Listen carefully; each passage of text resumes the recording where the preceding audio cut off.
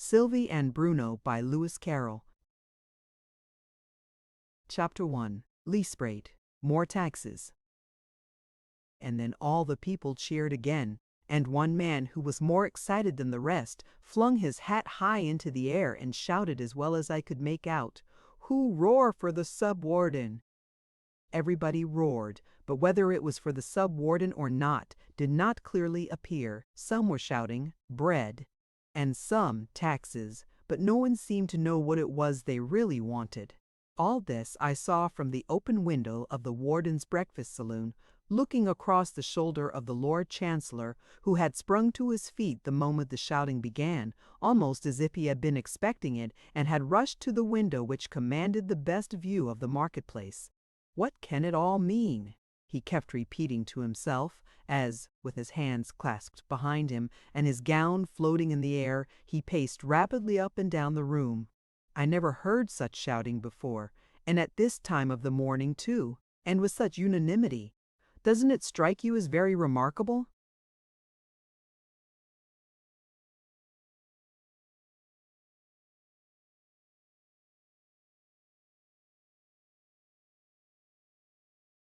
I represented, modestly, that to my ears it appeared that they were shouting for different things, but the Chancellor would not listen to my suggestion for a moment. "They all shout the same words, I assure you," he said. Then, leaning well out of the window, he whispered to a man who was standing close underneath, "Keep 'em together, can't you? The warden will be here directly. Give him the signal for the march up." All this was evidently not meant for my ears, but I could scarcely help hearing it, considering that my chin was almost on the Chancellor's shoulder. The march up was a very curious sight. Image the march up? A straggling procession of men, marching two and two, began from the other side of the marketplace and advanced in an irregular zigzag fashion towards the palace, wildly tacking from side to side like a sailing vessel making way against.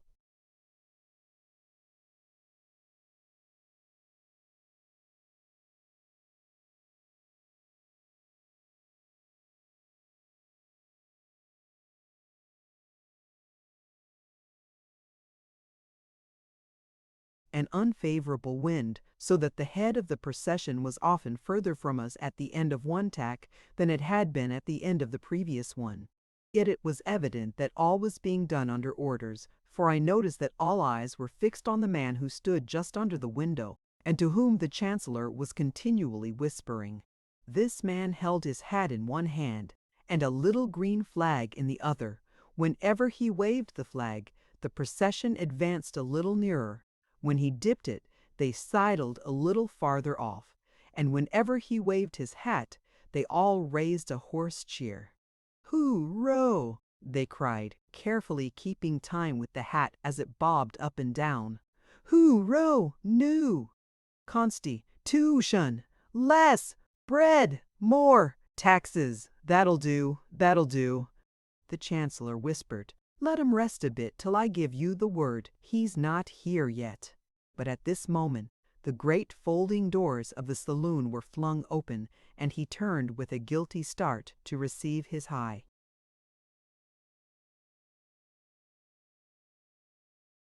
Excellency. However, it was only Bruno, and the Chancellor gave a little gasp of relieved anxiety. "Morning," said the little fellow, addressing the remark, in a general sort of way, to the Chancellor and the waiters. "Dosa know where Sylvie is? I's looking for Sylvie. She's with the warden, I believe, your Nintz." The Chancellor replied with a low bow. There was, no doubt, a certain amount of absurdity in applying this title which, as of course you see without my telling you, was nothing but your Royal Highness condensed into one syllable to a small creature whose father was merely the warden of Outland. Still, large excuse must be made for a man who had passed several years at the court of Fairyland, and had there acquired the almost impossible art of pronouncing 5 syllables as one. But the bow was lost upon Bruno, who had run out of the room even while the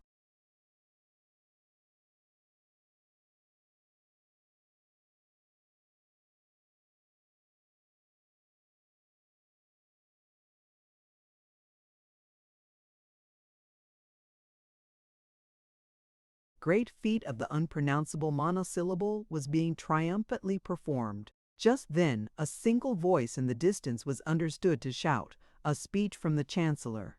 "Certainly, my friends," the Chancellor replied with extraordinary promptitude. "You shall have a speech." Here, one of the waiters, who had been for some minutes busy making a queer-looking mixture of egg and cherry, respectfully presented it on a large silver salver.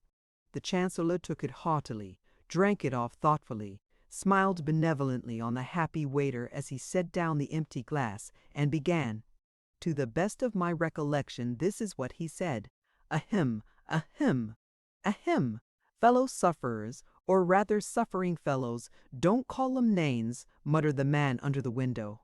I didn't say felons, the Chancellor explained. You may be sure that I always simpa ear.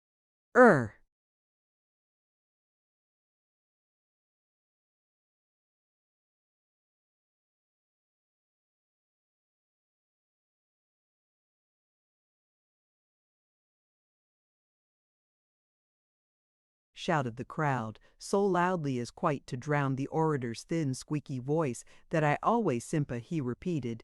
Don't simper quite so much, said the man under the window. It makes you look a hidiot. And all this time, ear, went rumbling round the marketplace, like a peal of thunder, that I always sympathize, yelled the Chancellor. The first moment there was silence. But your true friend is the sub-warden. Day and night he is brooding on your wrongs. I should say your rights, that is to say your wrongs. No, I mean your rights. Don't talk no more, growled the man under the window. You're making a mess of it. At this moment the sub-warden entered the saloon. He was a thin man with a mean and crafty face and a greenish-yellow complexion, and he crossed the room very slowly, looking suspiciously about him, as if he thought there might be a savage dog hidden somewhere. Bravo, he cried, patting the Chancellor on the back. You did that speech very well indeed. Why, you're a born orator, man. Oh, that's nothing, the Chancellor replied, modestly, with downcast eyes. Most orators are born, you know. The sub-warden thoughtfully rubbed his chin. Why, so they are, he admitted. I never considered it in that light. Still, you did it very well. A word in your ear. The rest of their conversation was all in whispers, so, as I could hear no more, I thought I would go and find Bruno.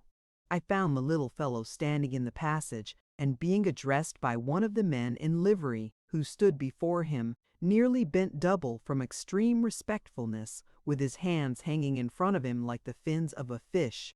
His High Excellency, this respectful man was saying, is in his study, Your Eminence. He didn't pronounce this quite so well as the Chancellor. Thither Bruno trotted, and I thought it well to follow him.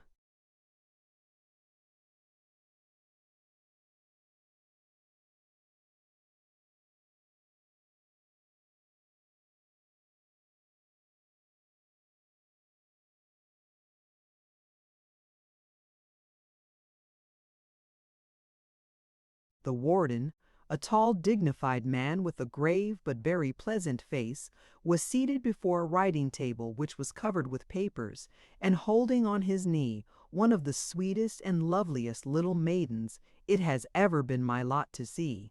She looked 4 or 5 years older than Bruno, but she had the same rosy cheeks and sparkling eyes, and the same wealth of curly brown hair. Her eager, smiling face was turned upwards towards her father's, and it was a pretty sight to see the mutual love with which the two faces, one in the spring of life, the other in its late autumn, were gazing on each other. No, you've never seen him, the old man was saying. You couldn't, you know. He's been away so long, traveling from land to land and seeking for health, more years than you've been alive, little Sylvie.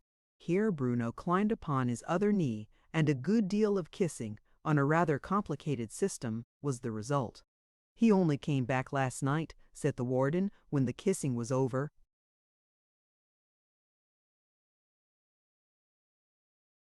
He's been traveling post-haste for the last 1,000 miles or so, in order to be here on Sylvie's birthday. but he's a very early riser, and I dare say he's in the library already. Come with me and see him. He's always kind to children. You'll be sure to like him." "Has the other professor come too?" Bruno asked in an awestruck voice. "Yes, they arrived together. The other professor as well. You won't like him quite so much, perhaps. He's a little more dreamy, you know." "I wish Sylvie was a little more dreamy," said Bruno. "What do you mean, Bruno?" said Sylvie. Bruno went on addressing his father. "She says she can't, no. But I thinks it isn't can't, it's won't."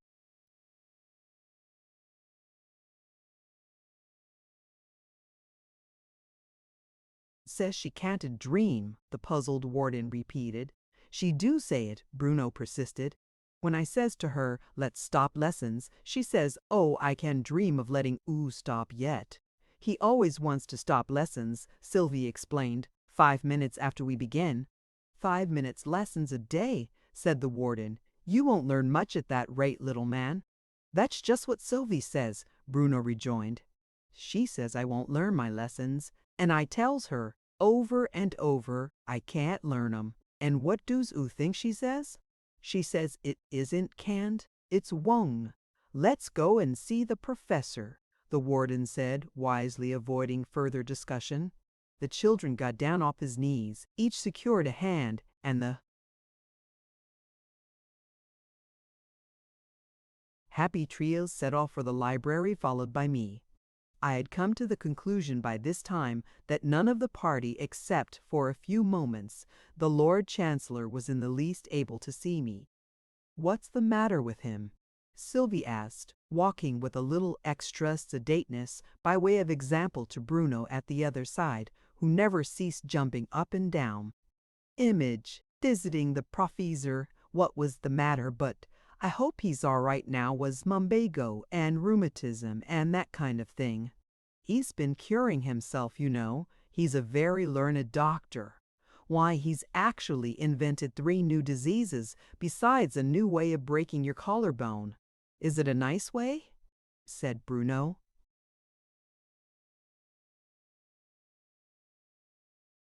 "Well, not very," the warden said as we entered the library. "And here's the professor. Good morning, Professor. Hope you're quite rested after your journey."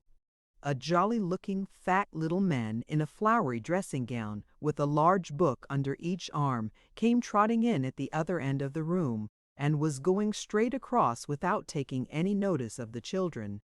"I'm looking for Volley 3, he said. "Do you happen to have seen it?" "You don't see my children, Professor," the warden exclaimed, taking him by the shoulders and turning him round to face them. The professor laughed violently. Then he gazed at them through his great spectacles for a minute or two without speaking. At last he addressed Bruno. "I hope you have had a good night, my child."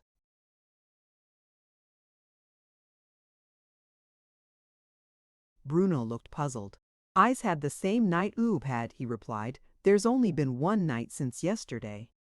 It was the professor's turn to look puzzled now. He took off his spectacles and rubbed them with his handkerchief. Then he gazed at them again. Then he turned to the warden. "Are they bound?" he inquired. "No, we aren't," said Bruno, who thought himself quite able to answer this question. The professor shook his head sadly. "Not even half-bound. Why would we be half-bound?" said Bruno. "We're not prisoners." But the professor had forgotten all about them by this time and was speaking.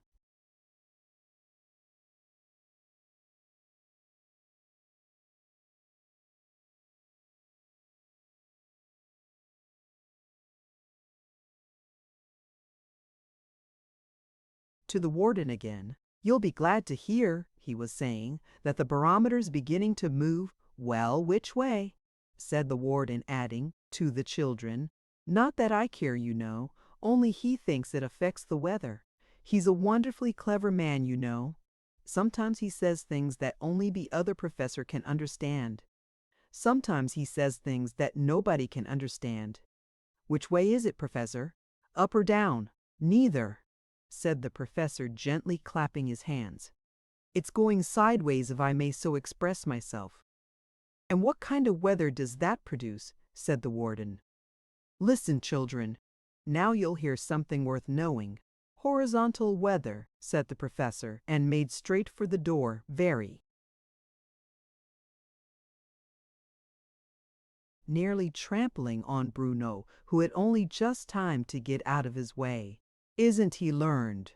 The warden said, looking after him with admiring eyes. Positively he runs over with learning. But he needn't run over me, said Bruno. The professor was back in a moment. He had changed his dressing gown for a frock coat and had put on a pair of very strange-looking boots, the tops of which were open umbrellas. I thought you'd like to see them, he said. These are the boots for horizontal weather. Image, boots for horizontal weather. But what's the use of wearing umbrellas round one's knees? In ordinary rain, the professor admitted, they would not be of much use. But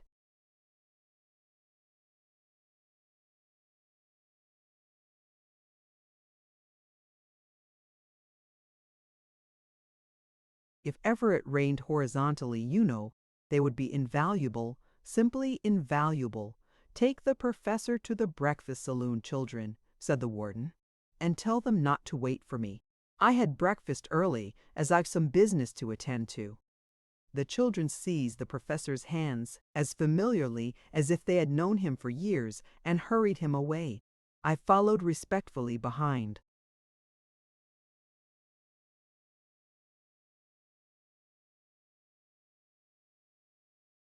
Chapter 2. L'ami inconnu.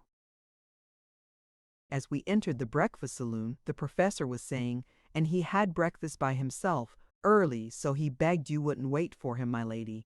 This way, my lady, he added, this way, my lady, he added, and then, with as it seemed to me most superfluous politeness, he flung open the door of my compartment and ushered in a young and lovely lady.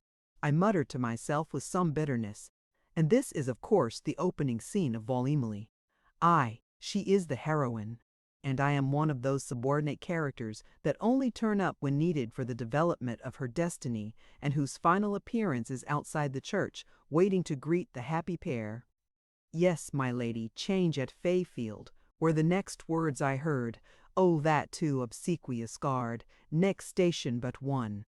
And the door closed, and the lady settled down into her corner, and the monotonous throb of the engine, making one feel as if the train were some gigantic monster, whose very circulation we could feel, proclaimed that we were once more speeding on our way. The lady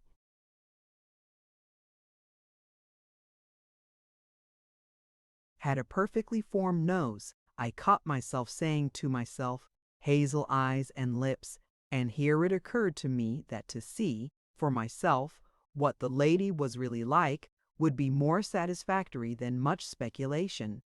I looked round cautiously and was entirely disappointed of my hope. The veil which shrouded her whole face was too thick for me to see more than the glitter of bright eyes and the hazy outline of what might be a lovely oval face, but might also, unfortunately, be an equally unlovely one. I closed my eyes again, saying to myself, couldn't have a better chance for an experiment in telepathy. I'll think out her face, and afterwards test the portrait with the original. At first, no result at all crowned my efforts, though I divided my swift mind, now hither, now thither, in a way that I felt sure would have made Aeneas green with envy. But the dimly seen oval remained as provokingly blank as ever, a mere ellipse, as if in some mathematical diagram, without even the foci that might be.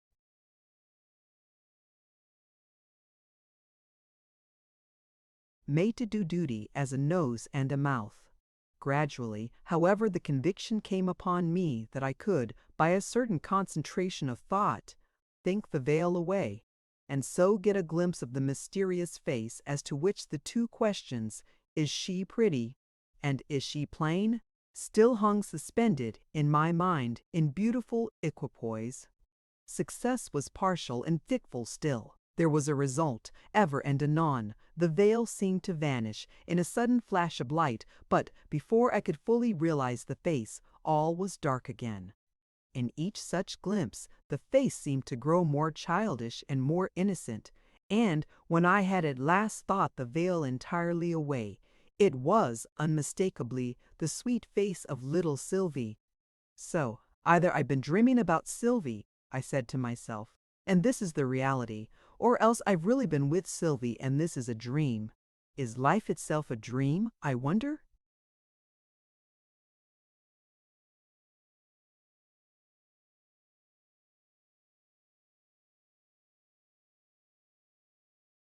To occupy the time, I got out the letter which had caused me to take this sudden railway journey from my London home down to a strange fishing town on the north coast and read it over again.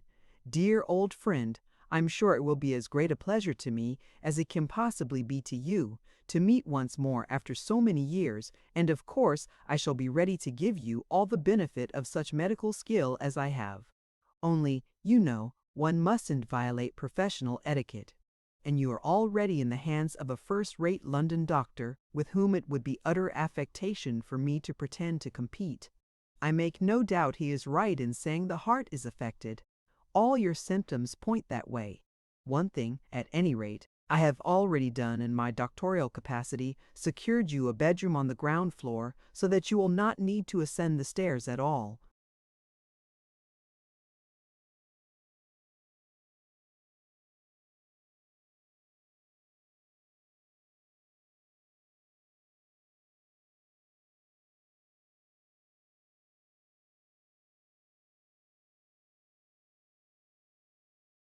I shall expect you by last train on Friday in accordance with your letter, and till then I shall say, in the words of the old song, "Oh, for Friday nicht." Friday's lang the coming. Yours always, Arthur Fornster. P.S. Do you believe in fate? This postscript puzzled me sorely. He is far too sensible a man, I thought, to have become a fatalist. And yet what else can he mean by it? And as I folded up the letter and put it away, I inadvertently repeated the words aloud. Do you believe in fate? The fair incognita turned her head quickly at the sudden question. No, I don't, she said with a smile. Do you?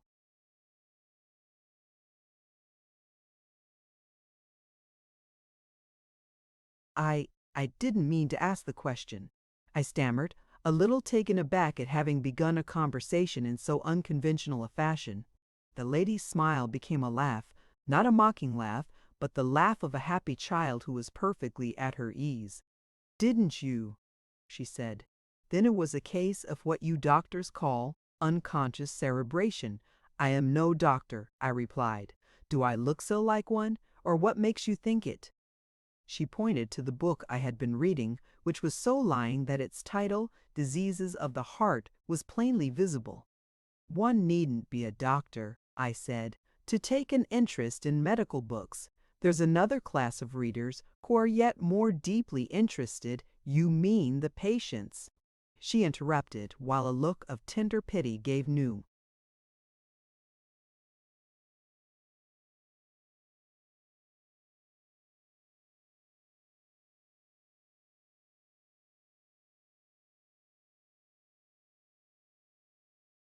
Sweetness to her face, but, with an evident wish to avoid a possibly painful topic, one needed be either to take an interest in books of science. Which contain the greatest amount of science, do you think, the books or the minds? Rather a profound question for a lady, I said to myself, holding with the conceit so natural to man that woman's intellect is essentially shallow, and I considered a minute before replying. If you mean living minds, I don't think it's possible to decide. There is so much written science that no living person has ever read, and there is so much thought out science that hasn't yet been written. But if you mean the whole human race, then I think the minds have it. Everything recorded in books must have once been in some mind, you know. Isn't that rather like one of the rules in algebra? My lady inquired. Algebra, too, I thought with increasing wonder. I mean, if we consider thoughts as factors, may we not say that the least common multiple of alba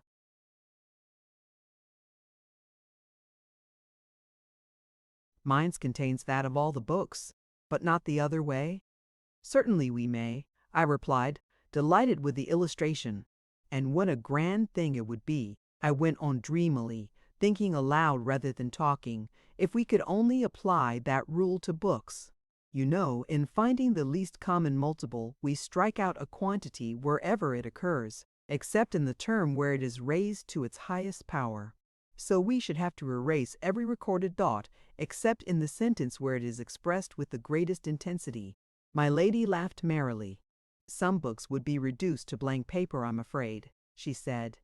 They would. Most libraries will be terribly diminished in bulk, but just think what they would gain in quality.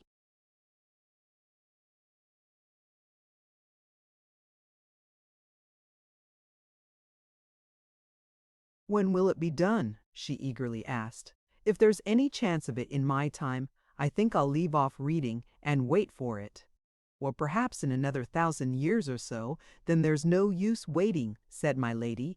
Let's sit down. Ugh, my pet, come and sit by me. Anywhere but by me, growled the sub-warden. The little wretch always manages to upset his coffee. I guessed at once, as perhaps the reader will also have guessed, if, like myself, he is very clever at drawing conclusions, that my lady was the sub-warden's wife, and that hideous fat boy, about the same age as Sylvie, with the expression of a prize pig, was their son. Sylvie and Bruno, with the Lord Chancellor, made up a party of 7.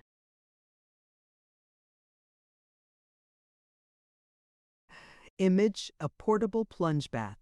And you actually got a plunge bath every morning? Said the sub-warden, seemingly in continuation of a conversation with the professor. Even at the little roadside inns? Oh, certainly, certainly, the professor replied with a smile on his jolly face. Allow me to explain. It is, in fact, a very simple problem in hydrodynamics. That means a combination of water and strength. If we take a plunge bath and a man of great strength, such as myself, about to plunge into it, we have a perfect example of this science. I am bound to admit, the professor continued in a lower tone and with downcast eyes, that we need a man of remarkable strength. He must be able to spring from the floor to about twice his own height, gradually turning over as he rises so as to come down again head first. Why, you need a flea, not a man, exclaimed the sub-warden.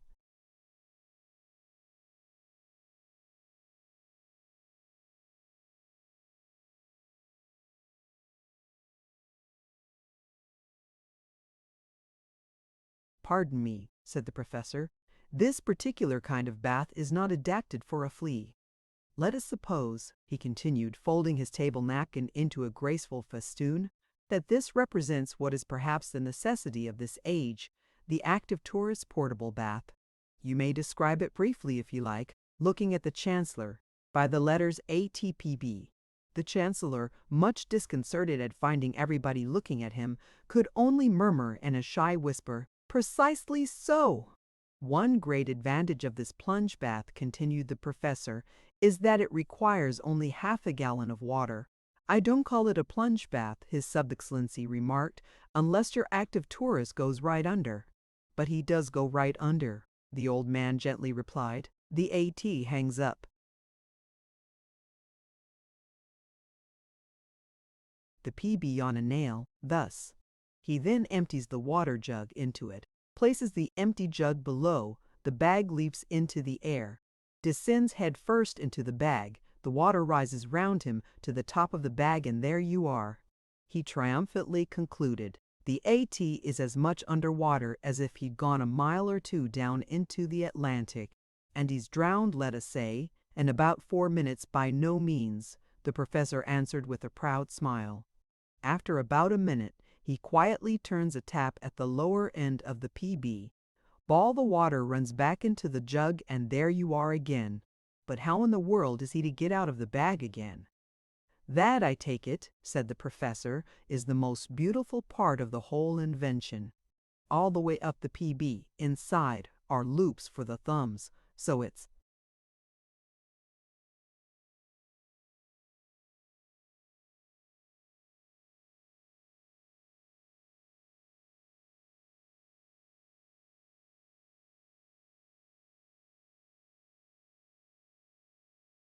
something like going upstairs, only perhaps less comfortable, and by the time the AT has risen out of the bag all but his head, he's sure to topple over, one way or the other. The law of gravity secures that, and there he is on the floor again. A little bruised, perhaps? Well, yes, a little bruised, but having had his plunge bath, that's the great thing. Wonderful. It's almost beyond belief, murmured the sub-warden. The professor took it as a compliment and bowed with a gratified smile. Quite beyond belief, my lady added, meaning no doubt to be more complimentary still. The professor bowed, but he didn't smile this time. I can assure you, he said earnestly, that provided the bath was made, I used it every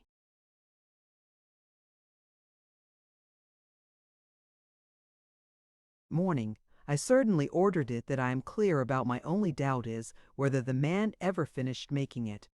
It's difficult to remember, after so many years. At this moment the door, very slowly and creakingly, began to open, and Sylvie and Bruno jumped up and ran to meet the well-known footstep.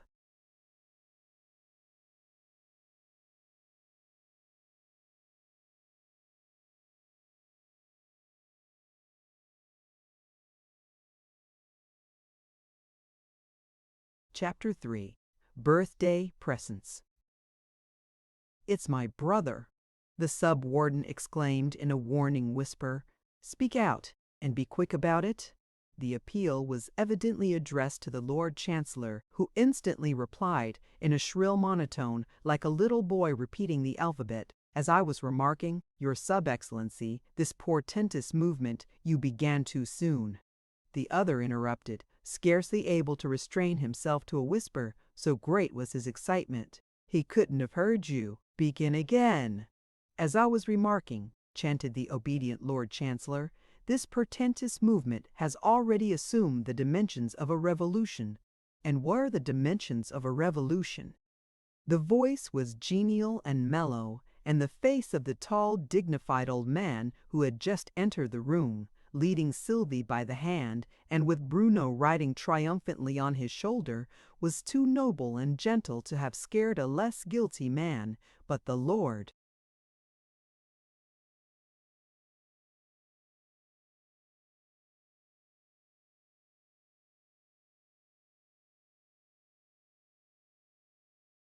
Chancellor turned pale instantly and could hardly articulate the words, "The dimensions, Your High Excellency, I scarcely comprehend."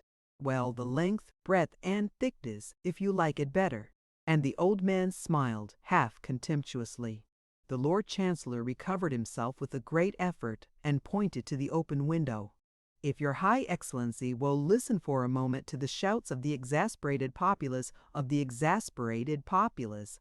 the sub-warden repeated in a louder tone, as the Lord Chancellor, being in a state of abject terror, had dropped almost into a whisper, "you will understand what it is they want." And at that moment there surged into the room a hoarse, confused cry in which the only clearly audible words were, "Less bread, more taxes."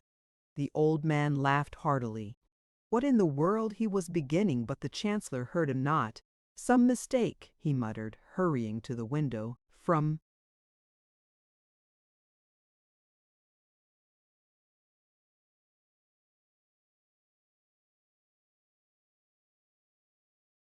which he shortly returned with an air of relief. "Now listen," he exclaimed, holding up his hand impressively. And now the words came quite distinctly, and with the regularity of the ticking of a clock. "More bread, less taxes." "More bread," the warden repeated in astonishment. "Why, the new Government bakery was opened only last week, and I gave orders to sell the bread at cost price during the present scarcity. What can they expect more?" "The bakery's closed, Your Ince," the Chancellor said, more loudly and clearly than he had spoken yet. He was emboldened by the consciousness that here, at least, he had evidence to produce. And he placed in the warden's hands a few printed notices that were lying ready, with some open ledgers, on a side table. "Yes, yes, I see," the warden muttered, glancing carelessly through them. "Order countermanded by my brother, and supposed to be my doing. Rather sharp practice, it's all right. He added in a louder tone, my name is signed to it.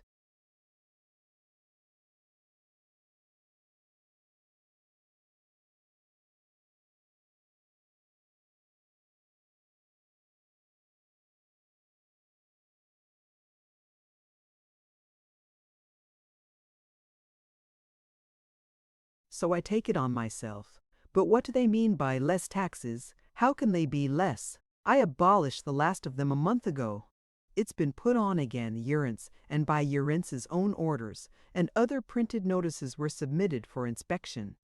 The warden, whilst looking them over, glanced once or twice at the sub-warden, who had seated himself before one of the open ledgers, and was quite absorbed in adding it up, but he merely repeated, "It's all right. I accept it as my doing." "And they do say," the Chancellor went on sheepishly, looking much more like a convicted thief than an officer of state, "that a change of government, by the abolition of the sub-warden, I mean," he hastily added, on seeing the warden's look of astonishment, "the abolition of the office of sub-warden, and giving the present holder the right to act as vice-warden whenever the warden is."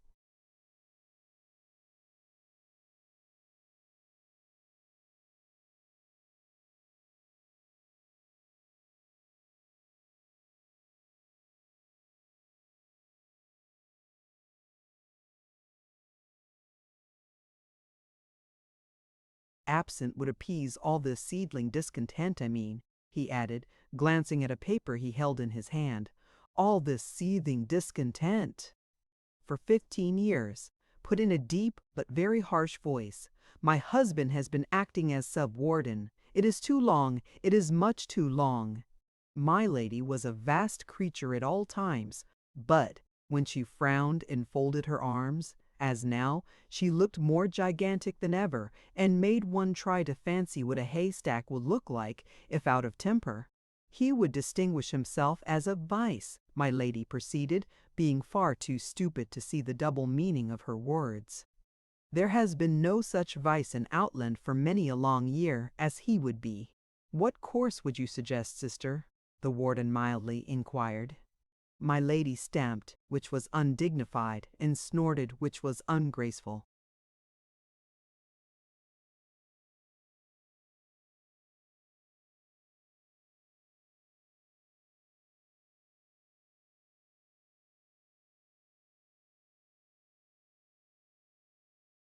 "This is no jesting matter," she bellowed. "I will consult my brother," said the warden. "Brother!"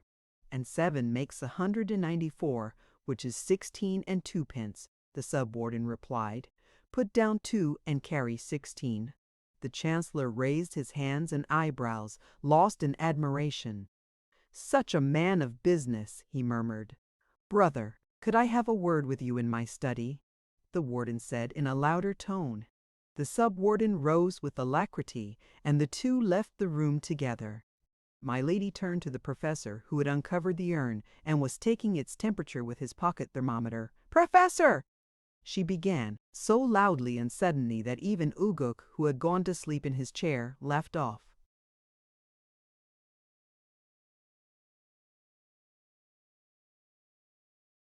snoring and opened one eye. The professor pocketed his thermometer in a moment, clasped his hands, and put his head on one side with a meek smile. "You're teaching my son before breakfast, I believe," my lady loftily remarked. "I hope he strikes you as having talent." "Oh, very much so indeed, my lady," the professor hastily replied, unconsciously rubbing his ear, while some painful recollection seemed to cross his mind. "I was very forcibly struck by his magnificence, I assure you. He is a charming boy," my lady exclaimed. "Even his snores are more musical than those of other boys." If that were so, the professor seemed to think, the snores of other boys must be something too awful to be endured, but he was a cautious man, and he said nothing.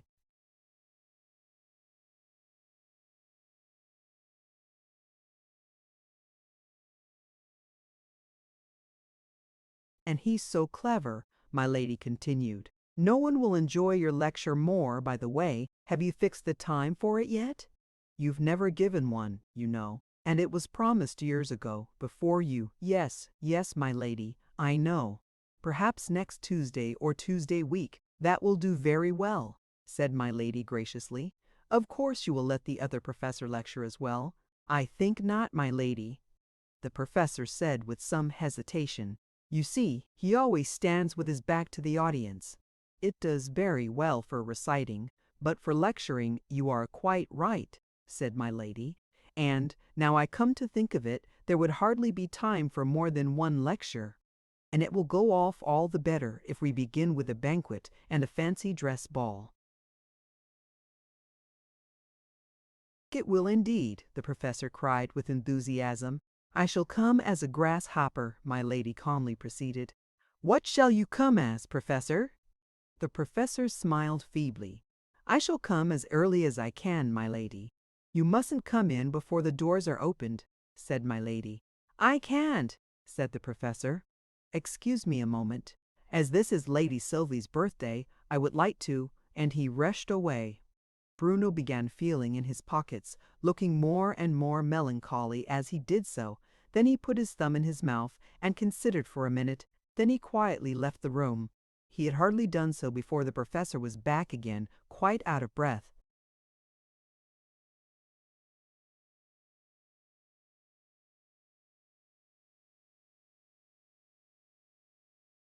Wishing you many happy returns of the day, my dear child, he went on, addressing the smiling little girl who had run to meet him. Allow me to give you a birthday present. It's a second-hand pin-cushion, my dear, and it only cost 4 pence halfpenny. Thank you, it's very pretty. And Sylvie rewarded the old man with a hearty kiss. And the pins they gave me for nothing, the professor added in high glee. 15 of 'em, and only one bent. I'll make the bent one into a hook, said Sylvie, to catch Bruno with when he runs away from his lessons. You can't guess what my present is, said Uggug, who had taken the buttered dish from the table and was standing behind her, with a wicked leer on his face.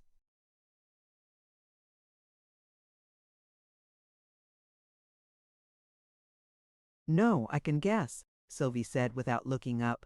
She was still examining the professor's pincushion. It's this, cried the bad boy exultingly, as he emptied the dish over her, and then, with a grin of delight at his own cleverness, looked round for applause.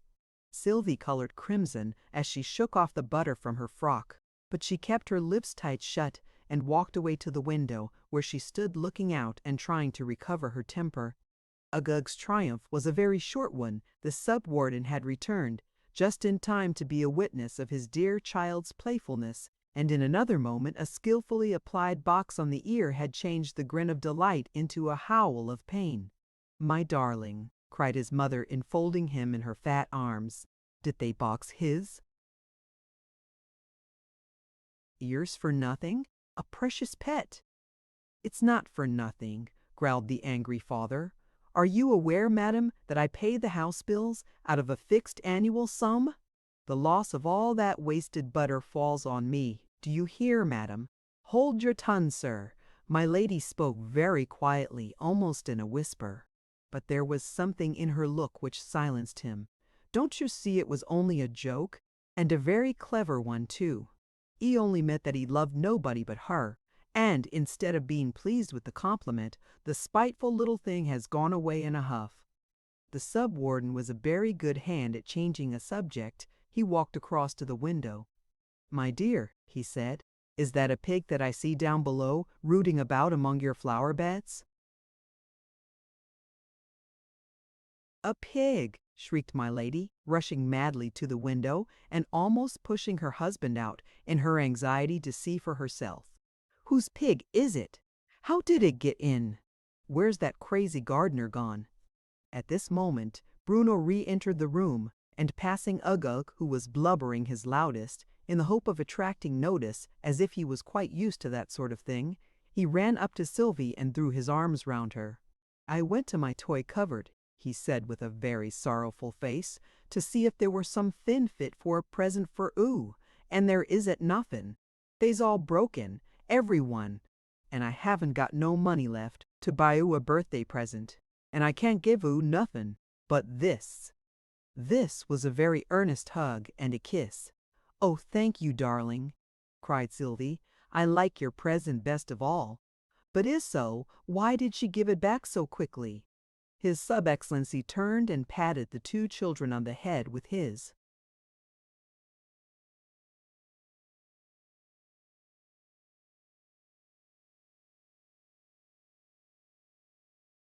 Long, lean hands. "Go away, dears," he said. "There's business to talk over." Sylvie and Bruno went away hand in hand, but, on reaching the door, Sylvie came back again and went up to Uggug timidly. "I don't mind about the butter," she said, "and I'm sorry he hurt you." And she tried to shake hands with the little ruffian, but Uggug only blubbered louder and wouldn't make friends. Sylvie left the room with a sigh. The sub-warden glared angrily at his weeping son. "Leave the room, sirrah," he said as loud as he dared. His wife was still leaning out of the window and kept repeating, "I can't see that pig. Where is it?" "It's moved to the right. Now it's gone a little to the left," said the sub-warden. But he had his back to the window and was making signals to the Lord Chancellor, pointing to Uggug in the door with many a cunning nod and wink.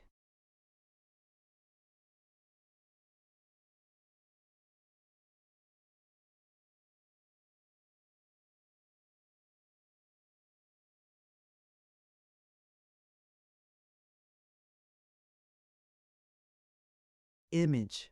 Removal of Uggug. The Chancellor caught his meaning at last, and crossing the room, took that interesting child by the ear. The next moment he and Uggug were out of the room, and the door shut behind them. But not before one piercing yell had rung through the room and reached the ears of the fond mother. "What is that hideous noise?" she fiercely asked, turning upon her startled husband. "It's some hyena or other," replied the sub-warden, looking vaguely up to the ceiling as if that was where they usually were to be found. "Let us to business, my dear. Here comes the warden."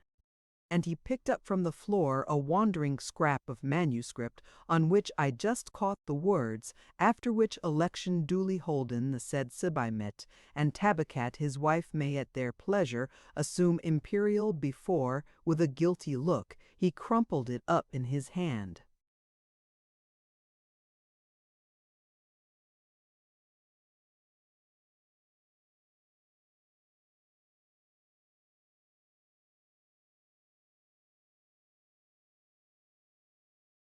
Chapter 4. A Cunning Conspiracy. The warden entered at this moment, and close behind him came the Lord Chancellor, a little flushed and out of breath, and adjusting his wig, which appeared to have been dragged partly off his head. "But where is my precious child?" my lady inquired, as the four took their seats at the small side table devoted to ledgers and bundles and bills. "He left the room a few minutes ago with the Lord Chancellor," the sub-warden briefly explained. "Ah," said my lady, graciously smiling on that high official, "your lordship has a very taking way with children. I doubt if anyone could gain the ear of my darling Uggug so quickly as you can."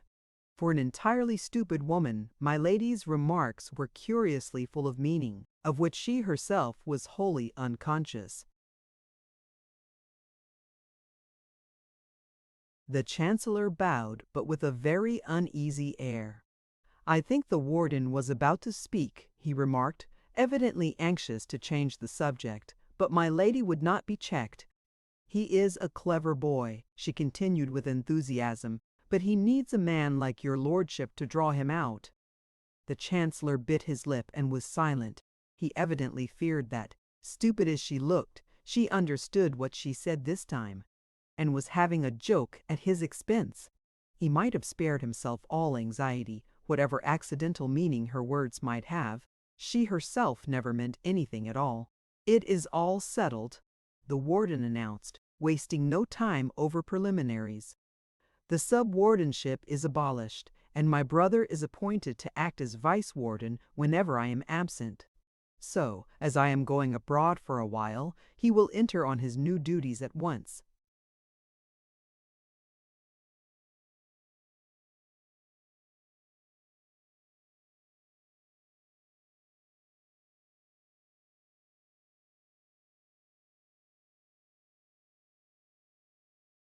And there will really be a vice after all? My lady inquired.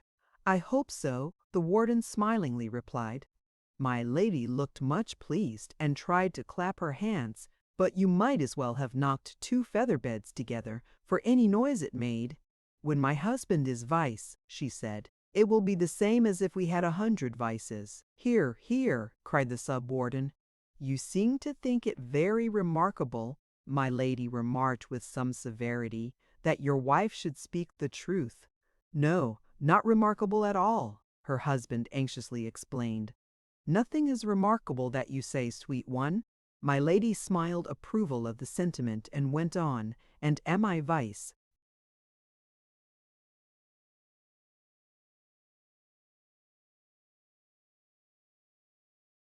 Wardeness? If you choose to use that title, said the warden, but your excellency will be the proper style of address. And I trust that both His Excellency and Her Excellency will observe the agreement I have drawn up. The provision I am most anxious about is this. He unrolled a large parchment scroll and read aloud the words, item, that we will be kind to the poor. The Chancellor worded it for me, he added, glancing at that great functionary.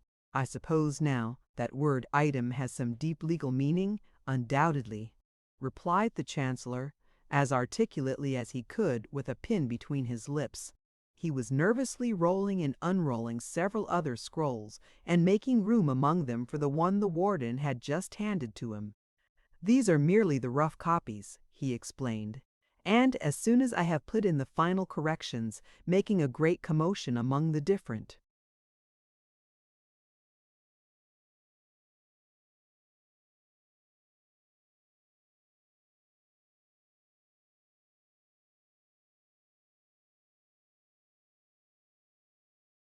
Parchments, a semicolon or two that I have accidentally omitted. Here he darted about, pen in hand, from one part of the scroll to another, spreading sheets of blotting paper over his corrections. All will be ready for signing. Should it not be read out first? My lady inquired. No need, no need, the sub-warden and the Chancellor exclaimed at the same moment with feverish eagerness. No need at all, the warden gently assented. Your husband and I have gone through it together. It provides that he shall exercise the full authority of warden and shall have the disposal of the annual revenue attached to the office until my return, or, failing that, until Bruno comes of age, and that he shall then hand over, to myself or to Bruno, as the case may be, the wardenship, the unspent revenue, and the contents of the treasury, which are to be preserved intact under his guardianship.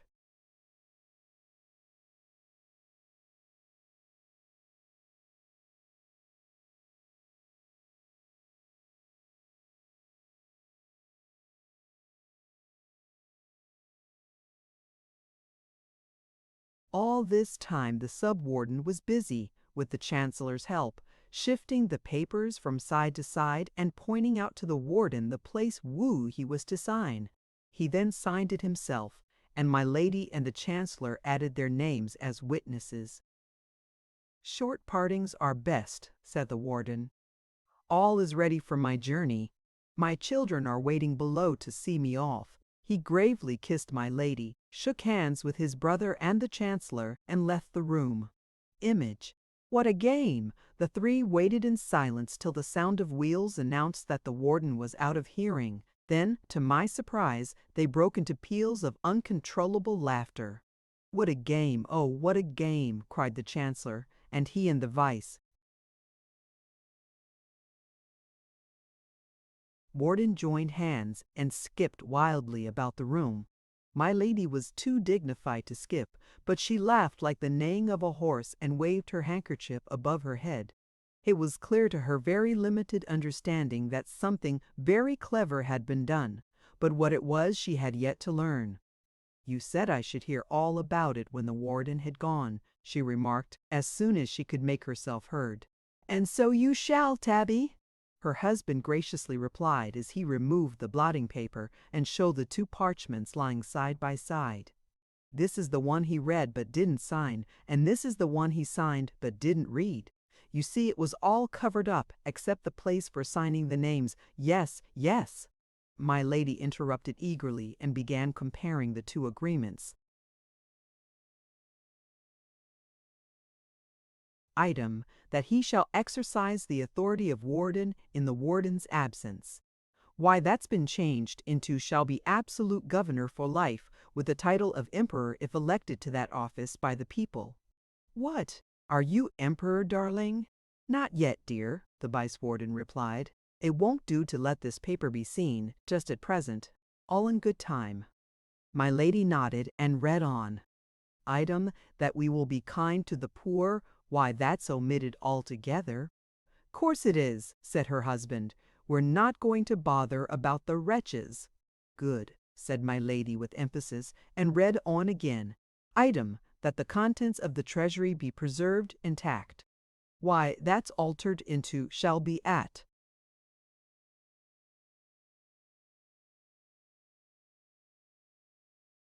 The absolute disposal of the vice-warden. Well, Sylvie, that was a clever trick. All the jewels, only think. May I go and put them on directly?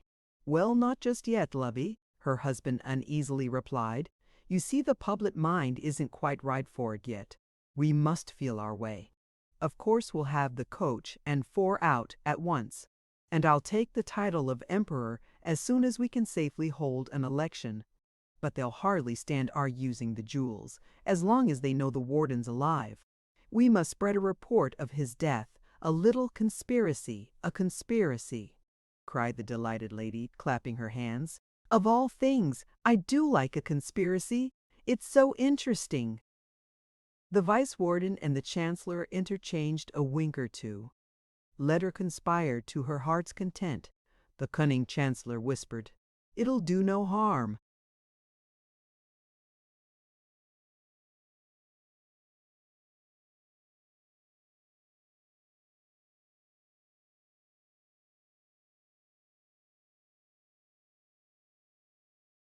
And when will the conspiracy? Hissed, her husband hastily interrupted her, as the door opened and Sylvie and Bruno came in, with their arms twined lovingly round each other, Bruno sobbing convulsively, with his face hidden on his sister's shoulder, and Sylvie more grave and quiet, but with tears streaming down her cheeks. Mustn't cry like that, the vice-warden said sharply, but without any effect on the weeping children. Cheer 'em up a bit, he hinted to my lady. Cake! My lady muttered to herself with great decision, crossing the room and opening a cupboard, from which she presently returned with 2 slices of plum cake. Eat and don't cry, were her short and simple orders, and the poor children sat down side by side, but seemed in no mood for eating. For the second time the door opened, or rather was burst open, this time as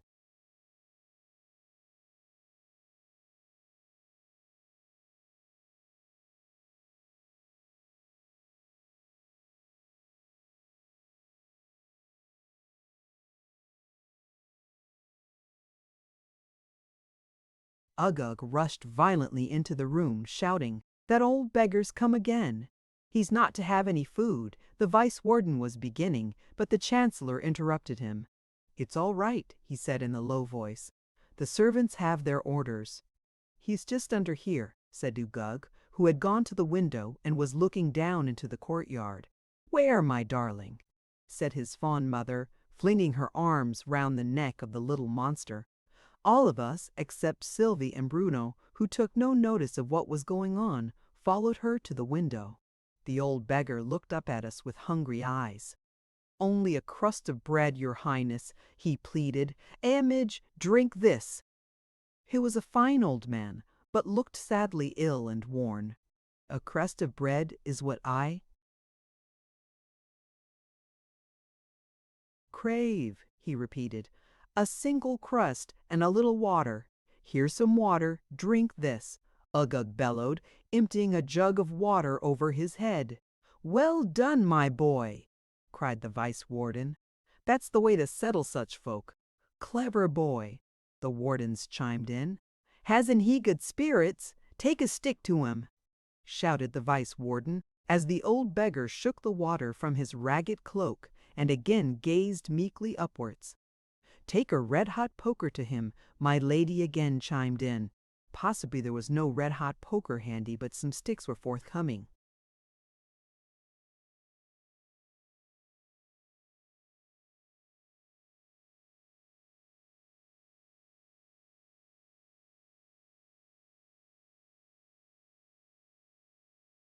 In a moment, and threatening faces surrounded the poor old wanderer, who waved them back with quiet dignity. "No need to break my old bones," he said. "I am going." "Not even a crust? Poor, poor old man!" exclaimed a little voice at my side, half choked with sobs.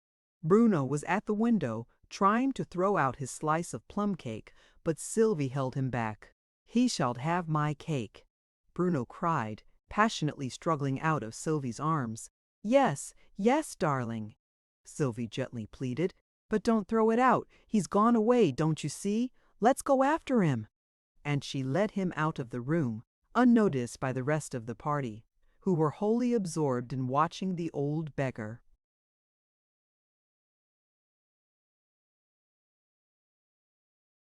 The conspirators returned to their seats and continued their conversation in an undertone so as not to be heard by Uggug, who was still standing at the window.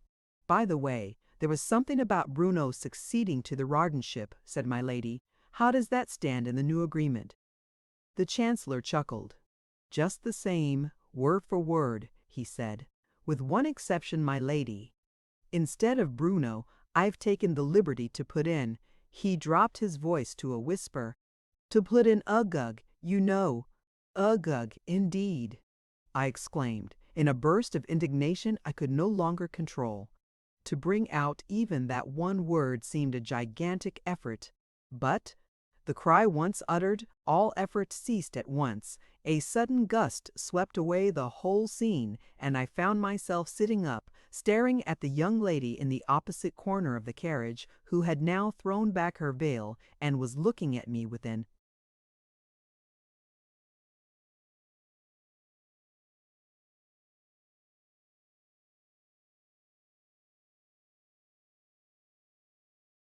expression of amused surprise. Chapter 5. A Beggar's Palace. That I had said something. In the act of waking, I felt sure. The hoarse, stifled cry was still ringing in my ears, even if the startled look of my fellow traveler had not been evidence enough. But what could I possibly say by way of apology? "I hope I didn't frighten you," I stammered out at last. "I have no idea what I said. I was dreaming." "You said Uggug indeed," the young lady replied, with quivering lips that would curve themselves into a smile, in spite of all her efforts to look grave. "At least you didn't say it, you shouted it." "I'm very sorry," was all I could say, feeling very penitent and helpless. "She has Sylvie's eyes." I thought to myself, half doubting whether, even now, I were fairly awake. And that sweet look of innocent wonder is all Sylvie's too. But Sylvie hasn't got that calm, resolute mouth, nor that faraway look of dreamy sadness, like one that has had some deep sorrow, very long ago, and the thick coming.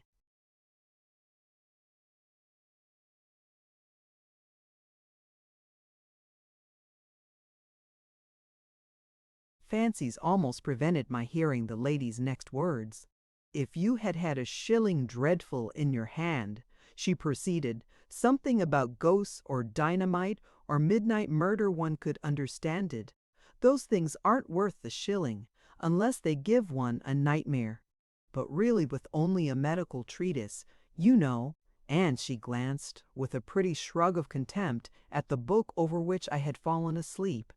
Her friendliness and utter unreserve took me aback for a moment. Yet there was no touch of forwardness or boldness about the child, for child almost, she seemed to be. I guessed her at scarcely over 20. All was the innocent frankness of some angelic visitant, new to the ways of earth, and the conventionalisms, or, if you will, the barbarisms of society. Even so, I mused, will Sylvie look and speak in another 10 years? "You don't care for ghosts, then," I ventured to suggest, "unless they are really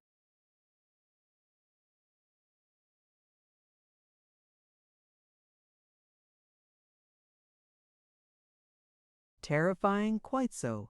The lady assented. The regular railway ghosts, I mean the ghosts of ordinary railway literature, are very poor affairs. I feel inclined to say, with Alexander Selkirk, their tameness is shocking to me, and they never do any midnight murders. They couldn't welter in gore to save their lives. Weltering in gore is a very expressive phrase, certainly. Can it be done in any fluid, I wonder? I think not, the lady readily replied, quite as if she had thought it out long ago. It has to be something thick. For instance, you might welter in bread sauce. That, being white, would be more suitable for a ghost, supposing it wished to welter. You have a real good, terrifying ghost in that book, I hinted.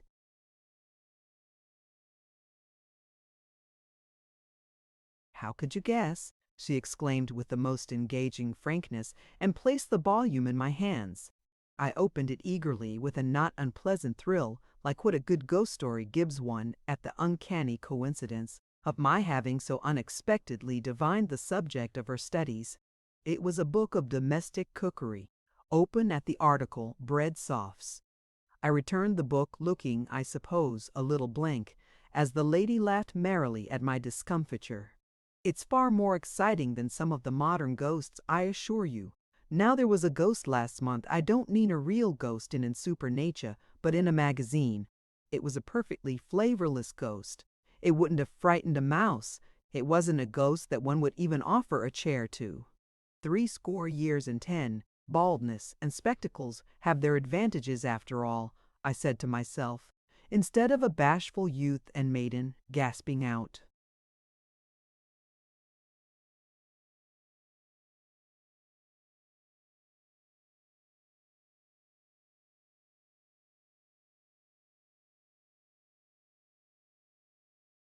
Monosyllables at awful intervals. Here we have an old man and a child, quite at their ease, talking as if they had known each other for years. Then you think, I continued aloud, that we ought sometimes to ask a ghost to sit down? But have we any authority for it? In Shakespeare, for instance, there are plenty of ghosts. Does Shakespeare ever give the stage direction, hands chair to ghost? The lady looked puzzled and thoughtful for a moment. Then she almost clapped her hands. Yes, yes, he does, she cried.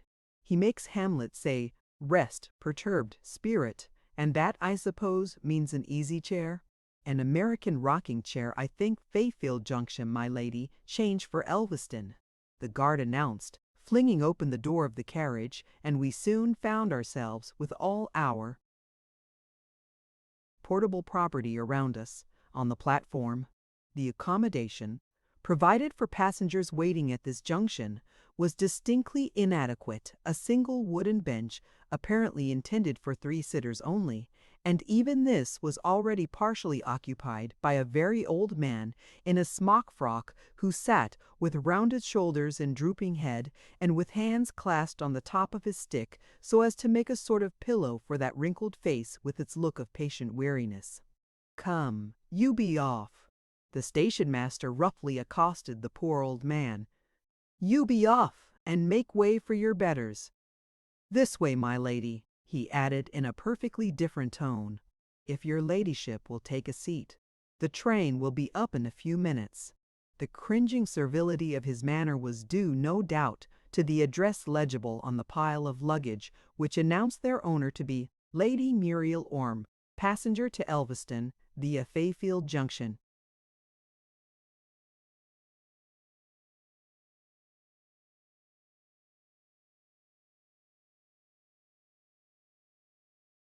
As I watched the old man slowly rise to his feet and hobble a few paces down the platform, the lines came to my lips. From sackcloth couch the monk arose, with toil his stiffened limbs he reared. 100 years had flung their snows on his thin locks and floating beard. Image, come, you be off. But the lady scarcely noticed the little incident. After one glance at the banished man, who stood tremulously leaning on his stick, she turned to me. This is not an American rocking chair by any means.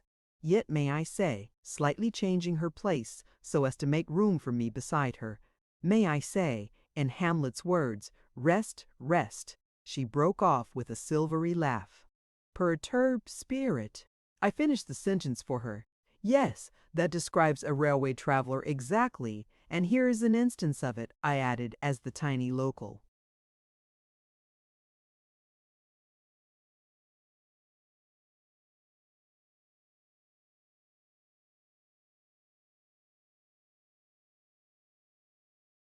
Train drew up alongside the platform, and the porters bustled about, opening carriage doors, one of them helping the poor old man to hoist himself into a third-class carriage, while another of them obsequiously conducted the lady and myself into a first class. She paused before following him to watch the progress of the other passenger. "Poor old man," she said, "how weak and ill he looks. It was a shame to let him be turned away like that. I'm very sorry." At this moment it dawned on me that these words were not addressed to me, but that she was unconsciously thinking aloud. I moved away a few steps and waited to follow her into the carriage, where I resumed the conversation. Shakespeare must have traveled by rail, if only in a dream. Perturbed spirit is such a happy phrase. Perturbed referring, no doubt, she rejoined, to the sensational booklets.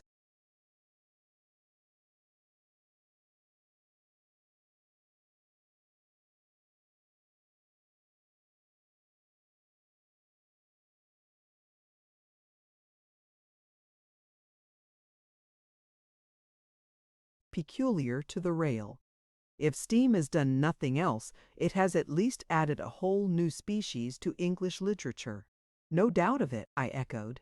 The true origin of all our medical books and all our cookery books. No, no, she broke in merrily. I didn't mean our literature. We are quite abnormal. But the booklets, the little thrilling romances, where the murder comes at page 15 and the wedding at page 40, surely they are due to steam. And when we travel by electricity, if I may venture to develop your theory, we shall have leaflets instead of booklets, and the murder and the wedding will come on the same page. A development worthy of Darwin, the lady exclaimed enthusiastically. Only.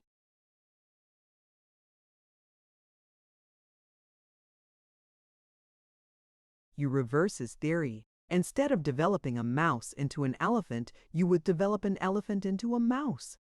But here we plunged into a tunnel, and I leaned back and closed my eyes for a moment, trying to recall a few of the incidents of my recent dream. I thought I murmured sleepily, and then the phrase insisted on conjugating itself and ran into, you thought you saw, he thought he saw, and then it suddenly went off into a song. He thought he saw an elephant that practiced on a fife. He looked again and found it was a letter from his wife. At length I realize, he said, the bitterness of life. And what a wild being it was who sang these wild words. A gardener he seemed to be, yet surely a mad one, by the way he brandished his rake matter, by the way he broke, ever and anon, into a frantic jig, maddest of all, by the shriek.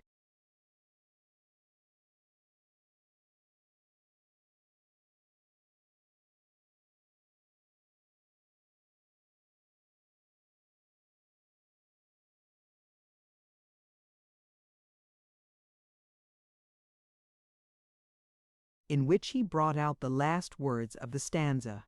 Image, nidge. The gardener. It was so far a description of himself that he had the feet of an elephant, but the rest of them was skin and bone, and the wisps of loose straw that bristled all about him suggested that he had been originally stuffed with it, and that nearly all the stuffing had come out. Sylvie and Bruno waited patiently till the end of the first verse. Then Sylvie advanced alone, Bruno having suddenly turned shy and timidly introduced herself with the words, "Please, I'm Sylvie." "And who's that other thing?" said the gardener. "What thing?" said Sylvie, looking round. "Oh, that's Bruno. He's my brother."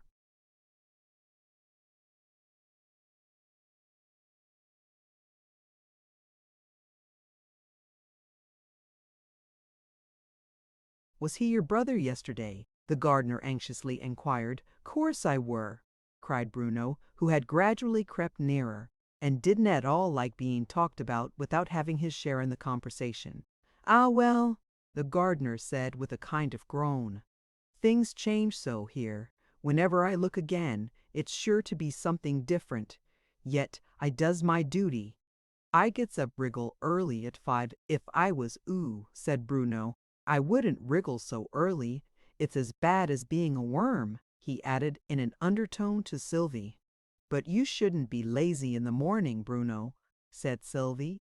Remember, it's the early bird that picks up the worm. It may, if it likes, Bruno said with a slight yawn. I don't like eating worms one bit. I always stop in bed till the early bird has picked them up.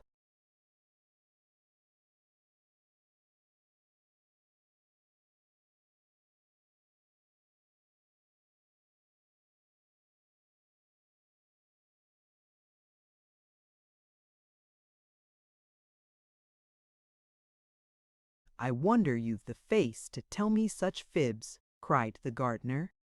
To which Bruno wisely replied, Ooh, don't want a face to tell fibs was only a moof.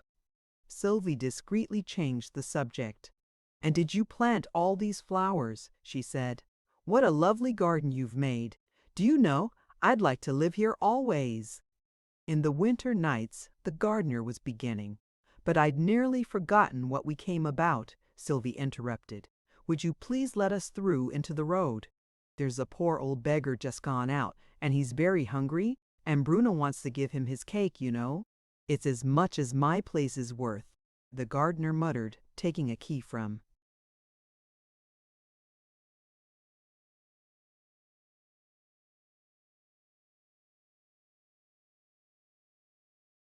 his pocket and beginning to unlock a door in the garden wall. How much are it worth? Bruno innocently inquired. But the gardener only grinned. That's a secret, he said. Mind you come back quick, he called after the children as they passed out into the road. I had just time to follow them before he shut the door again. We hurried down the road and very soon caught sight of the old beggar about a quarter of a mile ahead of us, and the children at once set off running to overtake him. Lightly and swiftly they skimmed over the ground, and I could not in the least understand how it was I kept up with them so easily. But the unsolved problem did not worry me so much as at another time it might have done. There were so many other things to attend to.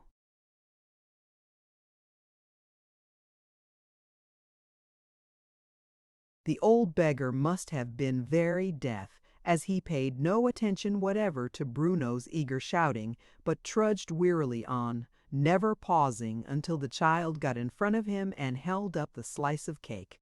The poor little fellow was quite out of breath and could only utter the one word, cake, not with the gloomy decision with which Her Excellency had so lately pronounced it, but with a sweet childish timidity, looking up into the old man's face with eyes that loved all things both great and small.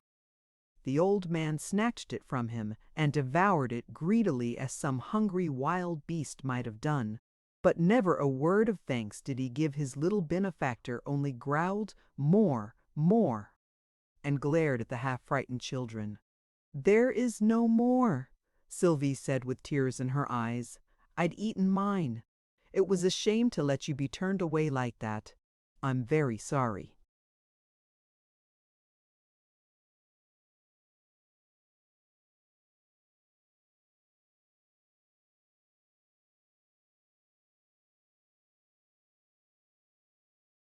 I lost the rest of the sentence, for my mind had recurred, with a great shock of surprise, to Lady Muriel Orme, who had so lately uttered these very words of Sylvie's, yes, and in Sylvie's own voice, and with Sylvie's own voice, and with Sylvie's gentle pleading eyes.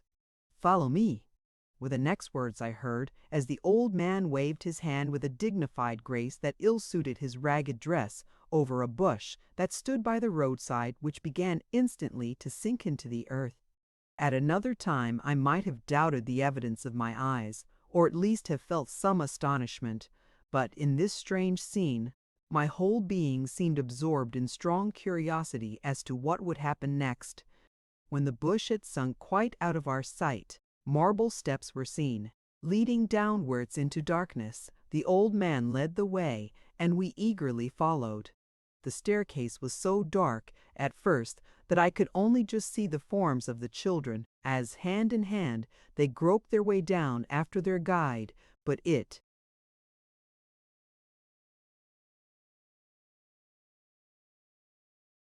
got lighter every moment, with a strange, silvery brightness that seemed to exist in the air, as there were no lamps visible, and when at last we reached a level floor, the room in which we found ourselves was almost as light as day. It was 8-sided, having in each angle a slender pillar, round which silken draperies were twined. The wall between the pillars was entirely covered, to the height of 6 or 7 feet, with creepers, from which hung quantities of ripe fruit and of brilliant flowers that almost hid the leaves. In another place, perchance, I might have wondered to see fruit and flowers growing together. Here, my chief wonder was that neither fruit nor flowers were such as I had ever seen before. Higher up, each wall contained a circular window of colored glass, and over all was an arched roof that seemed to be spangled all over with jewels. With hardly less wonder, I turned this way and that, trying to make out how in the world we had come in, for there was no door, and all the walls were thickly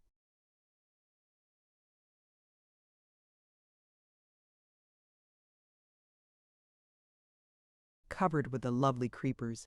"We are safe here, my darlings," said the old man, laying a hand on Sylvie's shoulder and bending down to kiss her.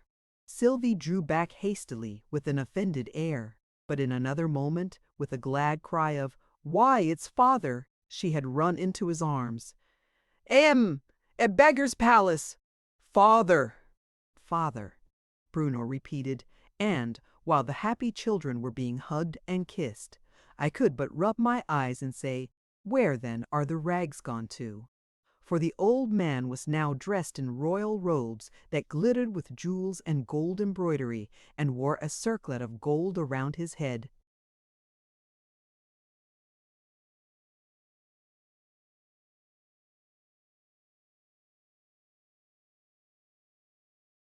Chapter 6. The Magic Loke. "Where are we, father?" Sylvie whispered, with her arms twined closely around the old man's neck and with her rosy cheek lovingly pressed to his. "In Elfland, darling. It's one of the provinces of Fairyland. But I thought Elfland was ever so far from Outland, and we've come such a tiny little way." "You came by the royal road, sweet one. Only those of royal blood can travel along it. But you've been royal ever since I was made King of Elfland. That's nearly a month ago. They sent 2 ambassadors to make sure that their invitation to me to be their new king should reach me.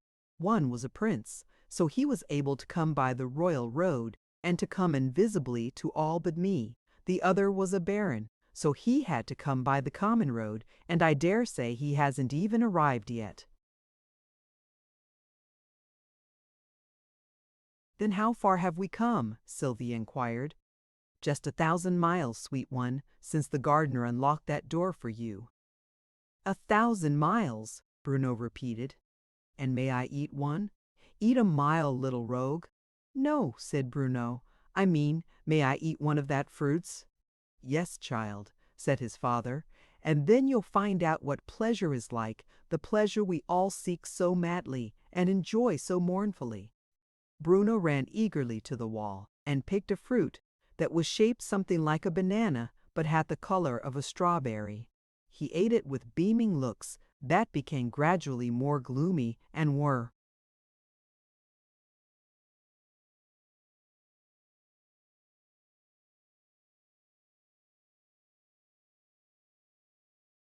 very blank indeed by the time he had finished. "It hasn't got no taste at all," he complained. "I couldn't feel nuffin in my moof. It's a what's that hard word, Sylvie?" "It was a fliz," Sylvie gravely replied. "Are they all like that, father?" "They're all like that to you, darling, because you don't belong to Elfland yet, but to me they are real." Bruno looked puzzled. "I'll try a newer kind of fruits," he said, and jumped down off the king's knee. "There's some lovely striped ones, just like a rainbow," and off he ran. Meanwhile, the fairy king and Sylvie were talking together, but in such low tones that I could not catch the words, so I followed Bruno, who was picking and eating other kinds of fruit, in the vain hope of finding some that had a taste. I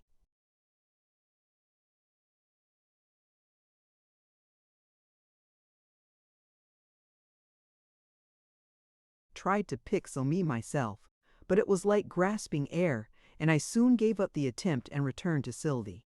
"Look well at it, my darling," the old man was saying, "and tell me how you like it." "It's just lovely," cried Sylvie, delightedly. "Bruno, come and look." And she held up, so that he might see the light through it, a heart-shaped locket, apparently cut out of a single jewel, of a rich blue color, with a slender gold chain attached to it.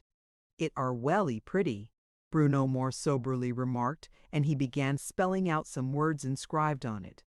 "All will love Sylvie, he made them out at last. And so they do's," he cried, clasping his arms round her neck. "Everybody loves Sylvie."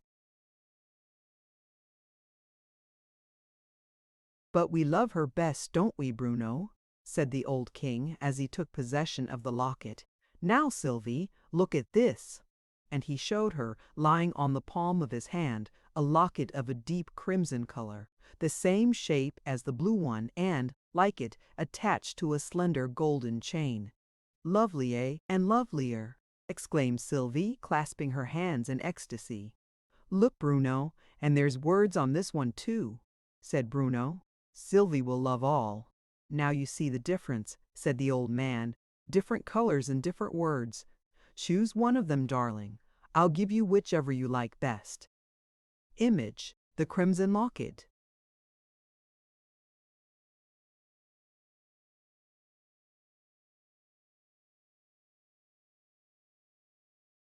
Sylvie whispered the words several times over, with a thoughtful smile, and then made her decision. "It's very nice to be loved," she said, "but it's nicer to love other people." "May I have the red one, father?" The old man said nothing, but I could see his eyes fill with tears as he bent his head and pressed his lips to her forehead in a long, loving kiss. Then he undid the chain and showed her how to fasten it round her neck and to hide it away under the edge of her frock. "It's for you to keep, you know," he said in a low voice, "not for other people to see. You'll remember how to use it." "Yes, I'll remember," said Sylvie. "And now, darlings, it's time for you to go back or they'll be missing you, and then that poor gardener will get into trouble." Once more, a feeling of wonder rose in my mind as to how in the world we were.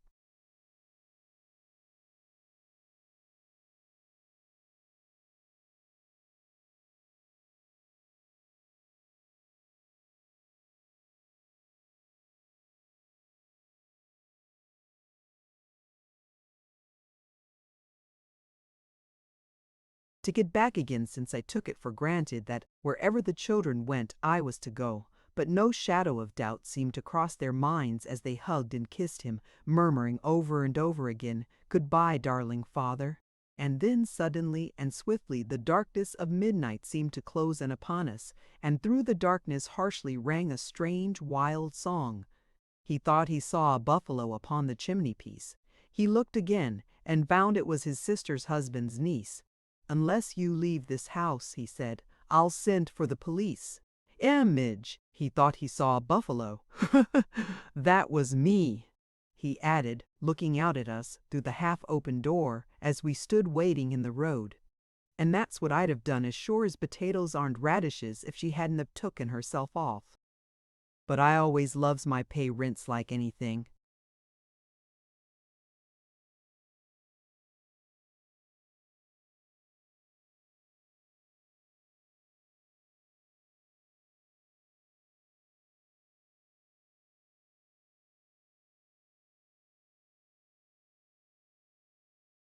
"Who are or pay rints?" said Bruno. "Them as pay rint for me, o' course," the gardener replied. "You can come in now if you like." He flung the door open as he spoke, and we got out. A little dazzled and stupefied, at least I felt so, At the sudden transition from the half-darkness of the railway carriage to the brilliantly lighted platform of Elveston Station, a footman in a handsome livery came forwards and respectfully touched his hat. "The carriage is here, my lady," he said, taking from her the wraps and small articles she was carrying, and Lady Muriel, after shaking hands and bidding me good night, with a pleasant smile, followed him. It was with a somewhat blank and lonely feeling that I betook myself to the van from which the luggage was being taken out, and after giving directions to have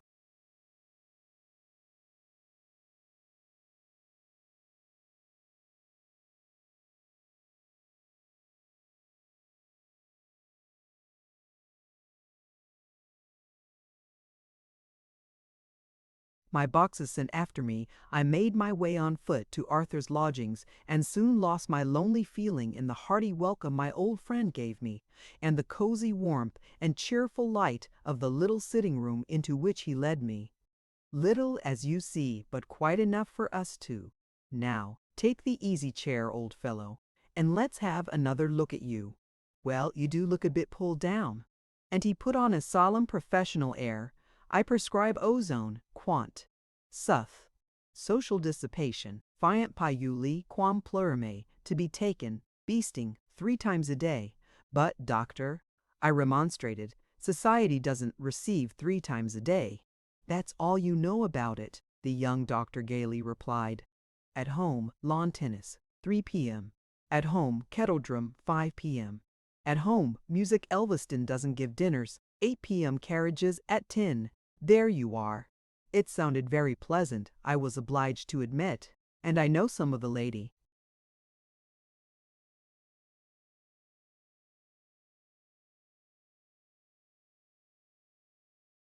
society already, I added.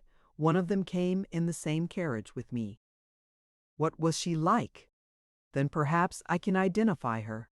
The name was Lady Muriel Orme. As to what she was like, well, I thought her very beautiful. Do you know her?" "Yes, I do know her." And the grave doctor colored slightly as he added, "Yes, I agree with you. She is beautiful. I quite lost my heart to her." I went on mischievously. "We talked, have some supper." Arthur interrupted with an air of relief as the maid entered with the tray, and he steadily resisted all my attempts to return to the subject of Lady Muriel until the evening had almost worn itself away. Then, as we sat gazing into the fire and conversation was lapsing into silence, he made a hurried confession.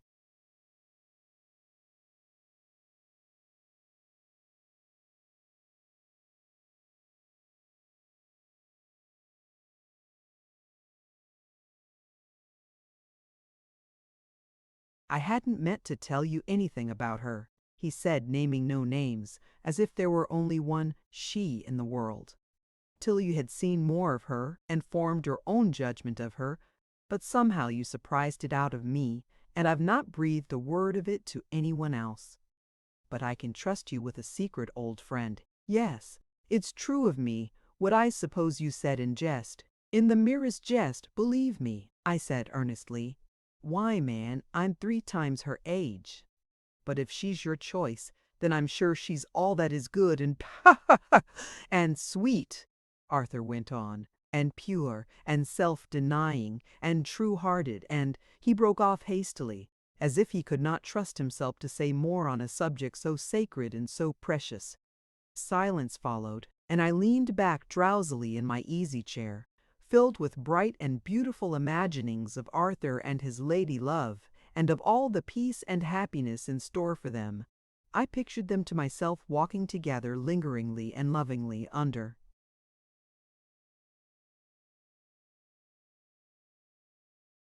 arching trees in the sweet garden of their own, and welcomed back by their faithful gardener on their return from some brief excursion. It seemed natural enough that the gardener should be filled with exuberant delight at the return of so gracious a master and mistress, and how strangely childlike they looked. I could have taken them for Sylvie and Bruno less natural that he should show it by such wild dances, such crazy songs. He thought he saw a rattlesnake. That questioned him in Greek. He looked again, and found it was the middle of next week. "The one thing I regret," he said, "is that it cannot speak. Least natural of all that the vice-warden and my lady should be standing close beside me, discussing an open letter which had just been handed to him by the professor, who stood meekly waiting a few yards off. If it were not for those two brats," I heard him mutter, glancing savagely at Sylvie and Bruno, who were courteously listening to the gardener's song, "there would be no difficulty whatever." "Let's hear that bit of the letter again," said my lady. And the vice-warden read aloud, "And we therefore entreat you graciously to accept the kingship, to which you have been unanimously elected by the Council of Elfland, and that you will allow your son Bruno, of whose goodness, cleverness, and beauty reports have reached us to be regarded as heir apparent." "But what's the difficulty?" said my lady. "Why, don't you see? The ambassador that brought this is waiting in the house, and he's sure to see Sylvie and Bruno, and then, when he sees Uggug, and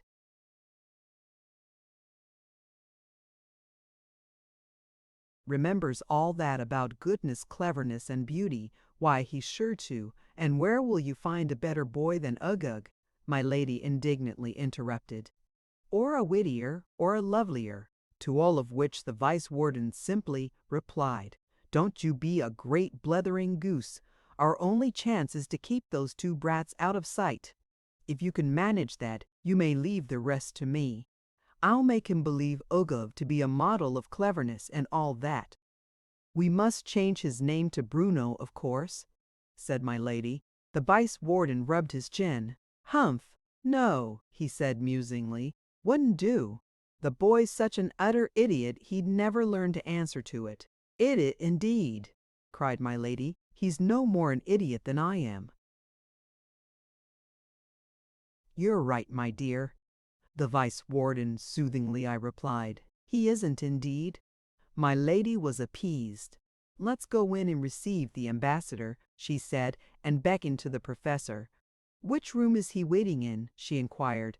"In the library, madam." "And what did you say his name was?" said the vice-warden. The professor referred to a card he held in his hand. "His adiposity, the Baron Doppelgeist." "Why does he come with such a funny name?" said my lady. "He couldn't well change it on the journey," the professor meekly replied, "because of the luggage."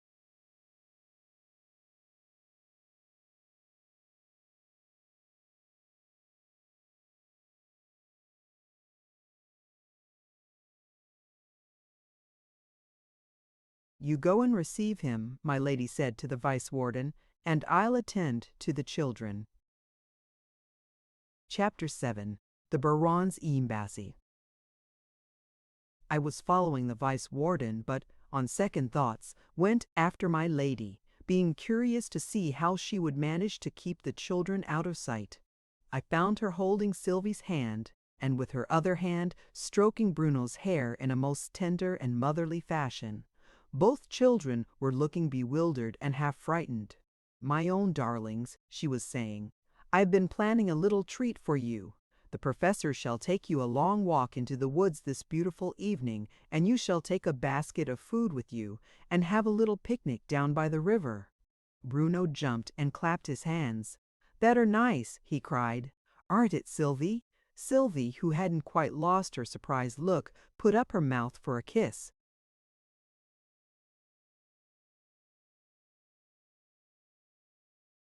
"Thank you very much," she said earnestly. My lady turned her head away to conceal the broad grin of triumph that spread over her vast face like a ripple on a lake.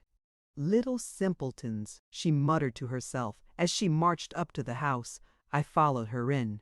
"Quite so, Your Excellency," the Baron was saying as we entered the library.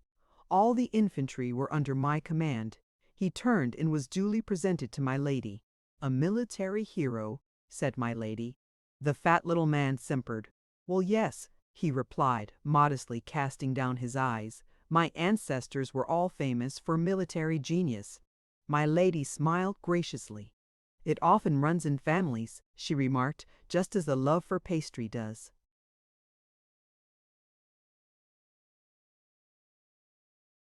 The Baron looked slightly offended, and the vice warden discreetly changed the subject. "Dinner will soon be ready," he said.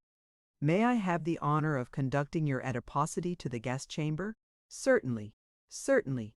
The Baron eagerly assented. It would never do to keep dinner waiting, and he almost trotted out of the room after the vice warden. He was back again so speedily that the vice warden had barely time to explain to my lady that her remark about a love for pastry was unfortunate. "You might have seen with half an eye," he added, "but that's his line. Military genius indeed, pooh." "Dinner ready yet?" the Baron inquired as he hurried into the room. "Will be in a few minutes," the vice warden replied. "Meanwhile, let's take a turn in the garden. You were telling me," he continued, as the trio left the house.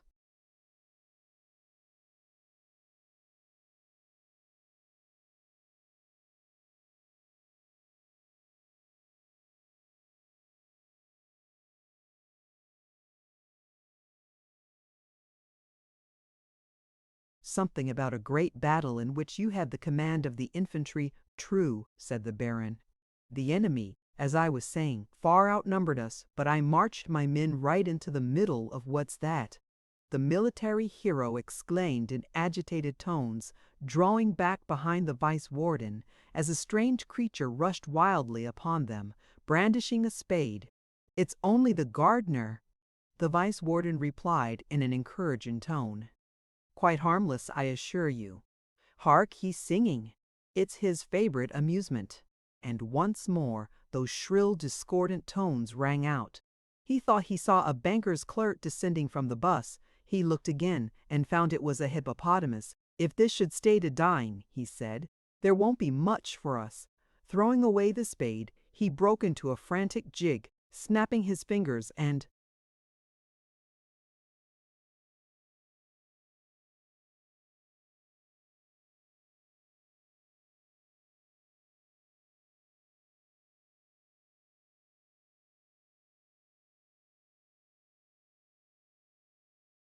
repeating again and again, "There won't be much for us. There won't be much for us." Image? It was a hippopotamus. Once more the Baron looked slightly offended, but the vice warden hastily explained that the song had no allusion to him, and in fact had no meaning at all. "You didn't mean anything by it, now did you?"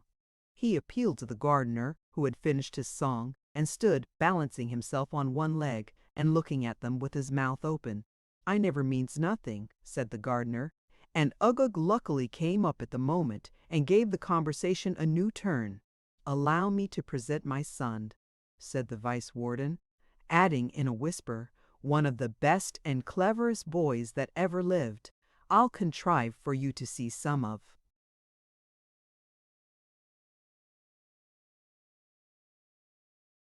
his cleverness.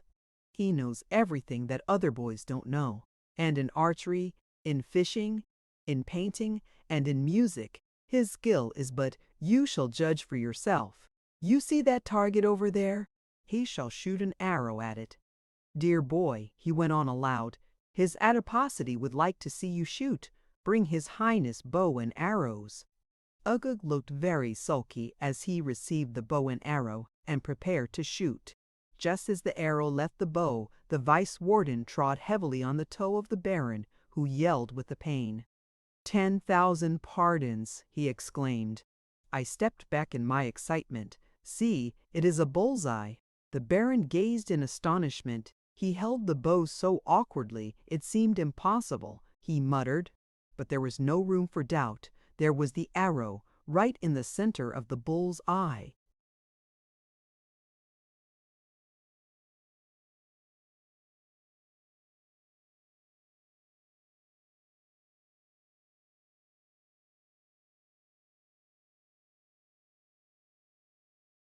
"The lake is close by," continued the vice warden. "Bring his highness fishing rod." And Uggug most unwillingly held the rod and dangled the fly over the water. "A beetle on your arm," cried my lady, pinching the poor Baron's arm worse than if 10 lobsters had seized it at once. "That kind is poisonous," she explained. "But what a pity! You miss seeing the fish pulled out." An enormous dead-caught fish was lying on the bank with the hook in its mouth. I had always fancied, the Baron faltered, that cod were saltwater fish. Not in this country, said the vice-warden. Shall we go in? Ask my son some question on the way, any subject you like. And the sulky boy was violently shoved forwards to walk at the Baron's side. Could your Highness tell me, the Baron cautiously began, how much 7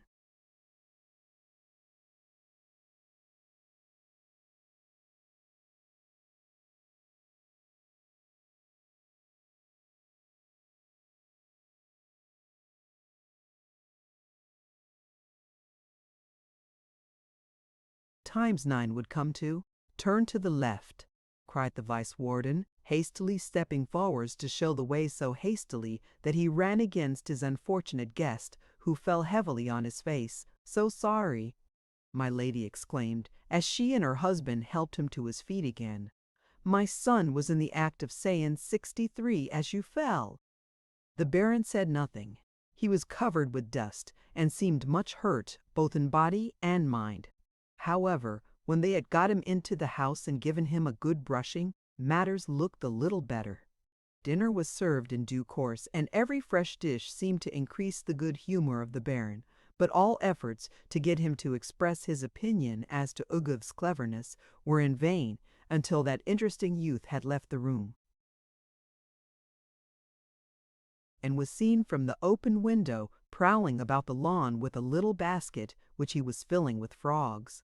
So fond of natural history as he is, dear boy, said the doting mother. Now do tell us, Baron, what you think of him. To be perfectly candid, said the cautious Baron, I would like a little more evidence. I think you mentioned his skill in music, said the vice-warden. Why, he's simply a prodigy. You shall hear him play the piano. And he walked to the window. Ugh! I mean, my boy! Come in for a minute, and bring the music master with you, to turn over the music for him, he added as an explanation. Ugug, having filled his basket with frogs, had no objection to obey, and soon appeared in the room, followed by a fierce-looking little man, who asked the vice-warden, "What music will you have?" "The sonata that His Highness plays so charmingly," said the vice-warden. His Highness-ation not the music master began, but was sharply stopped by the vice-warden. Silence, sir. Go and turn over the music for His Highness. My dear, to the wardeness, will you show him what to do? And meanwhile, Baron, I'll just show you a most interesting map we have of Outland and Fairyland, and that sort of thing. By the time my lady had returned from explaining things to the music master, the map had been hung up, and the Baron was already much bewildered by the vice-warden's habit of pointing to one place while he shouted out the name of another.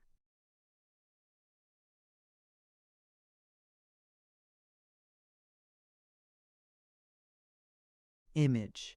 The map of Fairyland, my lady joining in, pointing out other places and shouting other names, only made matters worse, and at last the Baron, in despair, took to pointing out places for himself, and feebly asked, "Is that great yellow splotch Fairyland?" "Yes, that's Fairyland," said the vice-warden. "And you might as well give him a hint," he muttered to my lady, "about going back tomorrow. He eats like a shark." It would hardly do for me to mention it. His wife caught the idea, and at once began giving hints of the most subtle and delicate kind. Just see what a short way it is back to Fairyland. Why, if you started tomorrow morning, you'd get there in very little more than a week. The Baron looked incredulous. "It took me a full month to come," he said. "But it's ever so much shorter, going back, you know."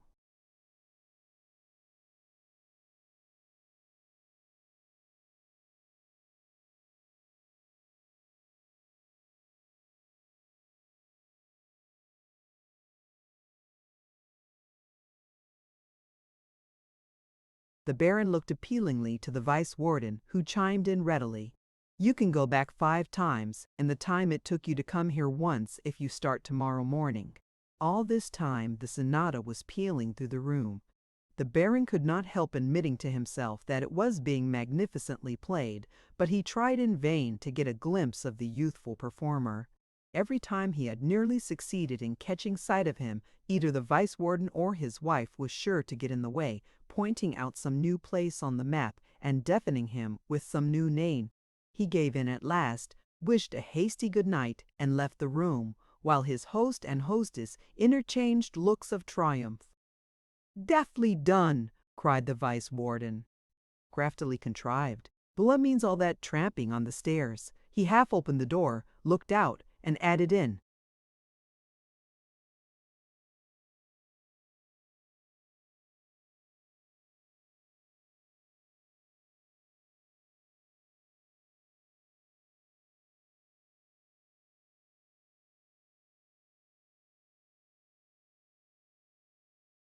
a tone of dismay. "The Baron's boxes are being carried down.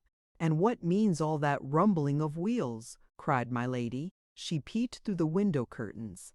"The Baron's carriage has come round," she groaned. At this moment the door opened. A fat, furious face looked in. A voice, hoarse with passion, thundered out the words, "My room is full of frogs. I leave you." And the door closed again. And still the noble sonata went pealing through the room, but it was Arthur's masterly touch that roused the echoes and thrilled my very soul with the tender music of the immortal sonata pathétique. And it was not till the last note had died away that the tired but happy traveler could bring himself to utter the words, "Good night," and to seek his much-needed pillow.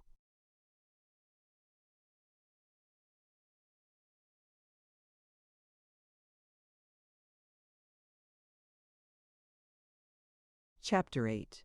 A Rid on a Lion. The next day glided away pleasantly enough, partly in settling myself in my new quarters, and partly in strolling round the neighborhood under Arthur's guidance and trying to form a general idea of Elveston and its inhabitants.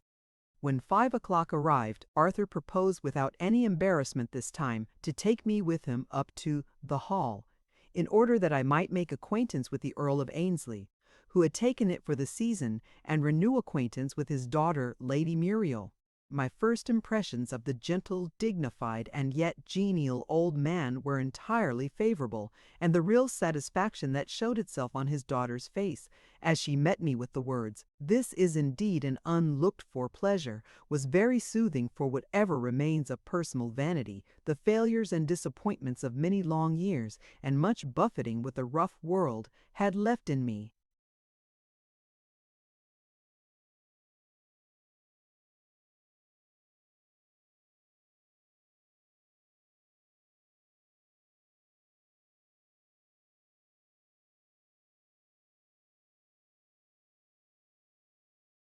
Yet I noted and was glad to note evidence of a far deeper feeling than mere friendly regard in her meeting with Arthur, though this was, as I gathered, an almost daily occurrence, and the conversation between them, in which the Earl and I were only occasional sharers, had an ease and a spontaneity rarely met with except between very old friends, and as I knew that they had not known each other for a longer period than the summer, which was now rounding into autumn, I felt certain that how convenient it would be, Lady Muriel laughingly remarked, a proposis of my having insisted on saving her the trouble of carrying a cup of tea across the room to the Earl. If cups of tea had no weight at all, then perhaps ladies would sometimes be permitted to carry them for short distances. "One can easily imagine a situation," said Arthur, "where things would."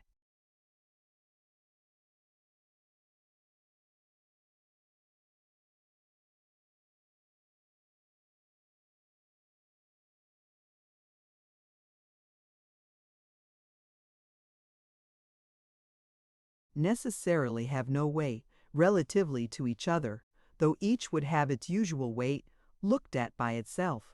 "Some desperate paradox," said the Earl.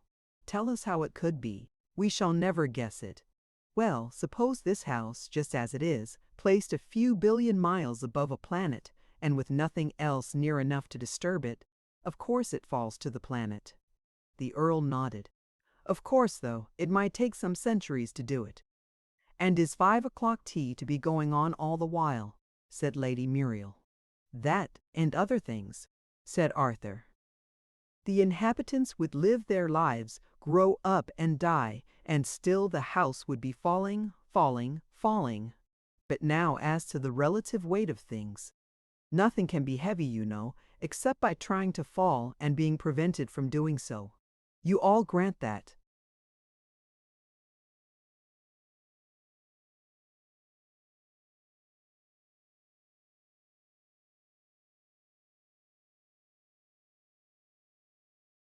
We all granted that. Well, now if I take this book and hold it out at arm's length, of course I feel its weight. It is trying to fall, and I prevent it.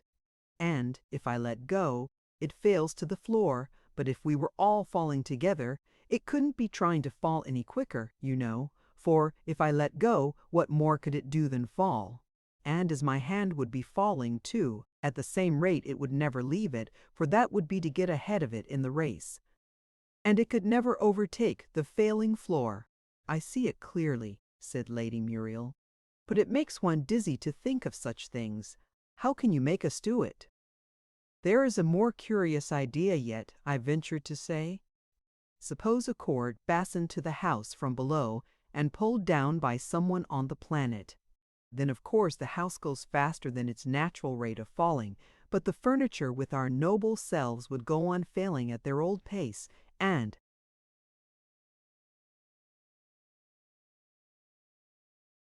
would therefore be left behind. Practically, we should rise to the ceiling, said the Earl, the inevitable result of which would be concussion of brain. To avoid that, said Arthur, let us have the furniture fixed to the floor and ourselves tied down to the furniture. Then the 5 o'clock tea could go on in peace. With one little drawback, Lady Muriel gaily interrupted. We should take the cups down with us, but what about the tea? I had forgotten the tea, Arthur confessed. That no doubt would rise to the ceiling unless you chose to drink it on the way, which I think is quite nonsense enough for one while, said the Earl. What news does this gentleman bring us from the great world of London?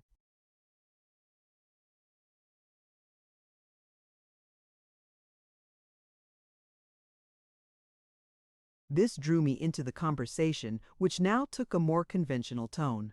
After a while, Arthur gave the signal for our departure, and in the cool of the evening we strolled down to the beach, enjoying the silence, broken only by the murmur of the sea and the far-away music of some fisherman's song, almost as much as our late pleasant talk. We sat down among the rocks by a little pool, so rich in animal, vegetable, and zoophytic, or whatever is the right word, life, that I became entranced in the study of it, and, when Arthur proposed returning to our lodgings, I begged to be left there for a while, to watch and muse alone. The fishermen's song grew ever nearer and clearer as their boat stood in for the beach, and I would have gone down to see them land their cargo of fish, had not the microcosm at my feet stirred my curiosity yet more keenly. One ancient crab that was forever shuffling frantically from side to side of the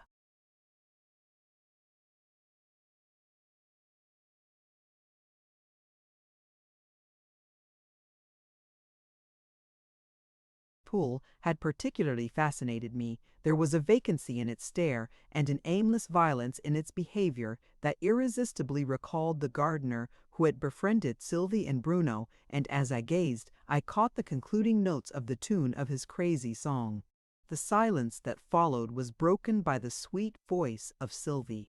Would you please let us out into the road? What? After that old beggar again? The gardener yelled and began singing. He thought he saw a kangaroo that worked a coffee mill. He looked again and found it was a vegetable pill. Were I to swallow this, he said, I should be very ill. Image, he thought he saw a kangaroo. We don't want him to swallow anything, Sylvie explained. He's not hungry.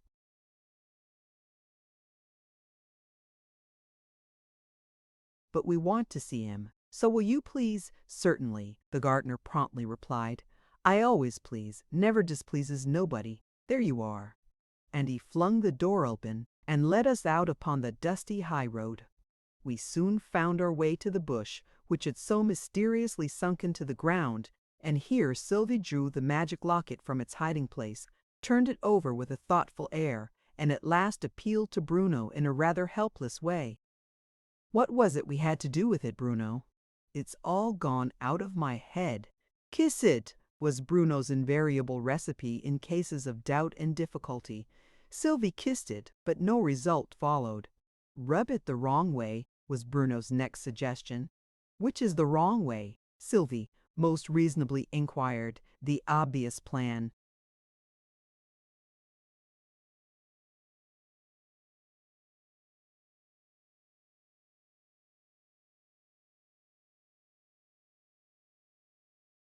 Was to try both ways.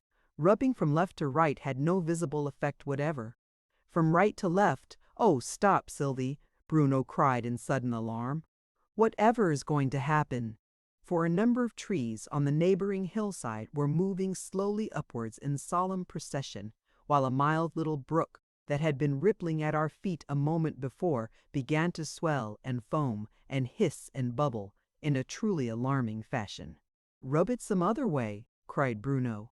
"Try up and down, quick." It was a happy thought.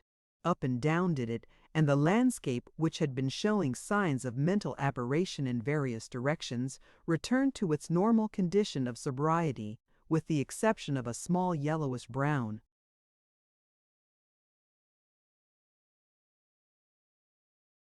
mouse, which continued to run wildly up and down the road, lashing its tail like a little lion. "Let's follow it," said Sylvie, and this also turned out a happy thought. The mouse at once settled down into a business-like jog trot with which we could easily keep pace. The only phenomenon that gave me any uneasiness was the rapid increase in the size of the little creature we were following, which became every moment more and more like a real lion. Soon the transformation was complete, and a noble lion stood patiently waiting for us to come up with it. No thought of fear seemed to occur to the children, who patted and stroked it as if it had been a Shetland pony.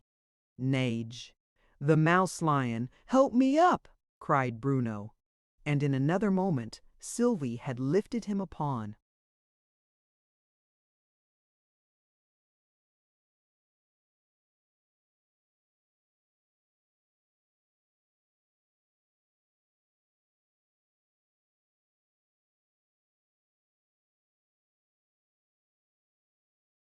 The broad back of the gentle beast and seated herself behind him, pillion fashion. Bruno took a good handful of mane in each hand and made believe to guide this new kind of steed. "Cheab" seemed quite sufficient by way of verbal direction. The lion at once broke into an easy canter, and we soon found ourselves in the depths of the forest. I say "we," for I am certain that I accompanied them, though how I managed to keep up with the cantering lion I am wholly unable to explain. But I was certainly one of the party when we came upon an old beggar man cutting sticks, at whose feet the lion made a profound obeisance, Sylvie and Bruno at the same moment dismounting and leaping into the arms of their father. From bad to worse, the old man said to himself dreamily, when the children had finished their rather confused account of the ambassador's visit, gathered no doubt from general report, as they had not seen him themselves. From bad to worse, that is their destiny. I see it, but I cannot alter it. The selfishness of a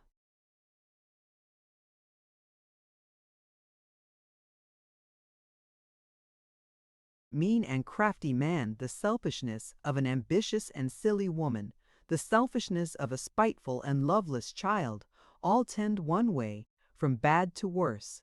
And you, my darlings, must suffer it a while, I fear. Yet, when things are at their worst, you can come to me. I can do but little as yet.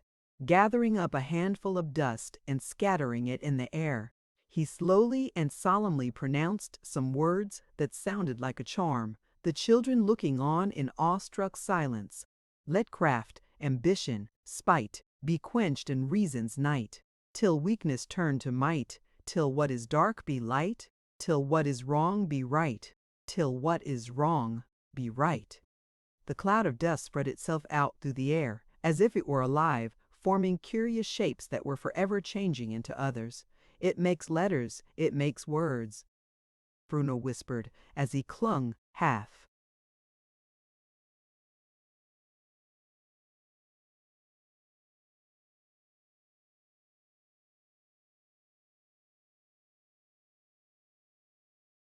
Frightened, to Sylvie.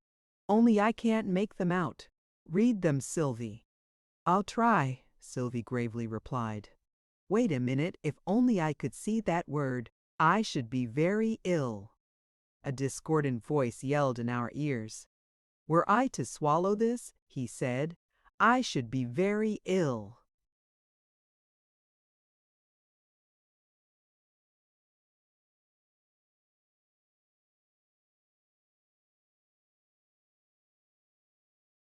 Chapter 9. A Jester and a Bear. Yes, we were in the garden once more, and, to escape that horrid discordant voice, we hurried indoors and found ourselves in the library, ugh blubbering, the professor standing by with a bewildered air, and my lady, with her arms clasped round her son's neck, repeating, over and over again, and did they give him nasty lessons to learn? My own pretty pet. What's all this noise about? The vice-warden angrily inquired as he strode into the room. And who put the hat stand here? And he hung his hat up on Bruno, who was standing in the middle of the room, too much astonished by the sudden change of scene to make any attempt at removing it, though it came down to his shoulders, making him look something like a small candle with a large extinguisher over it. The professor mildly explained that His Highness had been graciously pleased to say he wouldn't do his lessons.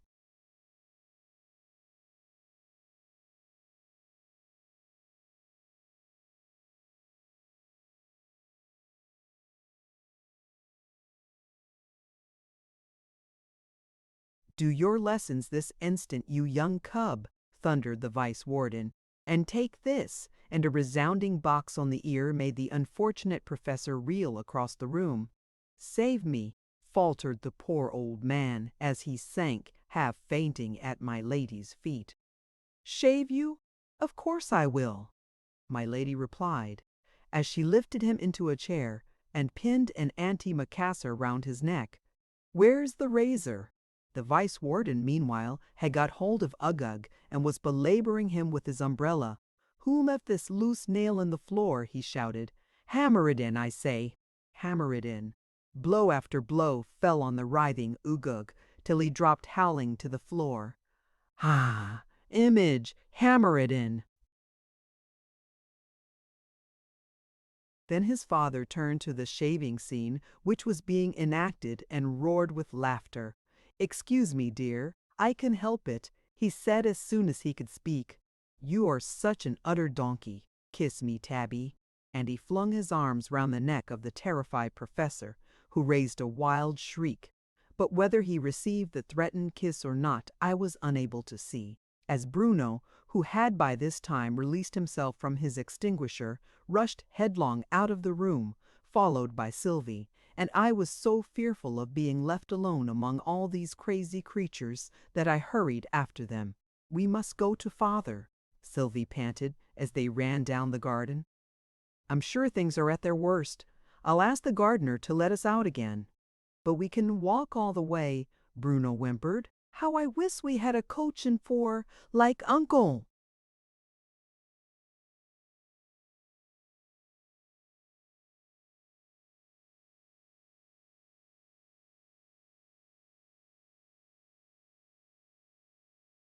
And, shrill and wild, rang through the air the familiar voice.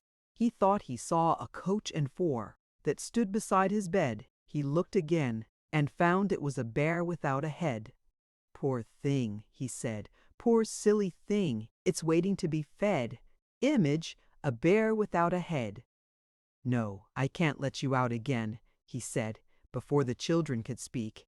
The vice-warden gave it me, he did, for letting you out last time. So be off with you. And turning away from them, he began digging frantically in the middle of a gravel walk, singing, over and over again. "Poor thing," he said, "poor silly thing, it's waiting to be fed," but in a more musical tone than the shrill screech in which he had begun. The music grew fuller and richer at every moment. Other manly voices joined in.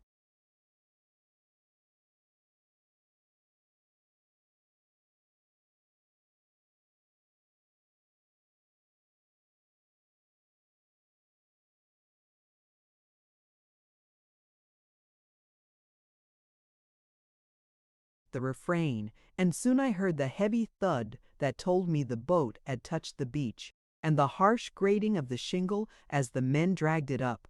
I aroused myself, and after lending them a hand in hauling up their boat, I lingered yet a while to watch them disembark a goodly assortment of the hard-won treasures of the deep.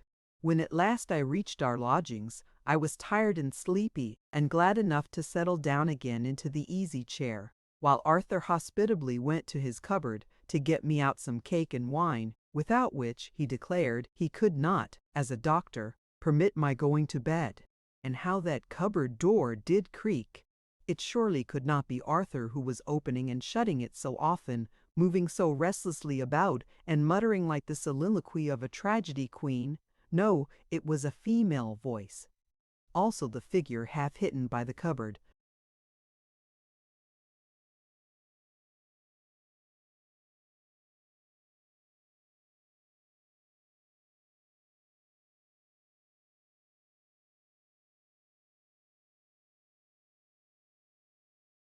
Door was a female figure, massive and in flowing robes. Could it be the landlady? The door opened and a strange man entered the room. "What is that donkey doing?" he said to himself, pausing, aghast, on the threshold. The lady, thus rudely referred to, was his wife.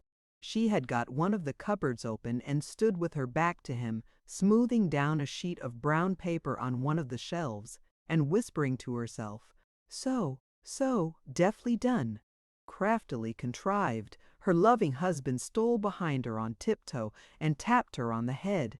"Bo," he playfully shouted at her ear. "Never tell me again. I can't say bo to a goose."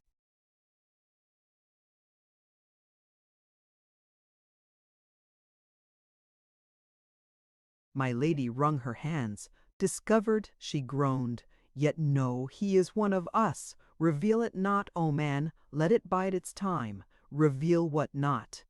Her husband testily replied, dragging out the sheet of brown paper. "What are you hiding here, my lady? I insist upon knowing." My lady cast down her eyes and spoke in the littlest of little voices. "Don't make fun of it, Benjamin," she pleaded. It's don't you understand? It's a dogger." "And what's that for?" sneered His Excellency. "We've only got to make people think he's dead. We haven't got to kill him, and made of tin, too," he snarled, contemptuously bending the blade round his thumb. "Now, madam, you'll be good enough to explain. First, what do you call me Benjamin for?" "It's part of the conspiracy, love. One must have an alias, you know."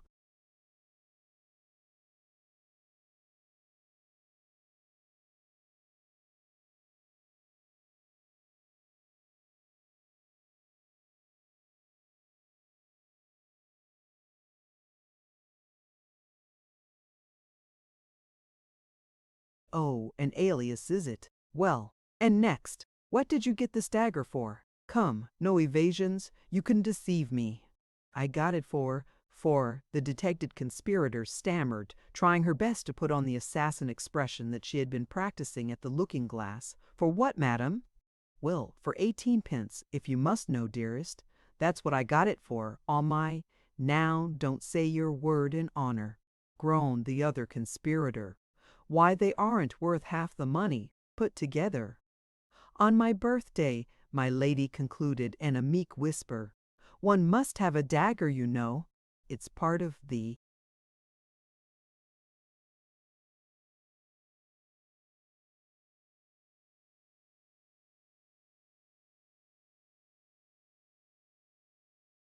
"Oh, don't talk of conspiracies," her husband savagely interrupted as he tossed the dagger into the cupboard.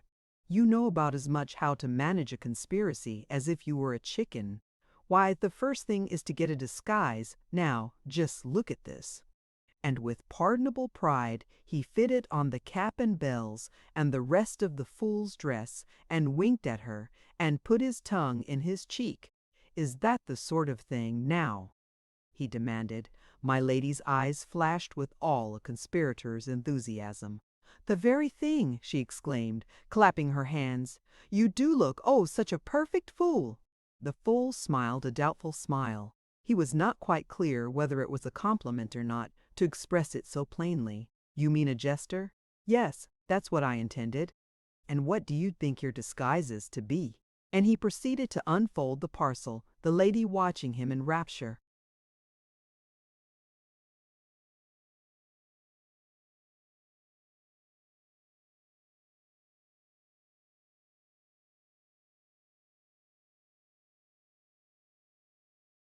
"Oh, how lovely!" she cried when at last the dress was unfolded. "What a splendid disguise! An Esquimaux peasant woman."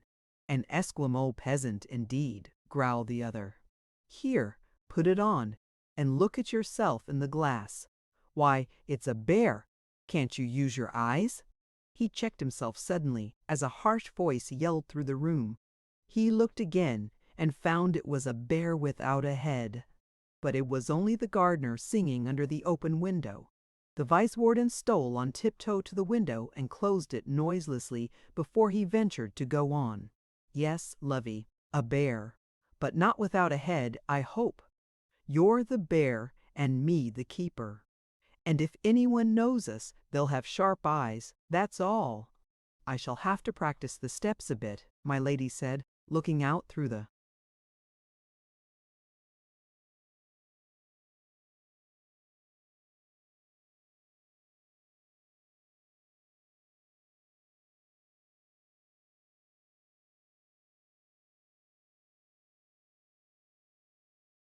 bear's mouth. One can't help being rather human just at first, you know. "And of course you'll say, 'Come up, Bruin,' won't you?" "Yes, of course," replied the keeper, laying hold of the chain that hung from the bear's collar with one hand, while with the other he cracked a little whip. "Now, go round the room in a sort of a dancing attitude." "Very good, my dear, very good. Come up, Berlin. Come up, I say. Image, come up, Brune." He roared out the last words for the benefit of Uggug, who had just come into the room and was now standing, with his hands spread out and eyes and mouth wide open, the very picture of stupid amazement. "Oh, my!" was all he could gasp out. The keeper pretended to be adjusting the bear's collar, which gave him an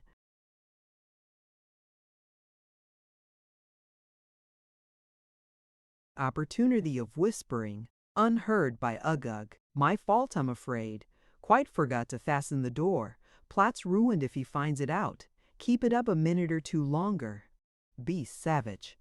Then, while seeming to pull it back with all his strength, he let it advance upon the scared boy. My lady, with admirable presence of mind, kept up what she no doubt intended for a savage growl, though it was more like the purring of a cat, and Uggug backed out of the room with such haste that he tripped over the mat and was heard to fall heavily outside, an accident to which even his doting mother paid no heed in the excitement of the moment. The vice-warden shut and bolted the door. "Off with the disguises," he panted. "There's not a moment to lose. He's sure to fetch the professor, and we couldn't take him in, you know." And in another minute the disguises were stowed away in the cupboard, the door unbolted, and the two conspirators seated lovingly side by side on the sofa, earnestly discussing a book the vice-warden had hastily snatched off the table, which proved to be the city directory of the capital of Abel.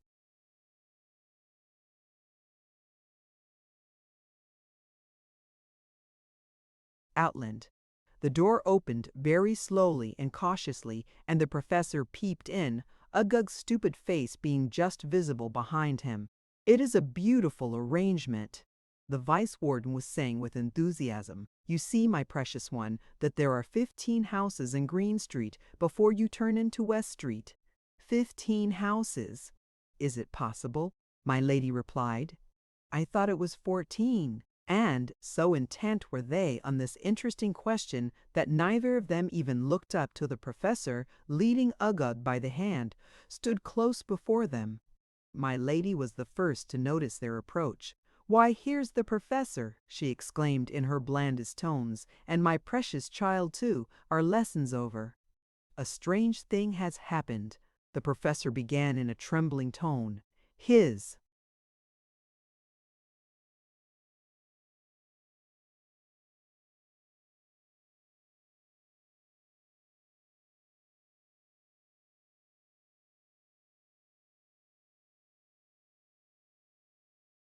exalted fatness.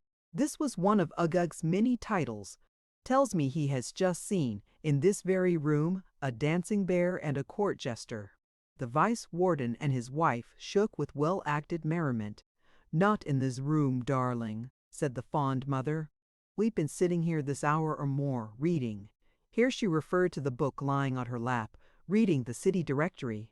"Let me feel your pulse, my boy," said the anxious father. "Now put out your tongue. Ah, I thought so. He's a little feverish, Professor, and has had a bad dream. Put him to bed at once and give him a cooling draught." "I ain't been dreaming," his exalted fatness remonstrated as the professor led him away. "Bad grammar, sir," his father remarked with some sternness. "Kindly attend to."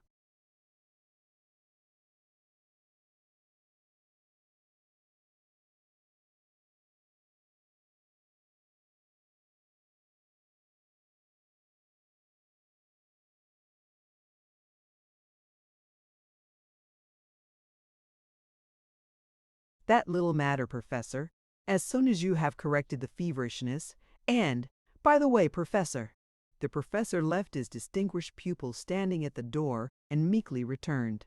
"There is a rumor afloat that the people wish to elect an in point of fact, and you understand that I mean and not another professor," the poor old man exclaimed in horror. "No, certainly not," the vice-warden eagerly explained. "Merely an emperor, you understand. "An emperor!" cried the astonished professor, holding his head between his hands as if he expected it to come to pieces with the shock. "What will the warden? Why, the warden will most likely be the new emperor," my lady explained. "Where could we find a better? A mess, perhaps." She glanced at her husband. "Where indeed?" the professor fervently responded, quite failing to take the hint. The vice-warden resumed the thread of his discourse. "The reason I mentioned it, Professor, was to ask you to be so kind as to preside at the election. You see, it would make the thing respectable, no suspicion of anything. Underhand, I fear I can't, Your Excellency," the old man faltered. "What will the warden? True," the vice-warden interrupted. "Your position as court professor makes it awkward, I admit. Well, well, then the election shall be held without you. Better so than if it were held within me," the professor murmured with a bewildered air, as if he hardly knew what he was saying. "Bed, I think your highness said, and a cooling draught?" And he wandered dreamily back to where Uggug sulkily awaited him. I followed them out of the room and down the passage, the professor murmuring to himself all the time as a kind of aid to his feeble memory, "CCC couch, cooling draught, correct grammar," till in turning a corner he met Sylvie and Bruno so suddenly that the startled professor let go of his fat pupil, who instantly took to his heels.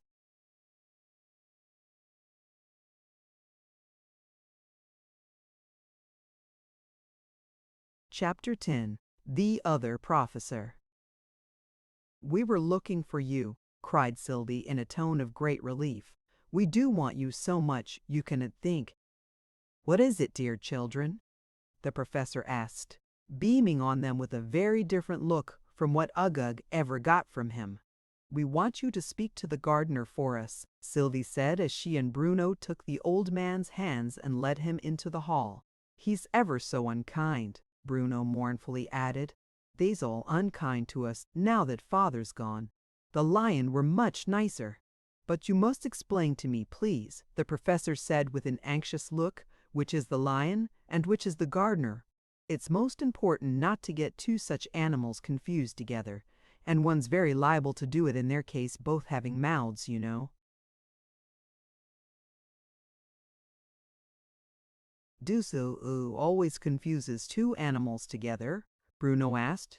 Pretty often, I'm afraid, the professor candidly confessed. Now, for instance, there's the rabbit hutch and the hall clock. The professor pointed them out. One gets a little confused with them both having doors, you know.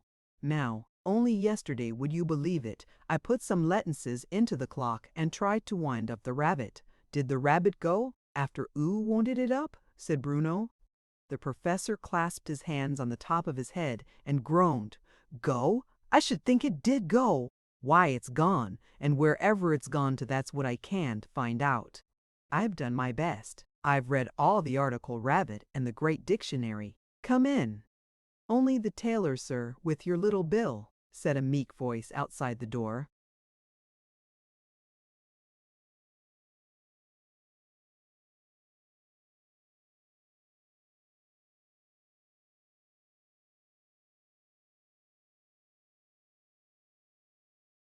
Ah, well, I can soon settle his business, the professor said to the children.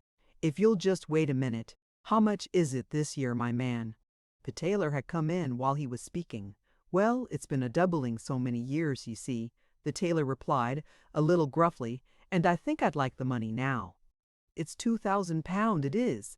Oh, that's nothing, the professor carelessly remarked, feeling in his pocket as if he always carried at least that amount about with him. But wouldn't you like to wait just another year and make it 4,000? Just think how rich you'd be. Why, you might be a king if you liked. I don't know as I'd care about being a king, the man said thoughtfully, but it do sound a powerful sight of money. Well, I think I'll wait. Of course you will, said the professor. There's good sense in you, I see. Good.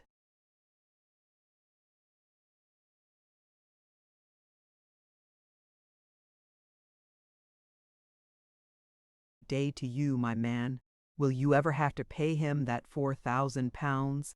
Sylvie asked as the door closed on the departing creditor. Never, my child, the professor replied emphatically. He'll go on doubling it till he dies. You see, it's always worthwhile waiting another year to get twice as much money. And now what would you like to do, my little friends? Shall I take you to see the other professor? This would be an excellent opportunity for a visit, he said to himself, glancing at his watch. He generally takes a short rest of 14 minutes and a half about this time. Bruno hastily went round to Sylvie, who was standing at the other side of the professor, and put his hand into hers. I thinks we'd like to go, he said doubtfully. Only please let's go all together. It's best to be on the safe side. Oh.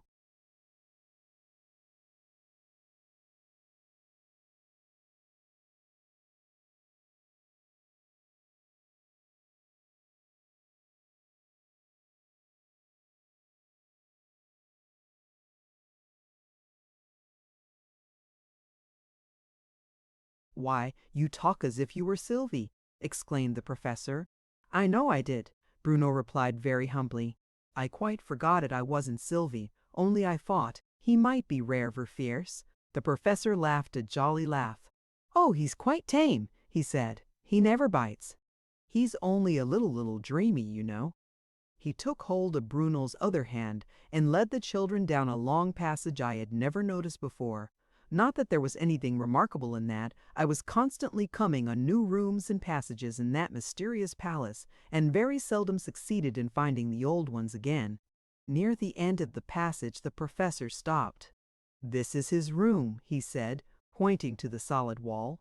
We can't get in through there, Bruno exclaimed.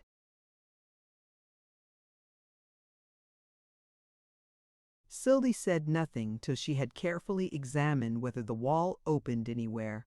Then she laughed merrily. You're playing us a trick, you dear old thing, she said. There's no door here. There isn't any door to the room, said the professor. We shall have to climb in at the window. So we went into the garden and soon found the window of the other professor's room. It was a ground floor window and stood invitingly open. The professor first lifted the two children in, and then he and I climbed in after them. Image, the other professor was seated at a table with the large book open before him on which his forehead was resting. He had clasped his arms round the book and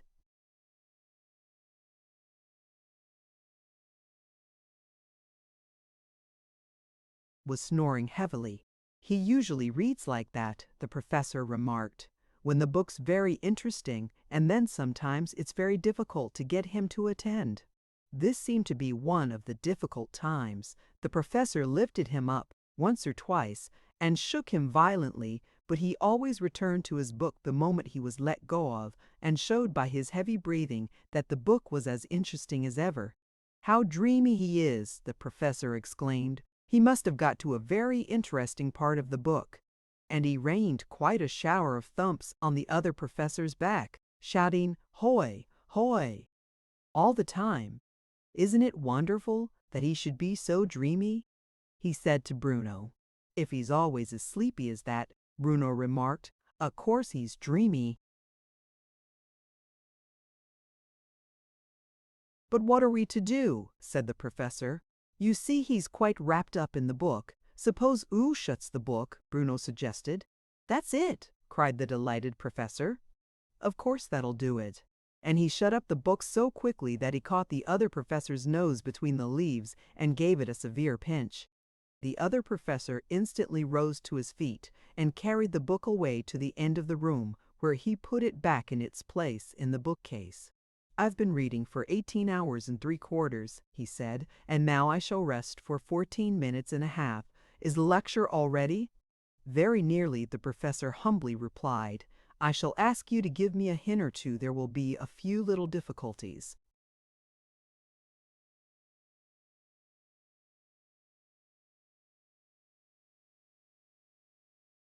"And banquet, I think you said."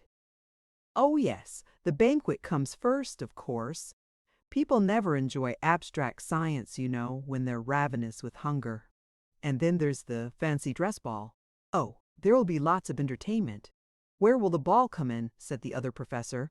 "I think it had better come at the beginning of the banquet. It brings people together so nicely, you know." "Yes, that's the right order.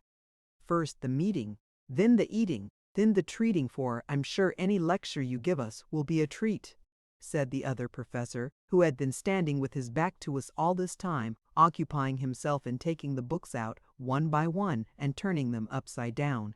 An easel with a black board on it stood near him, and every time that he turned a book upside down, he made a mark on the board with a piece of chalk. "And as to the pigtail, which you have so kindly promised to give us," the professor went on, thoughtfully rubbing his chin, "I think that had better come at the end of the banquet. Then people can listen to it quietly. Shall I sing it?" the other professor asked with a smile of delight. "If you can," the professor replied, cautiously. "Let me try," said the other professor, seating himself at the pianoforte. "For the sake of argument, let us assume that it begins on A flat." And he struck the note in question. "La la la la! I think that's within an octave of it." He struck the note again and appealed to Bruno, who was standing at his side. "Did I sing it like that, my child?" "No, oo didn't," Bruno replied with great decision. "It were more like a duck."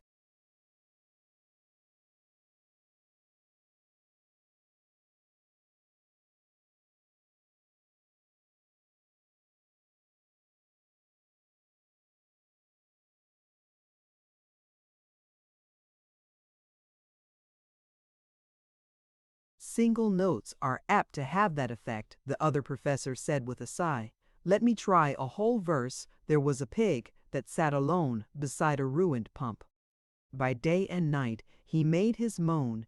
It would have stirred a heart of stone to see him wring his hoofs and groan because he could not jump. Would you call that a tune, Professor?" he asked when he had finished. The professor considered a little. "Well," he said at last, "some of the notes are the same as others, and some are different, but I should hardly call it a tune." "Let me try it a bit by myself," said the other professor, And he began touching the notes here and there and humming to himself like an angry bluebottle. "How do you like his singing?" the professor asked the children in a low voice.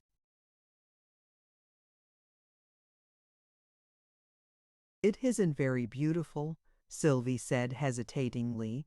"It's very extremely ugly," Bruno said, without any hesitation at all. "All extremes are bad," the professor said very gravely.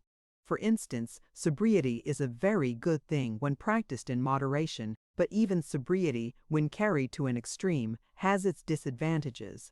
"What are its disadvantages?" was the question that rose in my mind, and, as usual, Bruno asked it for me. "What are its lizard-vantages?" "Well, this is one of them," said the professor. "When a man's tipsy, that's one extreme, you know. He sees one thing as two. But when he's extremely sober, that's the other extreme. He sees two things as one. It's equally inconvenient, whichever happens." "What does ill-convenient mean?" Bruno whispered to Sylvie.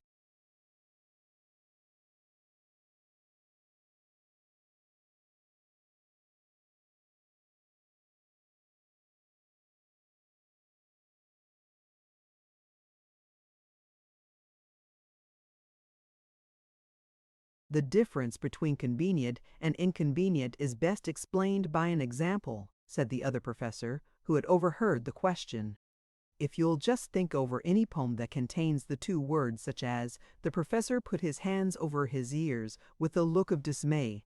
"If you once let him begin a poem," he said to Sylvie, "he'll never leave off again. He never does. Did he ever begin a poem and not leave off again?" Sylvie inquired. "3 times," said the professor. Bruno raised himself on tiptoe till his lips were on a level with Sylvie's ear. "What became of them 3 poems?" he whispered. "Is he saying them all now?" "Hush!" said Sylvie. "The other professor is speaking. I'll say it very quick," murmured the other professor with downcast eyes and melancholy voice, which contrasted oddly with his face, as he had forgotten to leave off smiling. At least it wasn't exactly a smile, as Sylvie said afterwards. It looked as if his mouth was made that shape. "Go on then," said the professor. "What must be, must be. Remember that," Sylvie whispered to Bruno. "It's a very good rule for whenever you hurt yourself." "And it's a very good rule for whenever I make a noise," said the saucy little fellow. "So you remember it too, miss? Whatever do you mean?" said Sylvie, trying to frown, a thing she never managed particularly well. "Oftens and oftens," said Bruno. "Haven't oo told me there mustn't be so much noise, Bruno?" "When I've told it oo, there must. Why, there isn't no rules at all."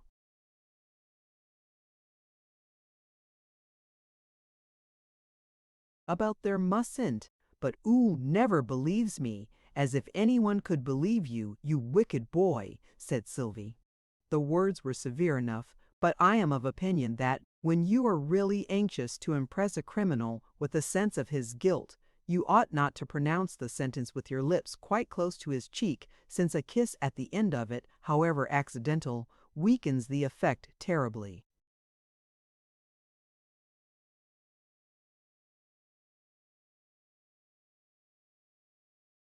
Chapter 11. Peter and Paul. "As I was saying," the other professor resumed, "if you'll just think over any poem that contains the words such as 'Peter is poor,'" said noble Paul, "and I have always been his friend, and though my means to give are small, at least I can afford to lend. How few, in this cold age of greed, do good, except on selfish grounds, but I can feel for Peter's need, and I will lend him 50 pounds. How great was Peter's joy to find his friend in such a genial vein! How cheerfully the bond he signed, to pay the money back again." "Weakened," said Paul. "Be too precise. 'Tis best to fix the very day. So, by a learned friend's advice, I've made it noon, the 4th of May. Image, how cheerfully the bond he signed." "That this is April," Peter said. "The 1st of April, as I think. 5 little weeks will."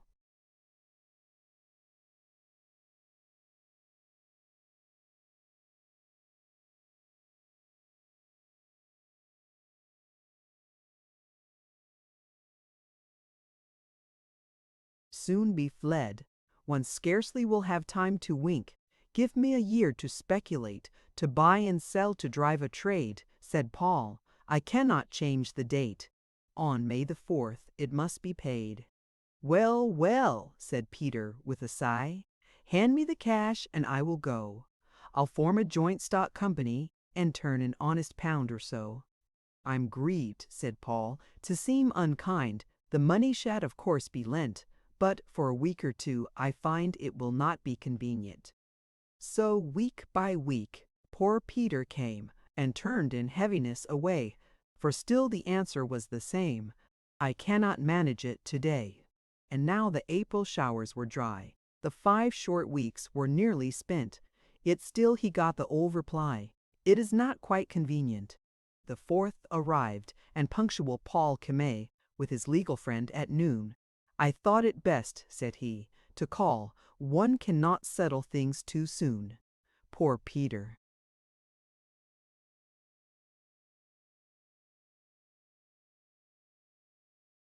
Shuddered in despair, his flowing locks he wildly tore, and very soon his yellow hair was lying all about the floor. The legal friend was standing by, with sudden pity half unmanned. The teardrop trembled in his eye, the signed agreement in his hand. But when at length the legal soul resumed its customary force, the law, he said, we can't control, pay, or the law must take its course.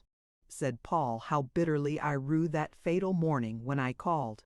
Consider, Peter, what you do. You won't be richer when you're bald. Think you, by renting curls away, to make your difficulties less? Forbear this violence, I pray. You do but add to my distress. Image. Poor Peter shuddered in despair. Not willingly would I inflict, said Peter, on that noble heart, one needless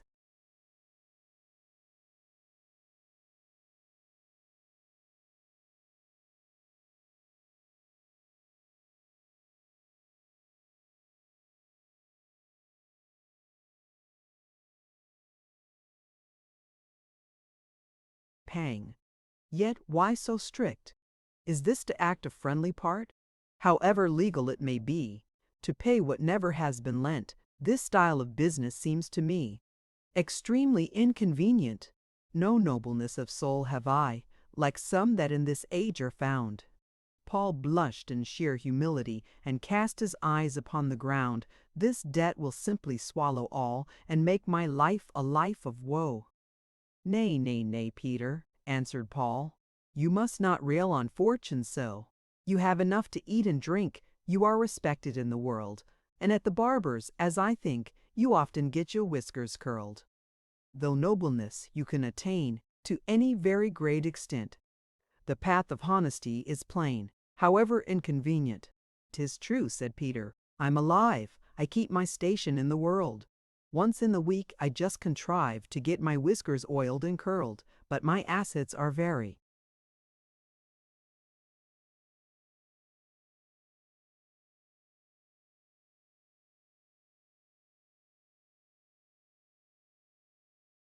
low. My little income's overspent. To trench on capital, you know, is always inconvenient.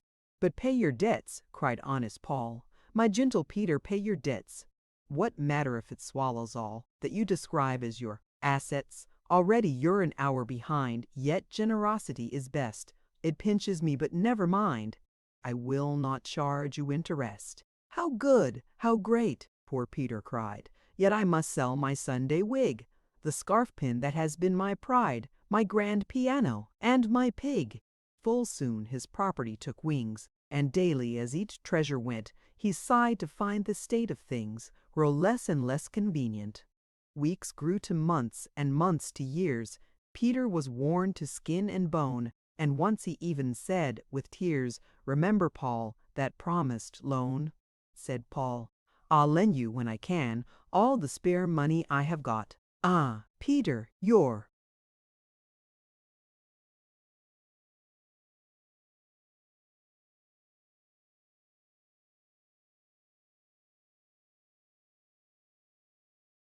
a happy man. Yours is an enviable lot.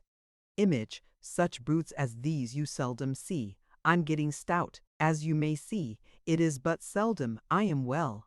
I cannot feel my ancient glee in listening to the dinner bell, but you gambol like a boy, your figure is so spare and light, the dinner bell's a note of joy to such a healthy appetite," said Peter. "I am well aware mine is a state of happiness, and yet how gladly could I spare some of the comforts I possess. What you call healthy appetite, I feel as hunger's savage tooth, and when no dinner is in sight, the dinner bell's a sound of ruth. No scarecrow would accept this coat, such boots as these you seldom see. Ah, Paul, a single 5-pound note would make another man of me," said Paul. "It fills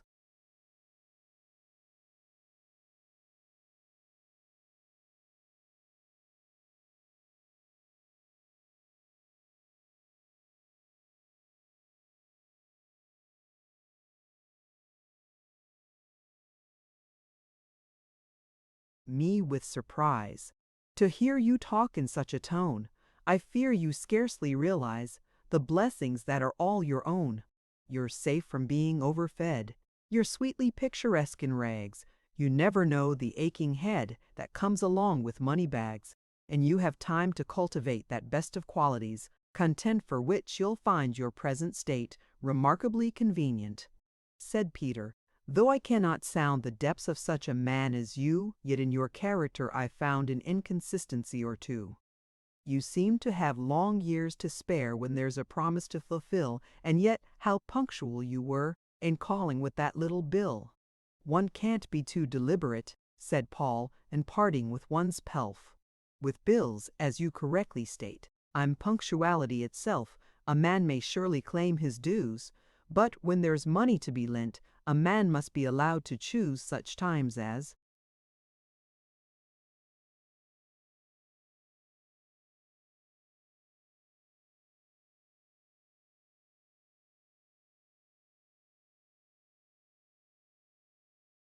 our convenience. It chanced one day, as Peter sat gnawing a crust his usual meal, Paul bustled in to have a chat and grasped his hand with friendly zeal.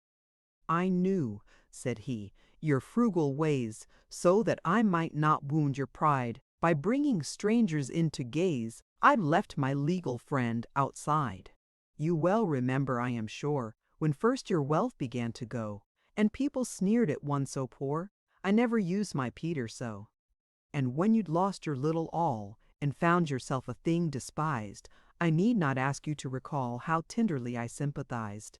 Then the advice I've poured on you, so full of wisdom and of wit, all given gratis, though 'tis true I might have fairly charged for it.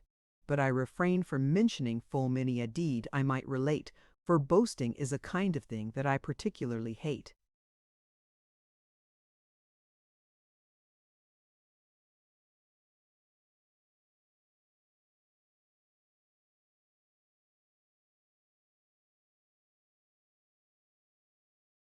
"Image, I will lend you 50 more. How vast the total sum appears, of all the kindnesses I've done, from childhood's half-forgotten years down to that loan of April 1. That 50 pounds, you little guessed how deep it drained my slender store. But there's a heart within this breast, and I will lend you 50 more. "Not so," was Peter's mild reply, his cheeks all wet with grateful tears. "No man recalls, so well as I, your services in bygone years, and this new offer, I admit, is very, very kindly meant. Still, to avail myself of it would not be quite convenient. You'll see in a moment what the difference is between convenient and inconvenient. You quite understand it now, don't you?" he added, looking kindly at Bruno, who was sitting at Sylvie's side on the floor.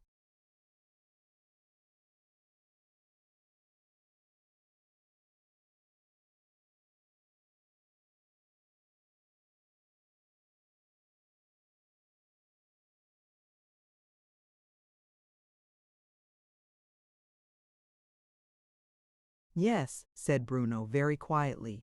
Such a short speech was very unusual for him, but just then he seemed, I fancied, a little exhausted. In fact, he climbed up into Sylvie's lap as he spoke, and rested his head against her shoulder. What a many verses it was, he whispered.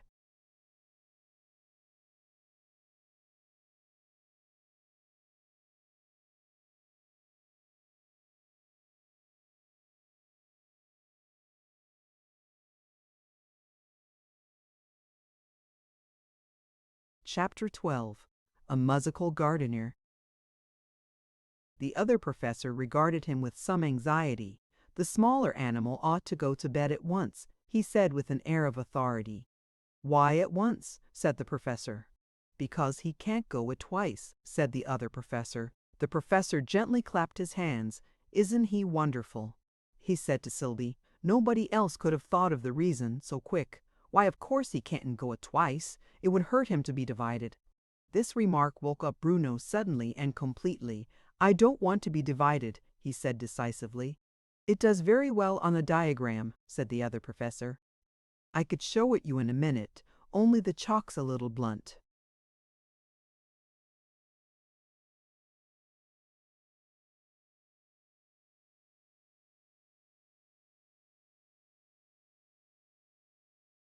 Take care, Sylvie anxiously exclaimed as he began, rather clumsily, to point it. You'll cut your finger off if you hold the knife so. If oo cuts it off, will oo give it to me, please? Bruno thoughtfully added.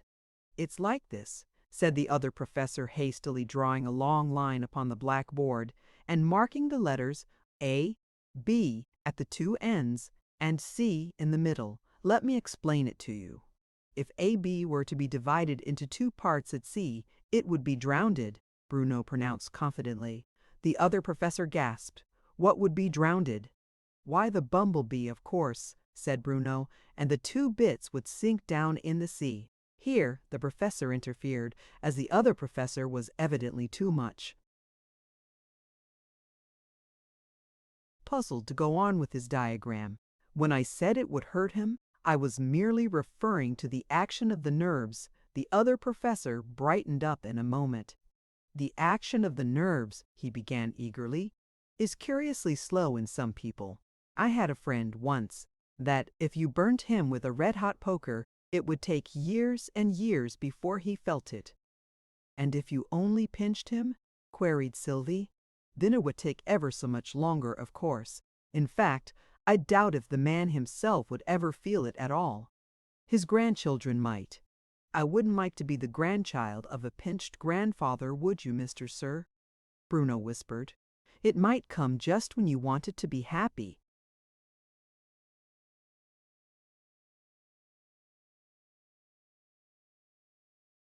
That would be awkward, I admitted, taking it quite as a matter of course that he had so suddenly caught sight of me.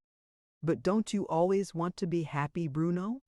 Not always, Bruno said thoughtfully. Sometimes, when I's too happy, I wants to be a little miserable. Then I just tell Sylvie about it. Ooh, no, and Sylvie sets me some lessons. Then it's all right. I'm sorry you don't like lessons, I said. You should copy Sylvie. She's always as busy as the day is long. Well, so am I, said Bruno. No, no. Sylvie corrected him. You're as busy as the day is short. Well, what's the difference? Bruno asked. Mr. Sir, isn't the day as short as...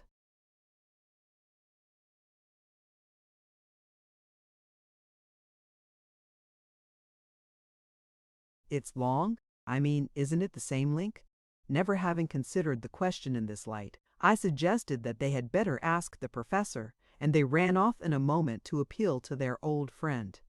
The professor left off polishing his spectacles to consider. My dears, he said after a minute, the day is the same length as anything that is the same length as it. And he resumed his never-ending task of polishing. The children returned, slowly and thoughtfully, to report his answer. Isn't he wise? Sylvie asked in an awestruck whisper. If I was as wise as that, I should have a headache all day long. I know I should. You appear to be talking to somebody that isn't here, the professor said, turning round to the children. Who is it?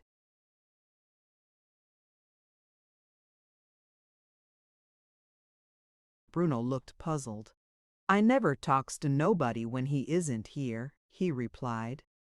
It isn't good manners. O should always wait till he comes before O talks to him. The professor looked anxiously in my direction and seemed to look through and through me without seeing me. Then who are you talking to? He said. There isn't anybody here, you know, except the other professor, and he isn't here, he added wildly, turning round and round like a teetotum. Children, help to look for him, quick, he's got lost again. The children were on their feet in a moment. Where shall we look? Said Sylvie. Anywhere, shouted the excited professor. Only be quick about it, and he began trotting round and round the room, lifting up the chairs and shaking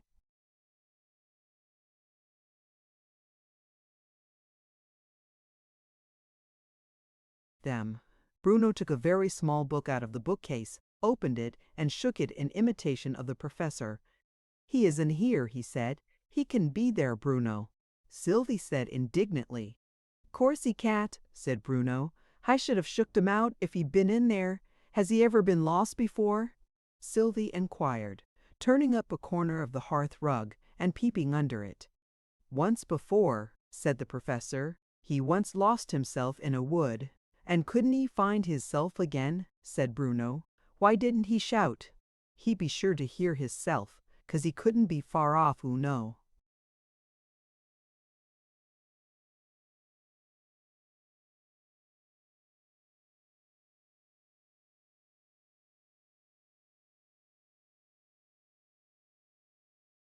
Let's try shouting, said the professor. What shall we shout? Said Sylvie. On second thoughts, don't shout, the professor replied. The vice-warden might hear you. He's getting awfully strict. This reminded the poor children of all the troubles about which they had come to their old friend. Bruno sat down on the floor and began crying. He is so cruel, he sobbed, and he lets Ugga take away all my toys. And such horrid meals. What did you have for dinner today? Said the professor. A little piece of a dead crow, was Bruno's mournful reply. He means rook pie, Sylvie explained.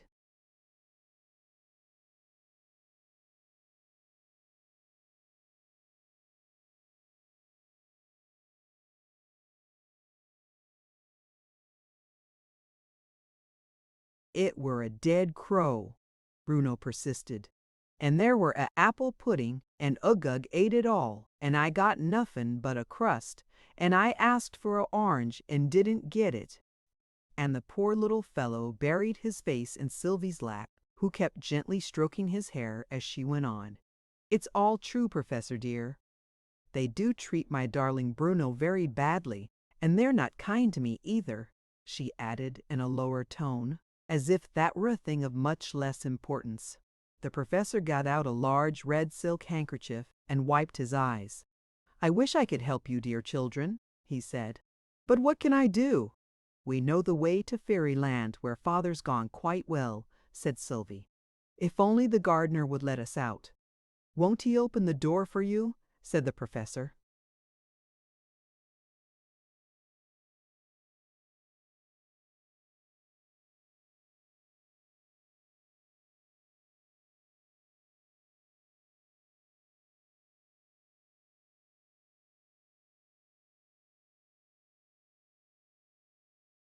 Not for us, said Sylvie, but I'm sure he would for you. Do come and ask him, Professor dear. I'll come this minute, said the professor. Bruno sat up and dried his eyes. Isn't he kind, Mr. Sir? He is indeed, said I, but the professor took no notice of my remark. He had put on a beautiful cap with a long tassel and was selecting one of the other professor's walking sticks from a stand in the corner of the room. A thick stick in one's hand makes people respectful, he was saying to himself. Come along, dear children, and we all went out into the garden together. I shall address him, first of all, the professor explained as we went along, with a few playful remarks on the weather. I shall then question him about the other professor. This will have a double advantage. First, it will open thee.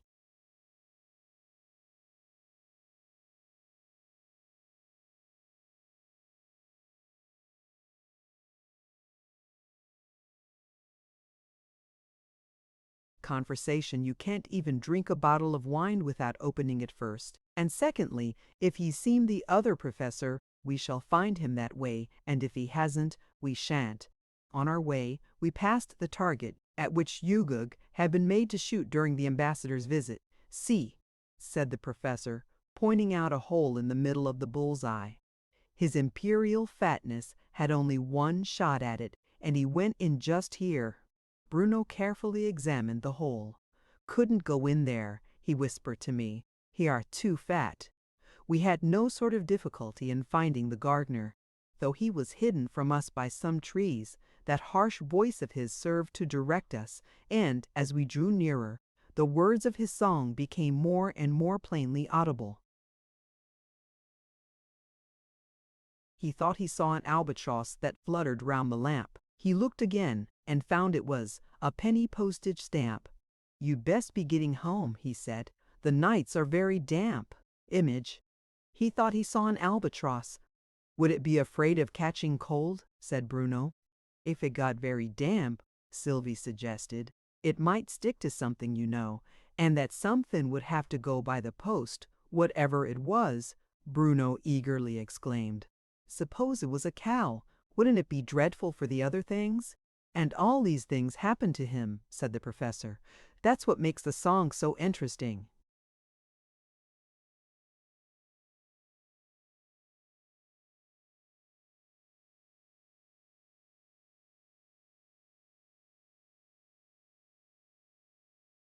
"He must have had a very curious life," said Sylvie. "You may say that," the professor heartily rejoined. "Of course she may," cried Bruno. By this time we had come up to the gardener, who was standing on one leg as usual, and busily employed in watering a bed of flowers with an empty watering can. "It hasn't got no water in it," Bruno explained to him, pulling his sleeve to attract his attention. "It's lighter to hold," said the gardener. "A lot of water in it makes one's arms ache." And he went on with his work, singing softly to himself, "The nights are very damp."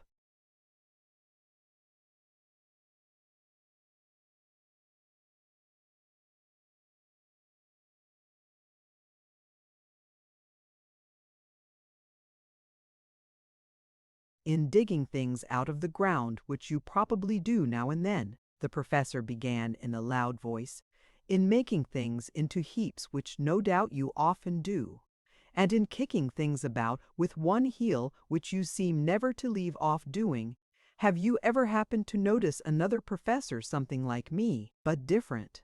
"Never," shouted the gardener, so loudly and violently that we all drew back in alarm. "There ain't such a thing." "We will try a less exciting topic," the professor mildly remarked to the children.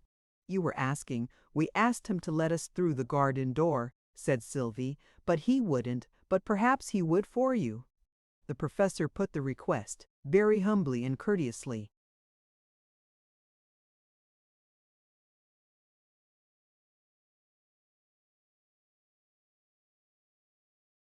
"I wouldn't mind letting you out," said the gardener, "but I mustn't open the door for children. Do you think I'd disobey the rules? Not for 1 and 6 pence." The professor cautiously produced a couple of shillings. "That'll do it," the gardener shouted as he hurled the watering can across the flower bed and produced a handful of keys, one large one and a number of small ones. "But look here, Professor dear," whispered Sylvie, "he needn't open the door for us at all. We can go out with you." "True, dear child," the professor thankfully replied as he replaced the coins in his pocket. "That saves 2 shillings." And he took the children's hands, that they might all go out together when the door was opened. This, however, did not seem a very likely event, though the gardener patiently tried all the small keys.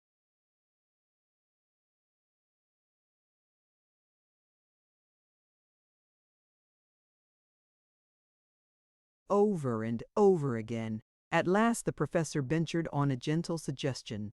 "Why not try the large one? I have often observed that a door unlocks much more nicely with its own key." The very first trial of the large key proved a success. The gardener opened the door and held out his hand for the money. The professor shook his head.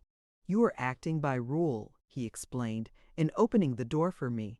And now it's open. We are going out by rule, the rule of 3. The gardener looked puzzled and let us go out, but as he locked the door behind us, we heard him singing thoughtfully to himself. He thought he saw a garden door that opened with a key. He looked again.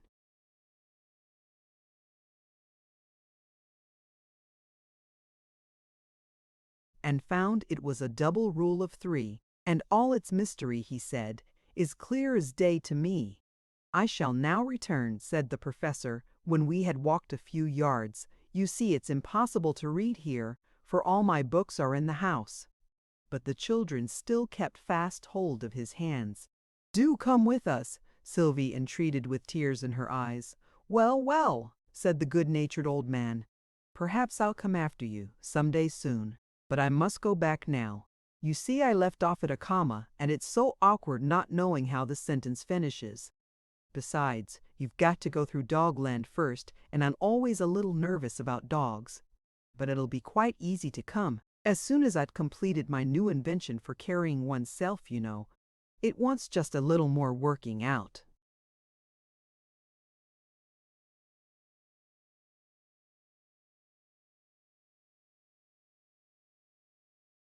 Won't that be very tiring to carry yourself? Sylvie inquired. Well, no, my child. You see, whatever fatigue one incurs by carrying, one saves by being carried. Goodbye, dears. Goodbye, sir, he added to my intense surprise, giving my hand an affectionate squeeze. Goodbye, Professor, I replied, but my voice sounded strange and far away, and the children took not the slightest notice of our farewell. Evidently they neither saw me nor heard me, as, with their arms lovingly twined round each other, they marched boldly on.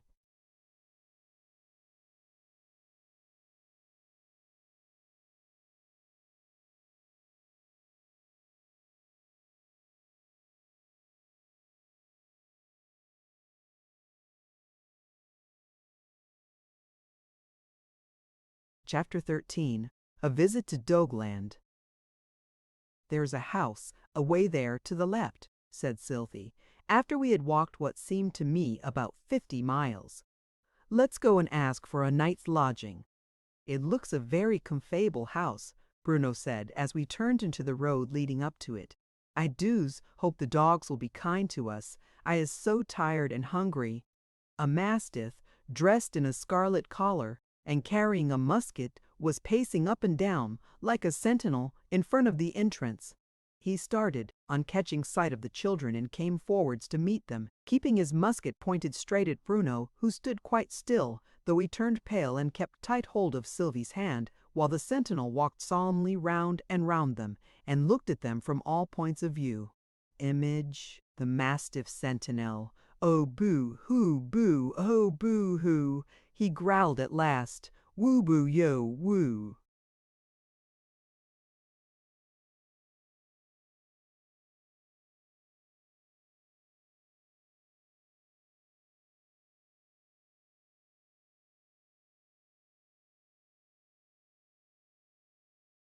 Bawapa Waboya?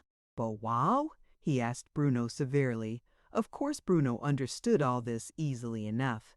All fairies understand doggy, that is, dog language. But, as you may find it a little difficult, just at first, I had better put it into English for you. Humans, I verily believe. A couple of stray humans. What dog do you belong to? What do you want? We don't belong to a dog, Bruno began in doggy. Peoples never belongs to dogs, he whispered to Sylvie. But Sylvie hastily checked him, for fear of hurting the mastiff's feelings. Please, we want a little food and a night's lodging if there's room in the house, she added timidly. Sylvie spoke doggy very prettily, but I think it's almost better for you to give the conversation in English. The house indeed, growled the sentinel. Have you never seen a palace?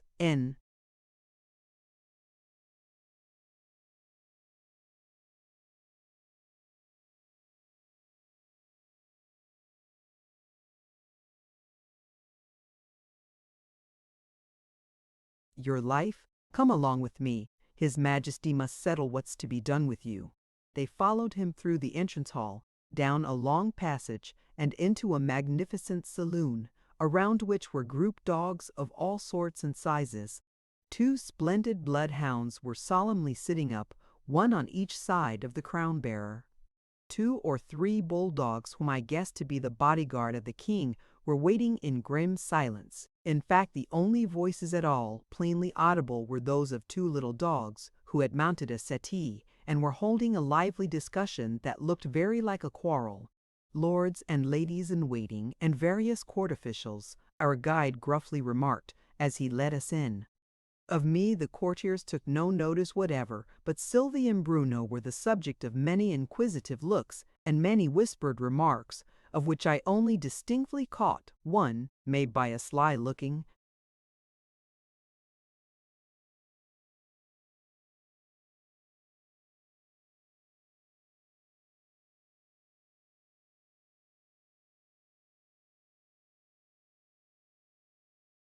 Dawson to his friend Bah wah wah wah ho bah woo ha bah. She's not such a bad-looking human, is she?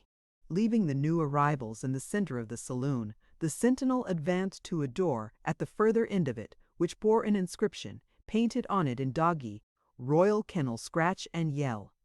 Before doing this, the sentinel turned to the children and said, "Give me your names." "We'd rather not," Bruno exclaimed, pulling Sylvie away from the door. "We want them ourselves. Come back, Sylvie, come quick." "Nonsense," said Sylvie very decidedly, and gave their names in doggy. Then the sentinel scratched violently at the door and gave a yell that made Bruno shiver from head to foot. "Hooya wah," said a deep voice inside. "That's doggy for come in. It's the king himself," the mastiff whispered in an awestruck tone. "Take off your wigs and lay them humbly at his paws, what we should call at his feet." Sylvie was just going to explain, very politely, that really they couldn't perform that ceremony because their wigs wouldn't come off, when the door of the royal kennel opened, and an enormous Newfoundland dog put his head out. "Bow wow?" was his first question. "When His Majesty speaks to you," the sentinel hastily whispered to Bruno, "you should prick up your ears." Bruno looked doubtfully at Sylvie. "I'd rather not, please," he said. "It would hurt." Image, the doll king.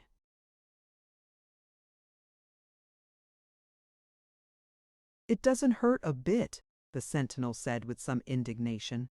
"Look, it's like this," and he pricked up his ears like 2 railway signals. Sylvie gently explained matters. "I'm afraid we cannot manage it," she said in a low voice. "I'm very sorry, but our ears haven't got the right—" She wanted to say machinery in doggy, but she had forgotten the word and could only think of steam engine. The sentinel repeated Sylvie's explanation to the king. "Can't prick up their ears without a steam engine." His Majesty exclaimed, "They must be curious creatures. I must have a look at them." And he came out of his kennel and walked solemnly up to the children. What was the amazement, nor to say the horror of the whole assembly, when Sylvie actually patted His Majesty on the head, while Bruno seized his long ears and pretended to tie them together under his chin. The sentinel groaned aloud. A beautiful greyhound, who appeared to be one of the ladies in waiting, fainted away, and all the other courtiers hastily drew back and left plenty of room for the huge Newfoundland to spring upon the audacious strangers and tear them limb from limb. Only he didn't.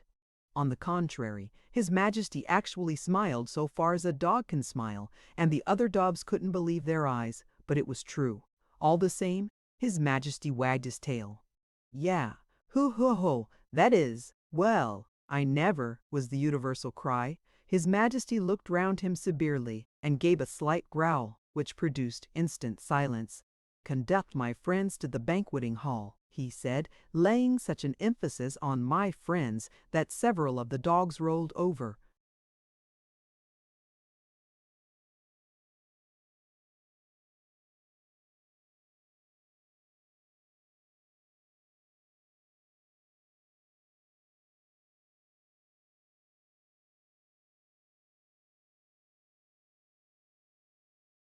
Helplessly on their backs and began to lick Bruno's feet. a procession was formed, but I only ventured to follow as far as the door of the banqueting hall, so furious was the uproar of barking dogs within. So I sat down by the king, who seemed to have gone to sleep, and waited till the children returned to say good night, when His Majesty got up and shook himself. "Time for bed," he said with a sleepy yawn. "The attendants will show you your room," he added, aside to Sylvie and Bruno. "Bring lights." And with a dignified air he held out his paw for them to kiss.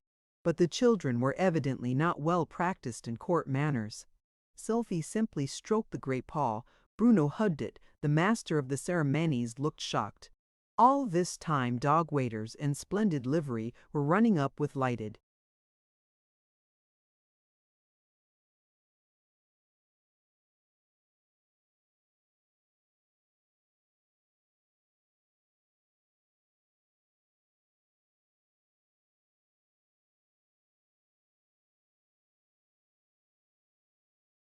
candles, but as fast as they put them upon the table, other waiters ran away with them, so that there never seemed to be one for me, though the master kept nudging me with his elbow and repeating, "I can't let you sleep here.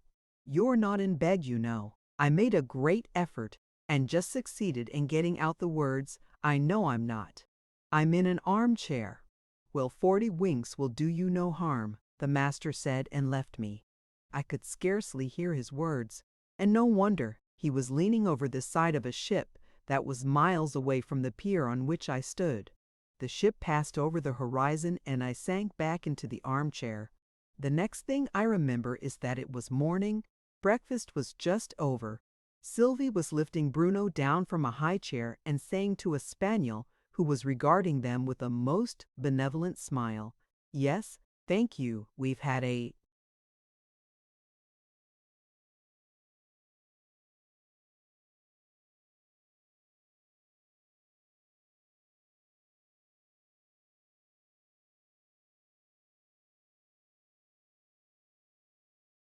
very nice breakfast, haven't we, Bruno?"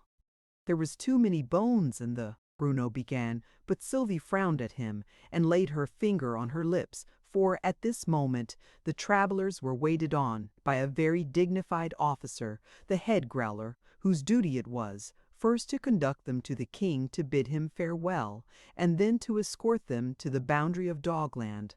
The great Newfoundland received them most affably, but instead of saying good-bye, he startled the head growler into giving 3 savage growls by announcing that he would escort them himself. "It is a most unusual proceeding, Your Majesty," the head growler exclaimed, almost choking with vexation at being set aside, for he had put on his best court suit, made entirely of catskins for the occasion.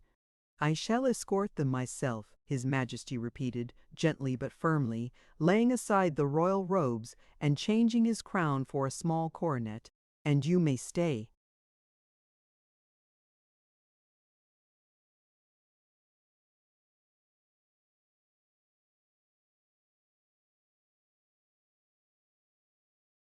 At home, "I are glad," Bruno whispered to Sylvie when they had got well out of hearing. He were so welly cross. And he not only patted their royal escort, but even hugged him round the neck in the exuberance of his delight. His Majesty calmly wagged the royal tail. "It's quite a relief," he said, "getting away from that palace now and then. Royal dogs have a dull life of it, I can tell you. Would you mind," this to Sylvie, in a low voice and looking a little shy and embarrassed, "would you mind the trouble of just throwing that stick for me to fetch?" Sylvie was too much astonished to do anything for a moment. It sounded such a monstrous impossibility that a king should wish to run after a stick. But Bruno was equal to the occasion, and with a glad shout of "Hi then, fetch it, good doggy," he hurled it over a clump of bushes. The next moment the monarch of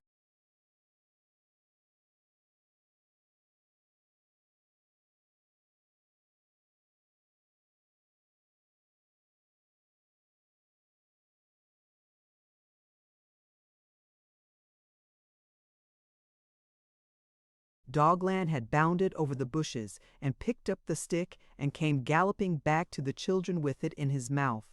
Bruno took it from him with great decision. Beg for it, he insisted, and His Majesty begged. Paw, commanded Sylvie, and His Majesty gave his paw. In short, the solemn ceremony of escorting the travelers to the boundaries of Dogland became one long uproarious game of play. But business is business, the Dog King said at last, and I must go back to mine. I couldn't come any further, he added, consulting a dog watch, which hung on a chain round his neck. Not even if there were a cat in sight. They took an affectionate farewell of His Majesty and trudged on. That were a dear dog, Bruno exclaimed. Has we to go far, Sylvie? I's tired. Not much further, darling, Sylvie gently replied. Do you see that shining?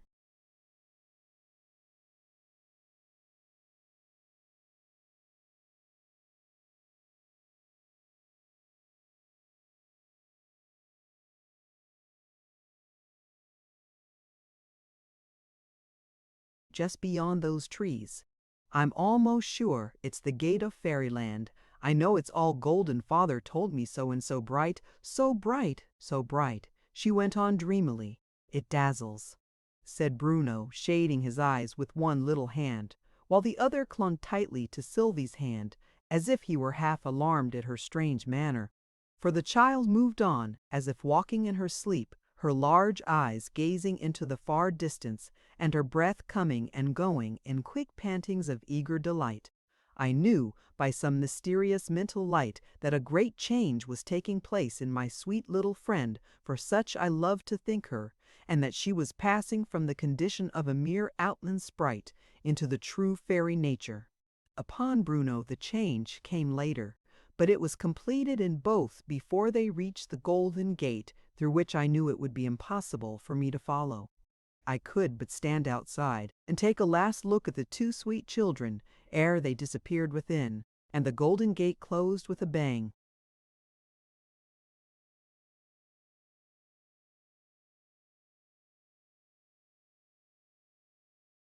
And with such a bang, it never will shut like any other cupboard door, Arthur explained.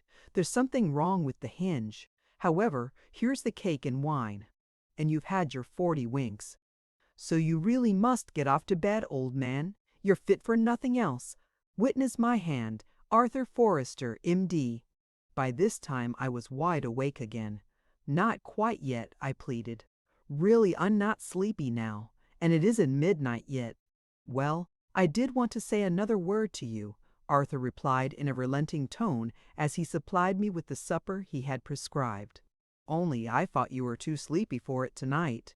We took our midnight meal almost in silence, for an unusual nervousness seemed to have seized on my old friend. What kind of a night is it? He asked, rising and undrawing the window curtains, apparently to change the subject for a minute. I followed him to the window, and we stood together, looking out in silence. When I first spoke to you about Arthur began after a long and embarrassing silence. That is, when we first talked about her, for I think it was you that introduced the subject. My own position in life forbade me to do more than worship her from a distance, and I was turning over plans for leaving this place finally, and settling somewhere out of all chance of meeting her again. That seemed to be my only chance of usefulness in life. Would that have been wise? I said. To leave yourself no hope at all. There was no hope to leave, Arthur firmly replied, though his eyes glittered with tears as he gazed upwards into the midnight sky, from which one solitary star, the glorious Vega, blazed out in fitful splendor through the driving,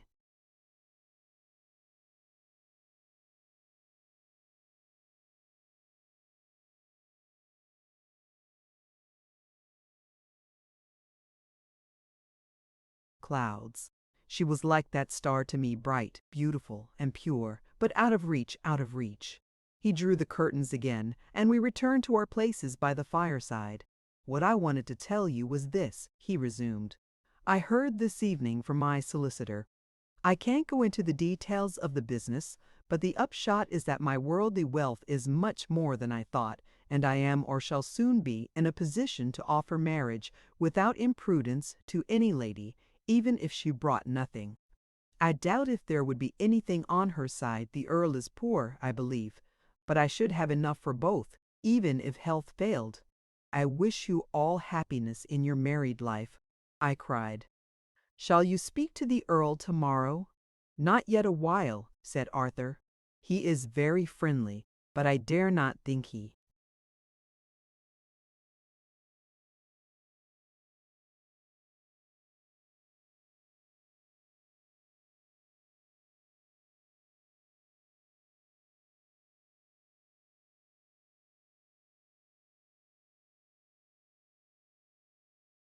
Means more than that as yet. And as for Lady Muriel, try as I may, I cannot read her feelings towards me. If there is love, she is hiding it. No, I must wait, I must wait. I did not like to press any further advice on my friend, whose judgment, I felt, was so much more sober and thoughtful than my own, and we parted without more words on the subjects that had now absorbed his thoughts, nay, his very life. The next morning a letter from my solicitor arrived, summoning me to town on important business.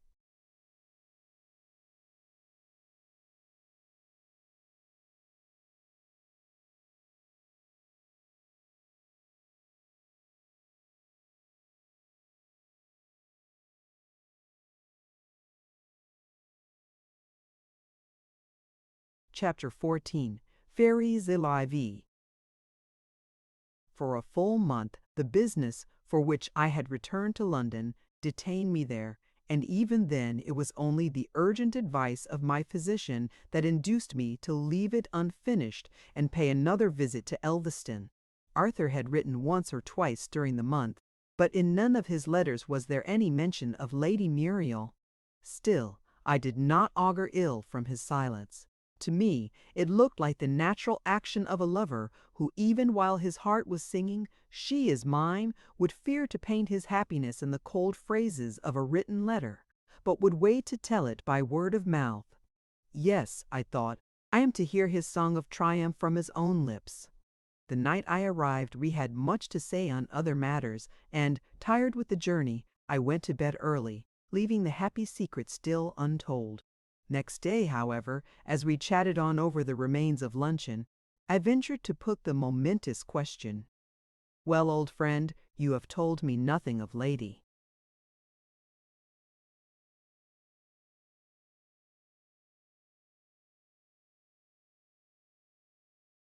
Muriel. Know when the happy day is to be.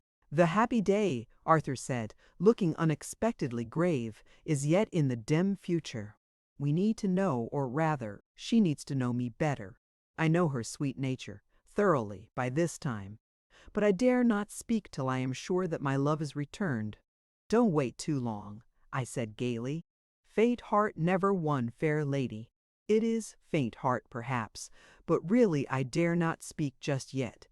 But meanwhile, I pleaded, you are running a risk that perhaps you have not thought of. Some other man— No, said Arthur firmly. She is heart whole, I am sure of that. Yet, if she loves another better than me, so be it. I will not spoil her happiness. The secret shall die with me, but she is my first and my only love.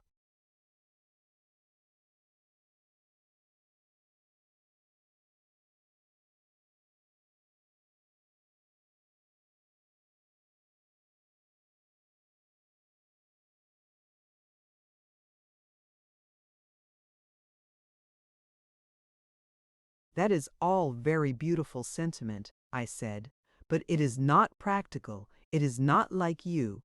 He either fears his fate too much, or his desert is small, who dares not put it to the touch, to win or lose it all. I dare not ask the question whether there is another, he said passionately. It would break my heart to know it. Yet is it wise to leave it unasked. You must not waste your life upon an if. I tell you, I dare not. May I find it out for you? I asked, with the freedom of an old friend. No, no, he replied with a pained look. I entreat you to say nothing. Let it wait.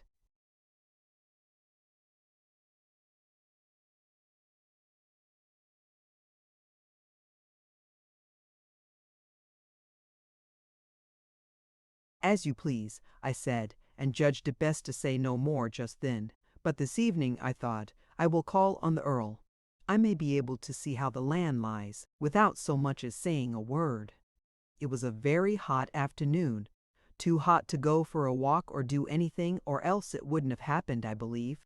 In the first place, I want to know, dear child, who reads this, why fairies should always be teaching us to do our duty and lecturing us when we go wrong, and we should never teach them anything. You can't mean to say that fairies are never greedy, or selfish, or cross, or deceitful, because that would be nonsense, you know.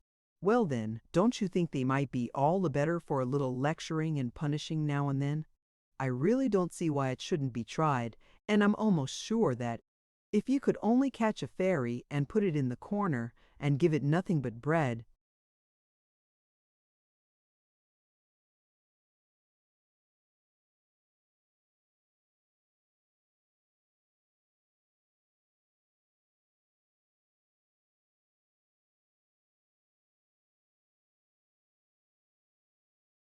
and water for a day or two, you'd find it quite an improved character. It would take down its conceit a little at all events.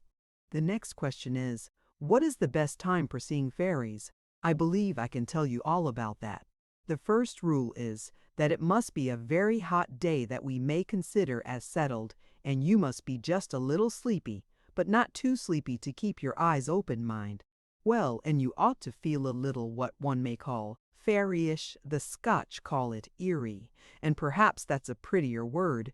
If you don't know what it means, I'm afraid I can hardly explain it. You must wait till you meet a fairy, and then you'll know. And the last rule is that the crickets should not be chirping. I can't stop to explain that. You must take it on trust for the present.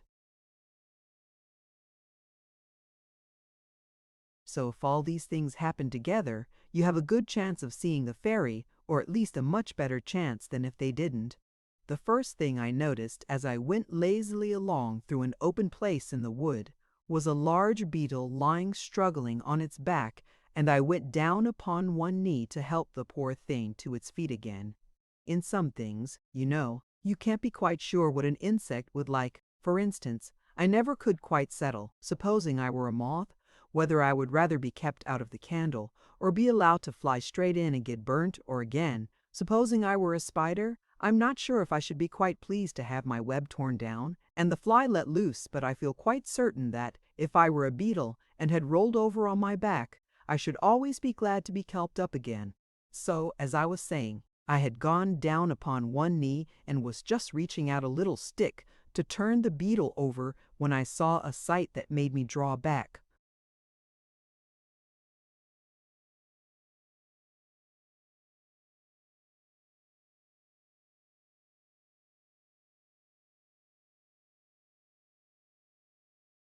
Hastily and hold my breath for fear of making any noise and frightening the little creature away.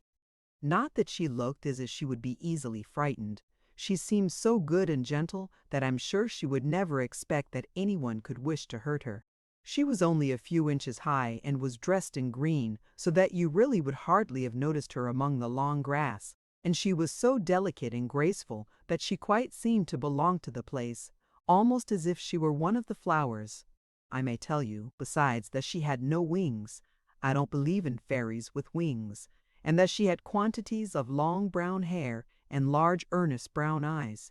And then I shall have done all I can to give you an idea of her. Image, Fairy Sylvie. Sylvie, I found out her name afterwards, had knelt down, just as I was doing, to help the beetle, but it needed more than a little stick for her to get it on its legs.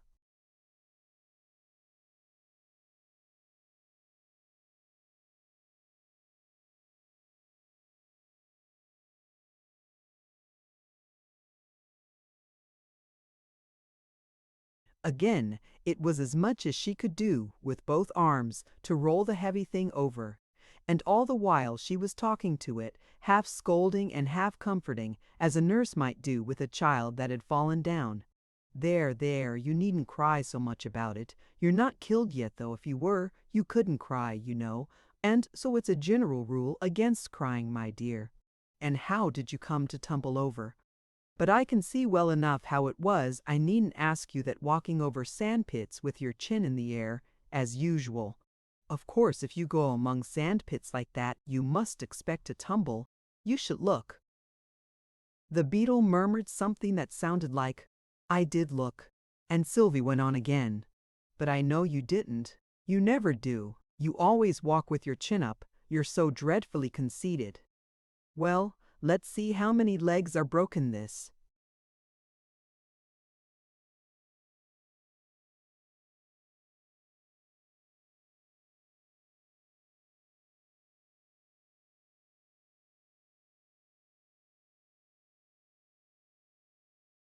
Time. Why, none of them, I declare. And what's the good of having 6 legs, my dear, if you can only kick them all about in the air when you tumble?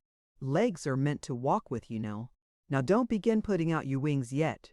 I've more to say.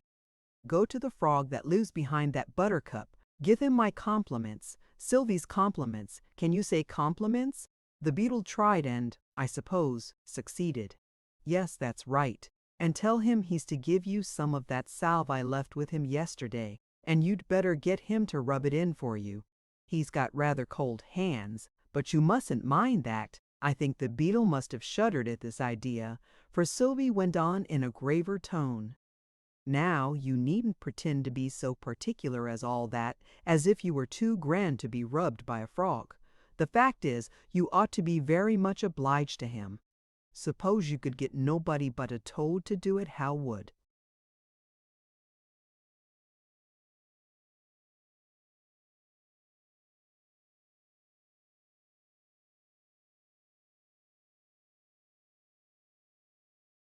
You like that? There was a little pause, and then Sylvie added, "Now you may go. Be a good beetle and don't keep your chin in the air." And then began one of those performances of humming and whizzing and restless banging about, such as a beetle indulges in when it has decided on flying, but hasn't quite made up its mind which way to go. At last, in one of its awkward zigzags, it managed to fly right into my face, and, by the time I had recovered from the shock, the little fairy was gone. I looked about in all directions for the little creature, but there was no trace of her, and my eerie feeling was quite gone off, and the crickets were chirping again merrily, so I knew she was really gone. And now I've got time to tell you the rule about the crickets. They always leave off chirping when a fairy goes by because a fairy's a kind of queen over them. I.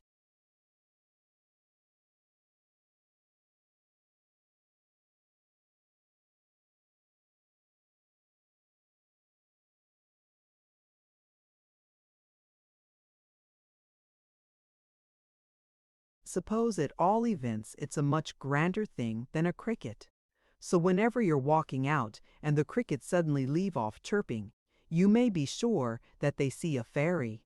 I walked on sadly enough, you may be sure. However, I comforted myself with thinking, it's been a very wonderful afternoon so far. I'll just go quietly on and look about me, and I shouldn't wonder if I were to come across another fairy somewhere. Peering about in this way, I happened to notice a plant with rounded leaves, and with queer little holes cut in the middle of several of them. "Oh, the leaf-cutter bee," I carelessly remarked. "You know I am very learned in natural history. For instance, I can always tell kittens from chickens at one glance." And I was passing on when a sudden thought made me stoop down and examine the leaves.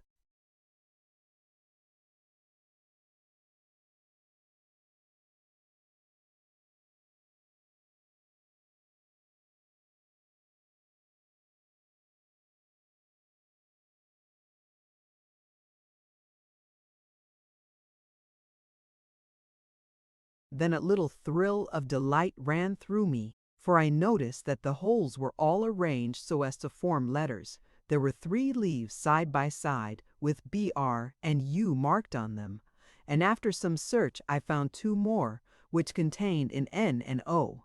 And then, all in a moment, a flash of inner light seemed to illumine a part of my life that had all but faded into oblivion.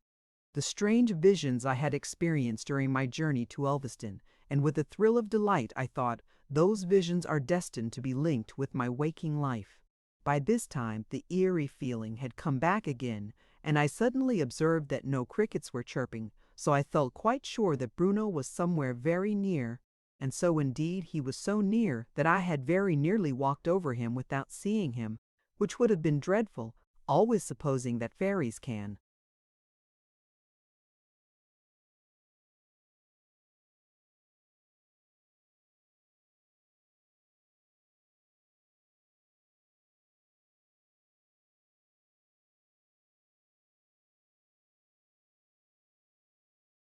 be walked over. My own belief is that they are something of the nature of will-o'-the-wisps, and there's no walking over them.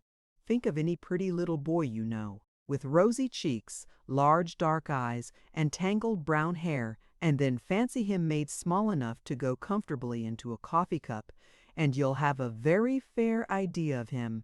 "What's your name, little one?" I began in as soft a voice as I could manage. And, by the way, why is it we always begin by asking little children their names? Is it because we fancy a name will help to make them a little bigger?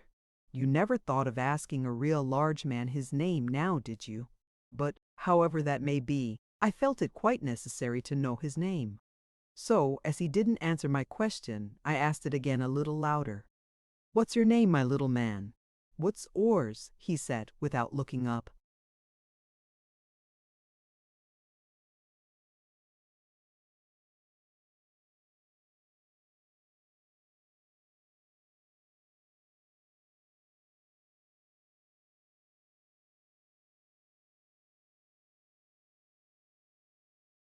I told him my name quite gently, for he was much too small to be angry with.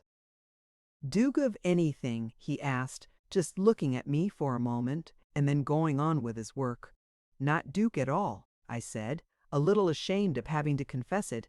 "Oo were big enough to be 2 dukes," said the little creature. "I suppose oo were Sir something then?" "No," I said, feeling more and more ashamed. "I haven't got any title." The fairy seemed to think that in that case I really wasn't worth the trouble of talking to, for he quietly went on digging and tearing the flowers to pieces. After a few minutes I tried again. "Please tell me what your name is." "Bruno," the little fellow answered very readily. "Why didn't oo say please before? That's something like what we used to be taught in the nursery," I thought to myself, looking back through the long years, about 100 of them, since you asked the question, to the time when I was a little child. And here an idea came into my head, and I asked him, "Aren't you one of the fairies that teach children to be good?" "Well, we have to do that sometimes," said Bruno, "and a dreadful bother it is." As he said this, he savagely tore a heartsease in two and trampled on the pieces. "What are you doing there, Bruno?" I said. "Spoiling Sylvie's garden," was all the answer Bruno would give at first. But as he went on tearing up the flowers, he muttered to himself, "The nasty cross thing wouldn't let me go and play this morning, said I must finish my lessons." First lessons indeed. I'll vex her finely, though. "Oh, Bruno, you shouldn't do that," I cried. "Don't you know that's revenge? And revenge is a wicked, cruel, dangerous thing." "River edge?" said Bruno. "What a funny word. I suppose oo call it cruel and dangerous, 'cause if oo wented too far and tumbled it in, oo'd get drownded." "No, not river edge," I explained, revenge, saying the word very slowly, but I couldn't help thinking that Bruno's explanation did very well for either word. "Oh," said Bruno, opening his eyes very wide, but without trying to repeat the word. "Come, try and pronounce it, Bruno," I said cheerfully. "Revenge, revenge!" But Bruno only tossed his little head and said he couldn't, that his mouth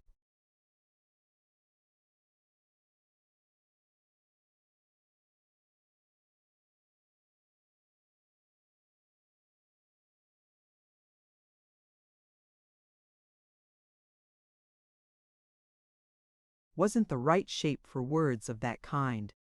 And the more I laughed, the more sulky the little fellow got about it. "Well, never mind, my little man," I said. "Shall I help you with that job?" "Yes, please," Bruno said, quite pacified. Only I wish I could think of something to vex her more than this. Ooh, don't know how hard it is to make her angry. Now listen to me, Bruno, and I'll teach you quite a splendid kind of revenge. Something that'll vex her finely?" he asked with gleaming eyes. "Something that will vex her finely. First, we'll get up all the weeds in her garden. See, there are a good many at this end, quite hiding the flowers." "But that won't vex her," said Bruno.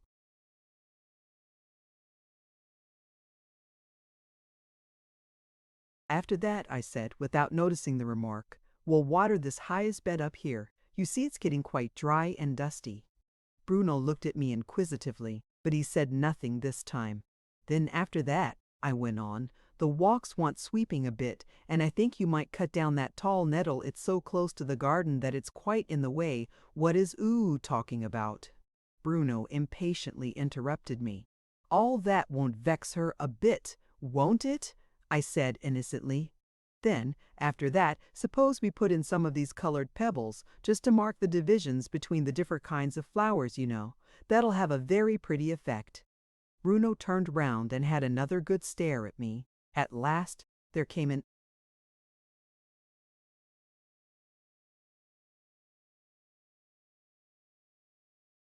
odd little twinkle into his eyes, and he said, with quite a new meaning in his voice, "That'll do nicely. Let's put 'em in rows, all the red together and all the blue together."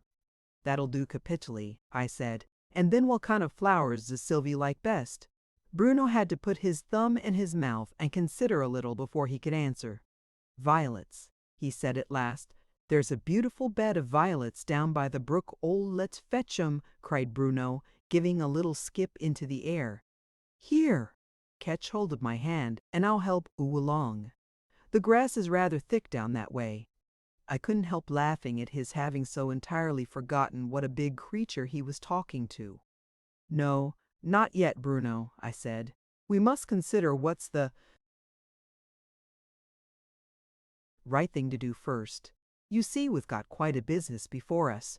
"Yes, let's consider," said Bruno, putting his thumb into his mouth again and sitting down upon a dead mouse.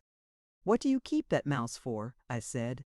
"You should either bury it or else throw it into the brook." "Why, it's to measure with," cried Bruno. "How ever would oo do a garden without one?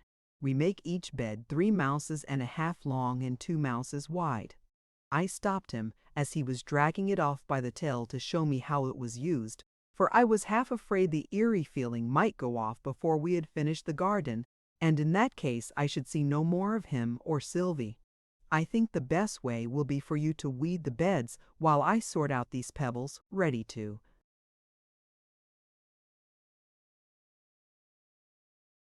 "Mark the walks with. That's it," cried Bruno. "And I'll tell oo about the caterpillars while we work." "Ah, let's hear about the caterpillars," I said as I drew the pebbles together into a heap and began dividing them into colors. And Bruno went on in a low, rapid tone, more as if he were talking to himself. "Yesterday I saw 2 little caterpillars when I was sitting by the brook just where oo go into the wood.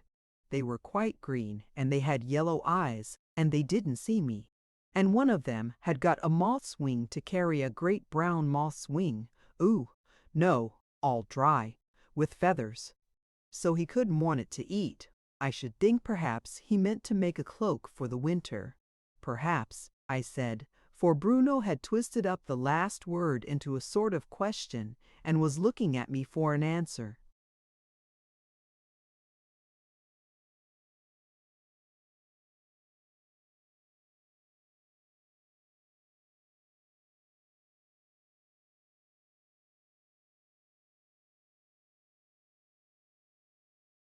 One word was quite enough for the little fellow, and he went on merrily. "Well, and so he didn't want the other caterpillar to see the moth's wing? Oo knows, so what must he do but try to carry it with all his left legs, and he tried to walk on the other set. Of course he toppled over after that." "After what?" I said, catching at the last word, for, to tell the truth, I had been attending much. "He toppled over," Bruno repeated, very gravely, and if oo ever saw a caterpillar topple over, oo'd know it's a welly serious thing, and not sit grinning like that, and I shan't tell oo no more." "Indeed and indeed, Bruno, I didn't mean to grin. See, I'm quite grave again now." But Bruno only folded his arms and said, "Don't tell me. I see a little twinkle in."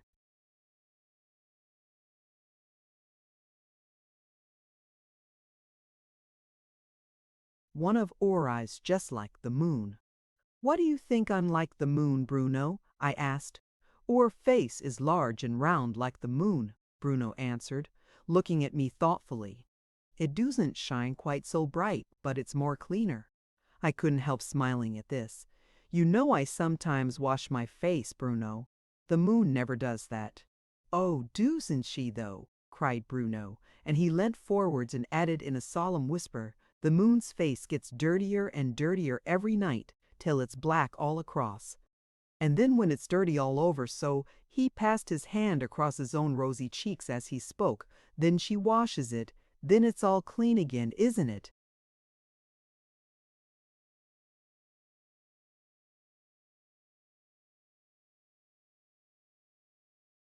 "Not all in a moment," said Bruno. "What a deal of teaching oo wants. She washes it little by little, only she begins at the other edge, Uno." By this time he was sitting quietly on the dead mouse with his arms folded, and the weeding wasn't getting on a bit, so I had to say, "Work first, pleasure afterwards. No more talking till that bed's finished."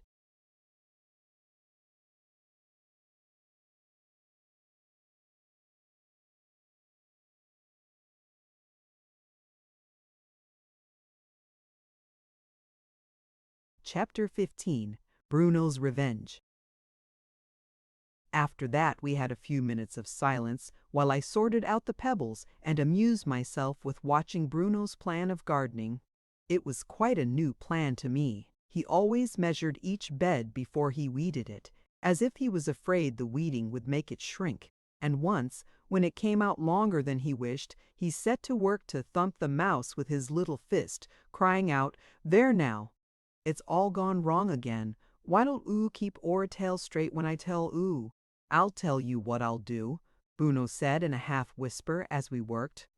"Oo, like fairies, don't oo?" "Yes," I said, "of course I do, or I shouldn't have come here. I should have gone to some place where there are no fairies."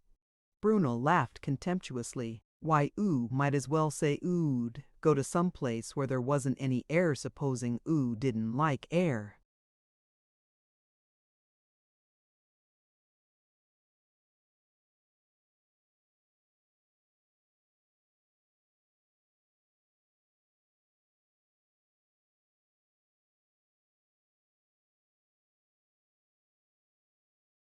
This was a rather difficult idea to grasp. I tried a change of subject. "You're nearly the first fairy I ever saw. Have you ever seen any people besides me?" "Plenty," said Bruno. "We see 'em when we walk in the road." "But they can't see you. How is it they never tread on you?" "Can tread on us," said Bruno, looking amused at my ignorance. "Why, suppose you're walking here, so making little marks on the ground, and suppose there's a fairy that's me walking here. Very well then. Put one foot here and one foot here, so doosn't tread on the fairy." This was all very well as an explanation, but it didn't convince me. "Why shouldn't I put one foot on the fairy?" I asked. "I don't know why," the little fellow said in a thoughtful tone, "but I know wouldn't. Nobody never walked on the top of a fairy. Now I'll tell what."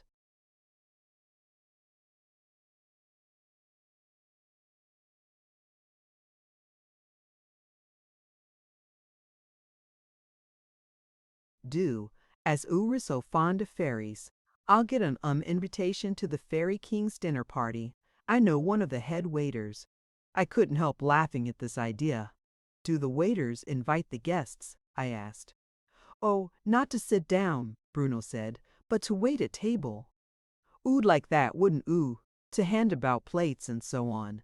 "Well, but that's not so nice as sitting at the table, is it?" "Of course it isn't," Bruno said in a tone as if he rather pitied my ignorance. But if not even Sir anything, can expect to be allowed to sit at the table, no. I said, as meekly as I could, that I didn't expect it, but it was the only way of going to a dinner party that I really enjoyed. And Bruno tossed his head and said in a rather offended tone that I might do as I pleased. There were many he.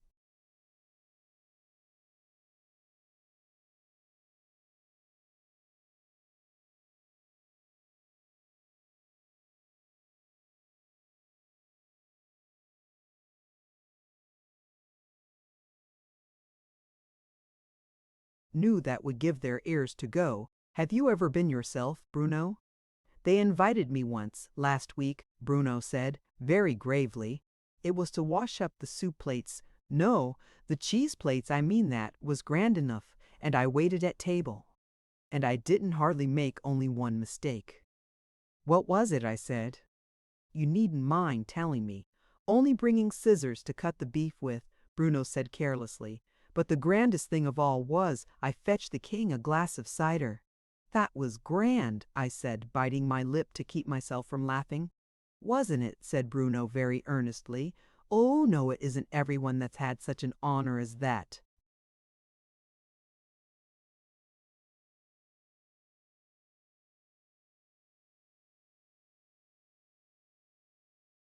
This set me thinking of the various queer things we call an honor in this world, but which, after all, haven't a bit more honor in them than what Bruno enjoyed when he took the king a glass of cider. I don't know how long I might not have dreamed on in this way, if Bruno hadn't suddenly roused me.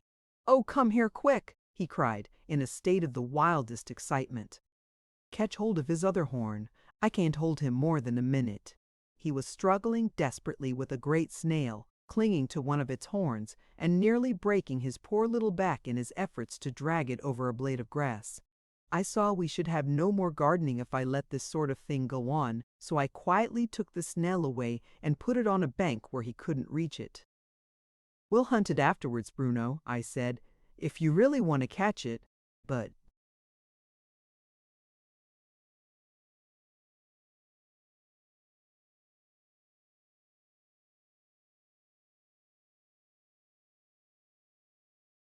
"What's the use of it when you've got it?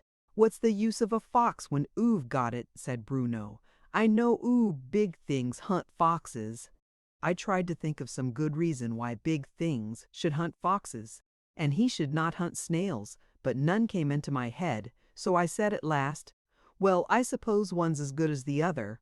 I'll go snail hunting myself some day." "I should think wouldn't be so silly," said Bruno, "as to go snail hunting by ourself. Why, oo'd never get the snail along if hadn't somebody to hold on to his other horn." "Of course I shan't go alone," I said quite gravely. "By the way, is that the best kind to hunt, or do you recommend the ones without shells?" "Oh no, we never hunt the ones without shells," Bruno said with a little.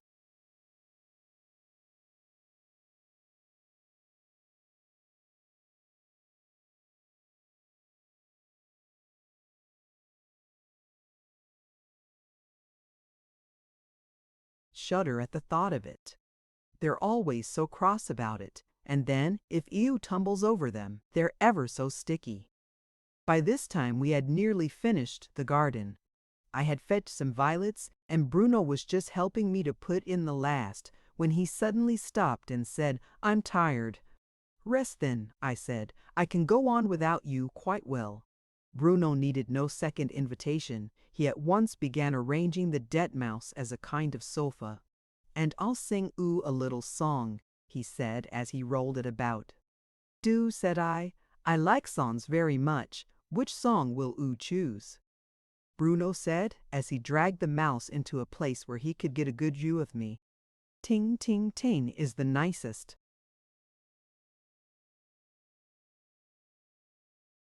There was no resisting such a strong hint as this, however. I pretended to think about it for a moment, and then said, "Well, I like Ting Ting Ting best of all." Image, Bruno's Revenge, that shows were a good judge of music, Bruno said with a pleased look. "How many harebells would like?" and he put his thumb into his mouth to help me to consider. As there was only one cluster of harebells within easy reach, I said very gravely that I thought one would do this time, and I picked it and gave it to him. Bruno ran his hand once or twice up and down the flowers like a musician trying an instrument, producing a most delicious, delicate tinkling as he did so. I had never heard flower music before. I don't think one can unless one's in the eerie state, and I don't know quite how to give you an idea of what it was like, except by saying that it sounded like a peal of bells 1,000 miles off, when he had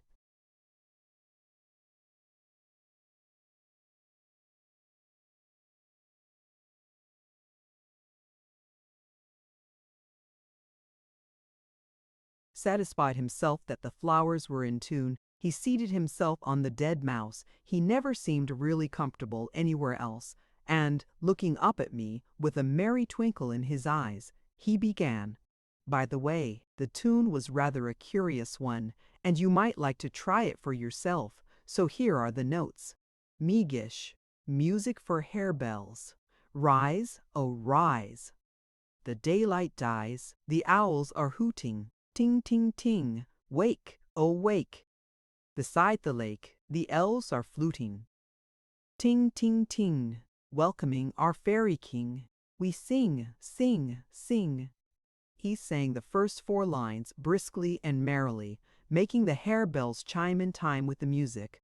But the last 2 he sang quite slowly and gently, and merely waved the flowers backwards and forwards. Then he left off to explain.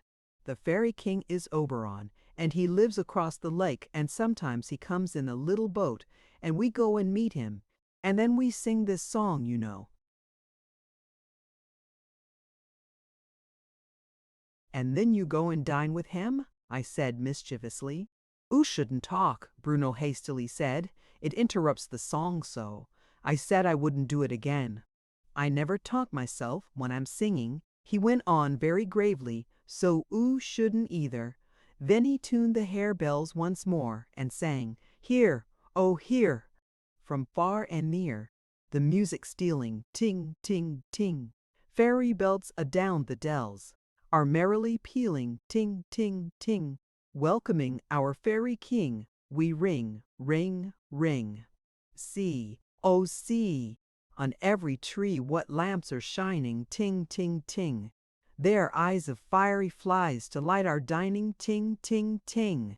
Welcoming our fairy king, they swing, swing, swing.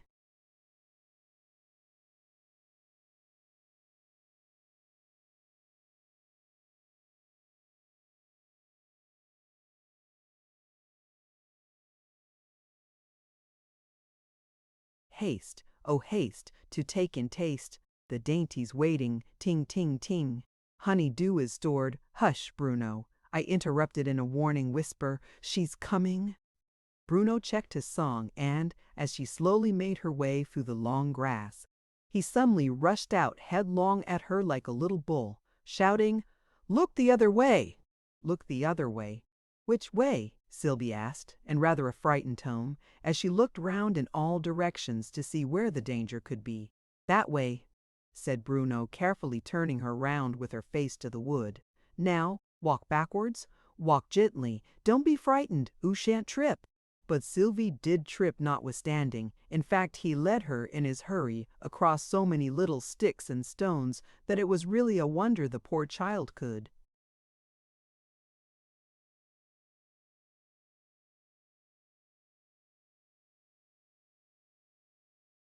keep on her feet at all.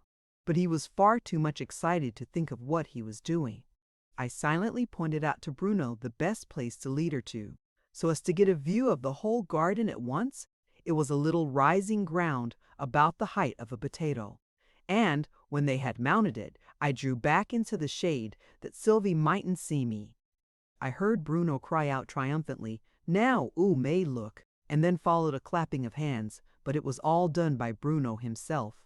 Sylvie was silent. She only stood and gazed with her hands clasped together, and I was half afraid she didn't like it after all.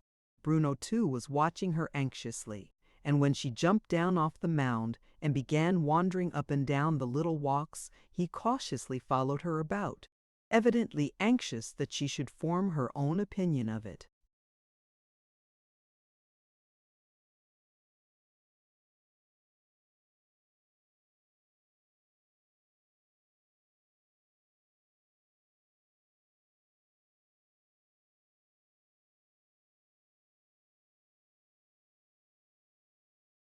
All without any hint from him, and when at last she drew a long breath and gave her verdict in a hurried whisper, and without the slightest regard to grammar, "It's the loveliest thing as I never saw in all my life before."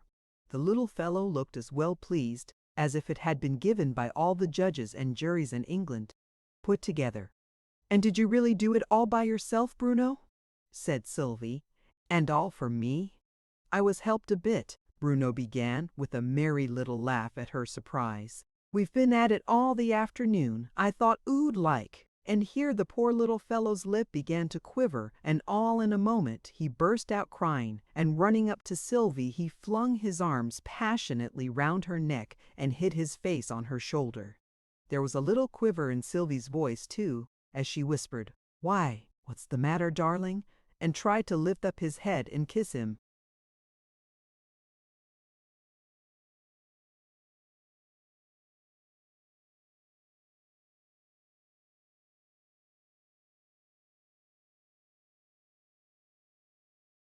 But Bruno only clung to her, sobbing, and wouldn't be comforted till he had confessed.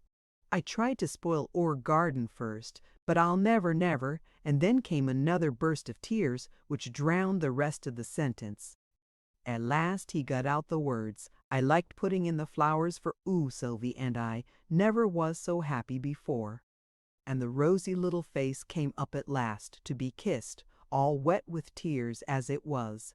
Sylvie was crying too by this time, and she said nothing but "Bruno dear," and never was so happy before, though why these two children who had never been so happy before should both be crying was a mystery to me. I felt very happy too, but of course I didn't cry. Big things never do. You know we leave all that to the fairies. Only I think it must have been raining a little just then, for I found a drop or two on my cheeks. After that they went through the whole garden again, flower by flower, as if it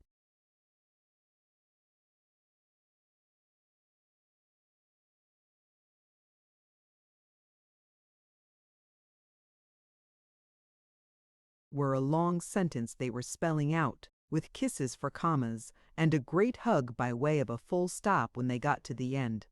"Doos oo know that was my river edge, Sylvie?"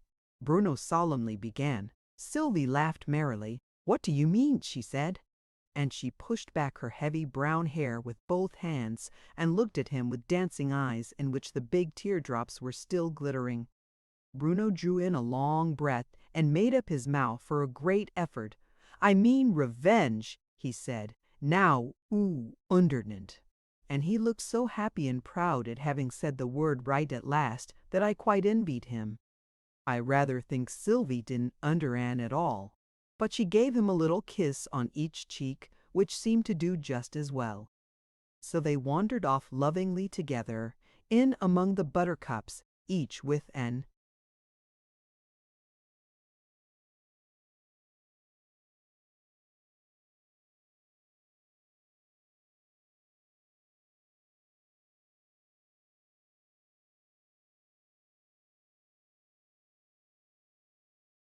arm twined round the other, whispering and laughing as they went, and never so much as once looked back at poor me. Yes, once, just before I quite lost sight of them, Bruno half turned his head and nodded me a saucy little goodbye over one shoulder.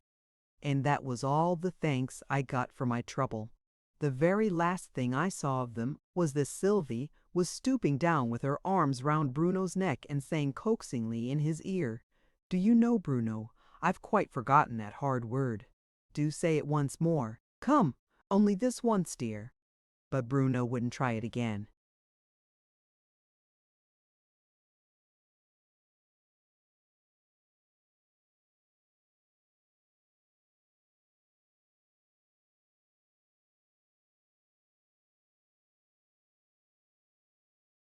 Chapter 16. A Changed Crocodile. The marvelous, the mysterious had quite passed out of my life for the moment, and the commonplace reigned supreme. I turned in the direction of the Earl's house, as it was now the witching hour of 5, and I knew I should find them ready for a cup of tea and a quiet chat. Lady Muriel and her father gave me a delightfully warm welcome. They were not of the folk we meet in fashionable drawing-rooms, who conceal all such feelings as they may chance to possess beneath the impenetrable mask of a conventional placidity. The man with the iron mask was no doubt a rarity and a marvel in his own age. In modern London no one would turn his head to give him a second look. No, these were real people. When they looked pleased, it meant that they were pleased, and when Lady Muriel said, with a bright smile, "I'm very glad to see you again," I knew that it was true. Still, I did not venture to disobey the injunctions, crazy as I felt them to be of.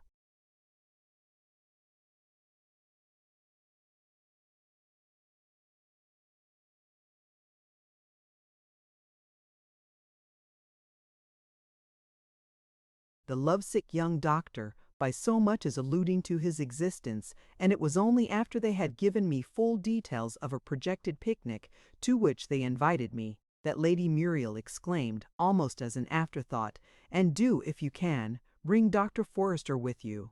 I'm sure a day in the country would do him good.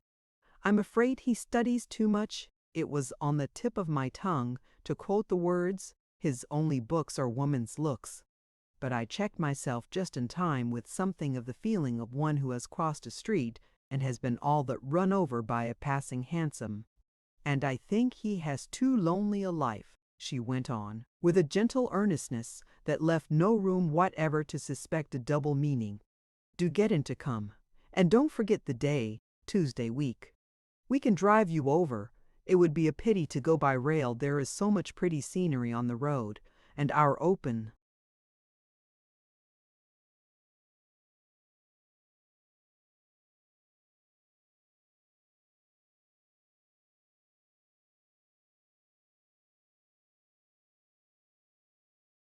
"Carriage just holds 4. Oh, I'll persuade him to come," I said with confidence, thinking it would take all my powers of persuasion to keep him away. The picnic was to take place in 10 days, and though Arthur readily accepted the invitation I brought him, nothing that I could say would induce him to call either with me or without me on the Earl and his daughter in the meanwhile. No, he feared to wear out his welcome, he said. They had seen enough of him for one while, and when at last the day for the expedition arrived, he was so childishly nervous and uneasy that I thought it best so to arrange our plans that we should go separately to the house, my intention being to arrive some time after him, so as to give him time to get over a meeting. With this object I purposely made a considerable circuit on my way to the hall, as we called the Earl's house, and if I could only manage to lose my way a bit, I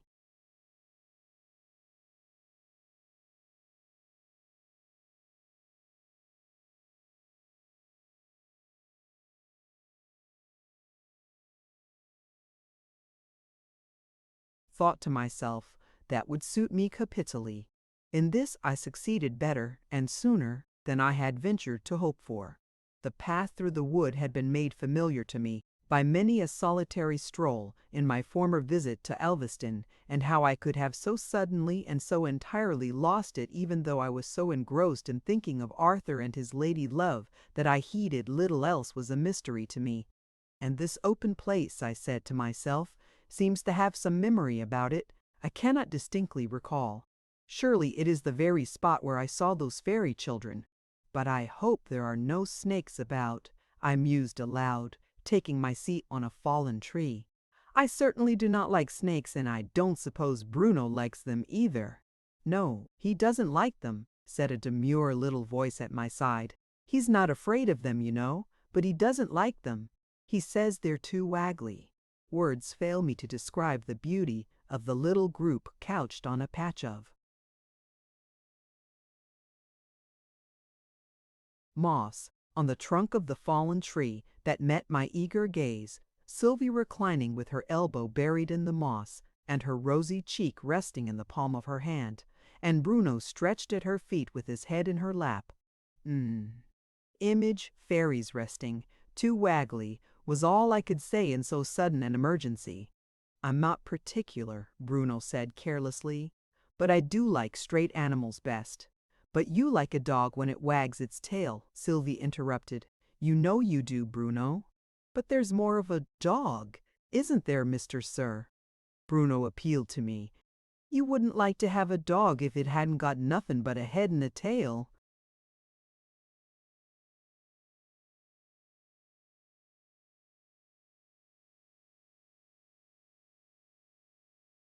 I admitted that a dog of that kind would be uninteresting. There isn't such a dog as that, Sylvie thoughtfully remarked. But there would be, cried Bruno, if the professor shortened it up for us. Shorten it up, I said. That's something new. How does he do it? He's got a curious machine, Sylvie was beginning to explain. A welly curious machine, Bruno broke in, not at all willing to have the story thus taken out of his mouth. And if oo puts in some fine-a-roover at one end, oo no, and he turns the handle and it comes out at the oover end, oh, ever so short. As short, Sylvie echoed. And one day when we was in Outland, no before we came to Fairyland.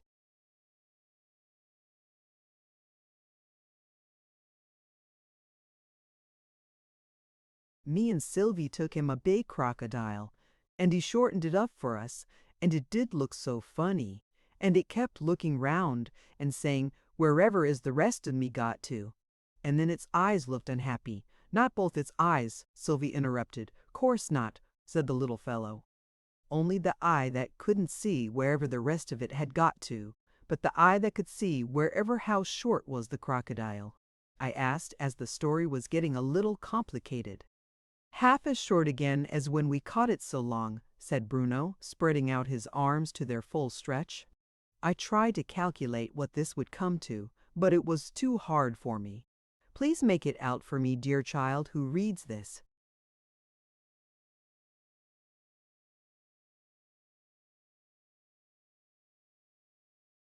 But you didn't leave the poor thing so short as that, did you? Well, no. Sylvie and me took it back again, and we got it stretched to how much was it, Sylvie? 2 times and a half and a little bit more, said Sylvie. It wouldn't like that better than the other way, I'm afraid. Oh, but it did, though, Bruno put in eagerly. It were proud of its new tail. Never saw a crocodile so proud. Why, it could go round and walk on the top of its tail and along its back all the way to its head. Image, a changed crocodile. Not quite all the way, said Sylvie. It couldn't, you know. Ah, but it did, once, Bruno cried triumphantly. Oh, weren't looking but I.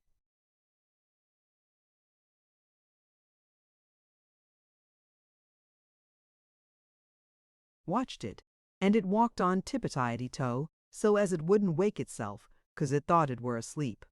And it got both its paws on its tail, and it walked all the way along its back, and it walked on its forehead, and it walked a tiny little way down its nose. There now!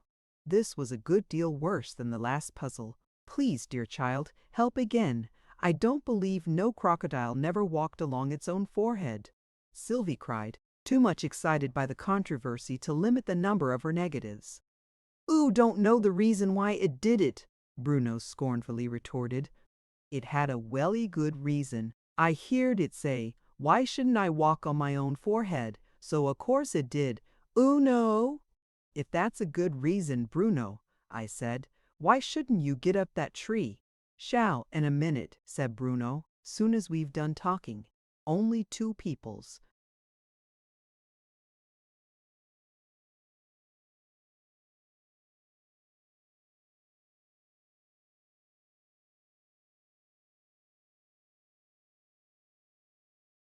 Can't talk confavly tojiver when one's getting up a tree and the other isn't. It appeared to me that a conversation would scarcely be comfortable while trees were being climbed, even if both the peoples were doing it. But it was evidently dangerous to oppose any theory of Bruno's, so I thought it best to let the question drop and to ask for an account of the machine that made things longer. this time Bruno was at a loss and left it to Sylvie. "It's like a mangle," she said. "If things are put in, they get squeezled," Bruno interrupted. "Yes."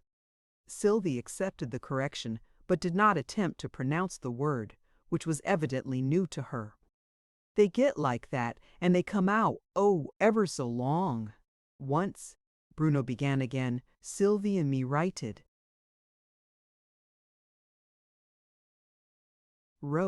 Sylvie whispered. "Well, we wrote a nursery song, and the professor mangled it longer for us.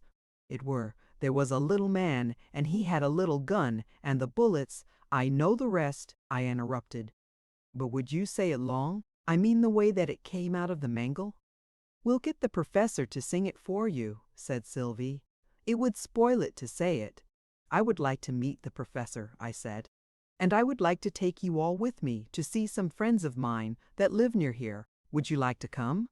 "I don't think the professor would like to come," said Sylvie. "He's very shy, but we'd like it very much. Only we'd better not come this size, you know."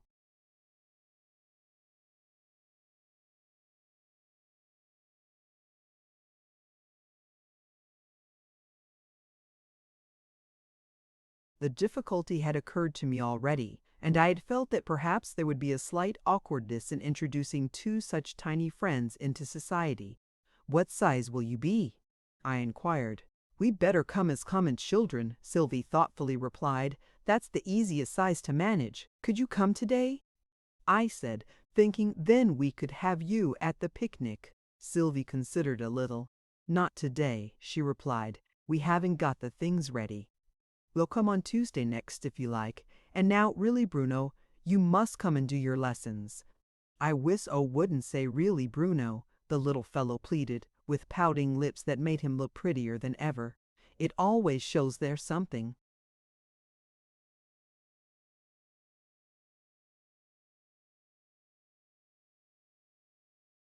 "Horrid coming, and I won't kiss you if you're so unkind." "Ah, but you have kissed me," Sylvie exclaimed in merry triumph. "Well then, I'll unkiss you." And he threw his arms round her neck for this novel, but apparently not very painful, operation. "It's very like kissing," Sylvie remarked as soon as her lips were again free for speech. "Ooh, don't know nothing about it. It were just the concrete," Bruno replied with much severity as he marched away. Sylvie turned her laughing face to me. "Shall we come on Tuesday?" she said. "Very well," I said. "Let it be Tuesday next." "But where is the professor? Did he come with you to Fairyland?"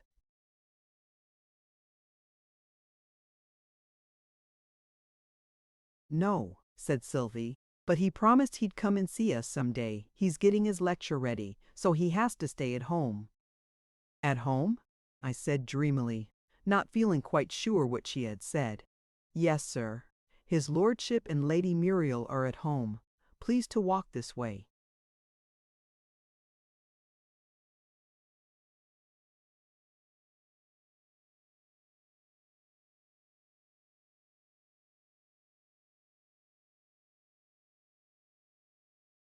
Chapter 17. The Three Badgers. Still more dreamily I found myself following this imperious voice into a room where the Earl, his daughter, and Arthur were seated. "So you're come at last," said Lady Muriel in a tone of playful reproach. "I was delayed," I stammered. Though what it was that had delayed me I should have been puzzled to explain. Luckily no questions were asked. The carriage was ordered round, the hamper containing our contribution to the picnic was duly stowed away, and we set forth. There was no need for me to maintain the conversation. Lady Muriel and Arthur were evidently on those most delightful of terms, where one has no need to check thought after thought as it rises to the lips with the fear, "This will not be appreciated, this will give offense, this will sound too serious, this will sound flippant." Like very old friends, in fullest sympathy, their talk rippled on.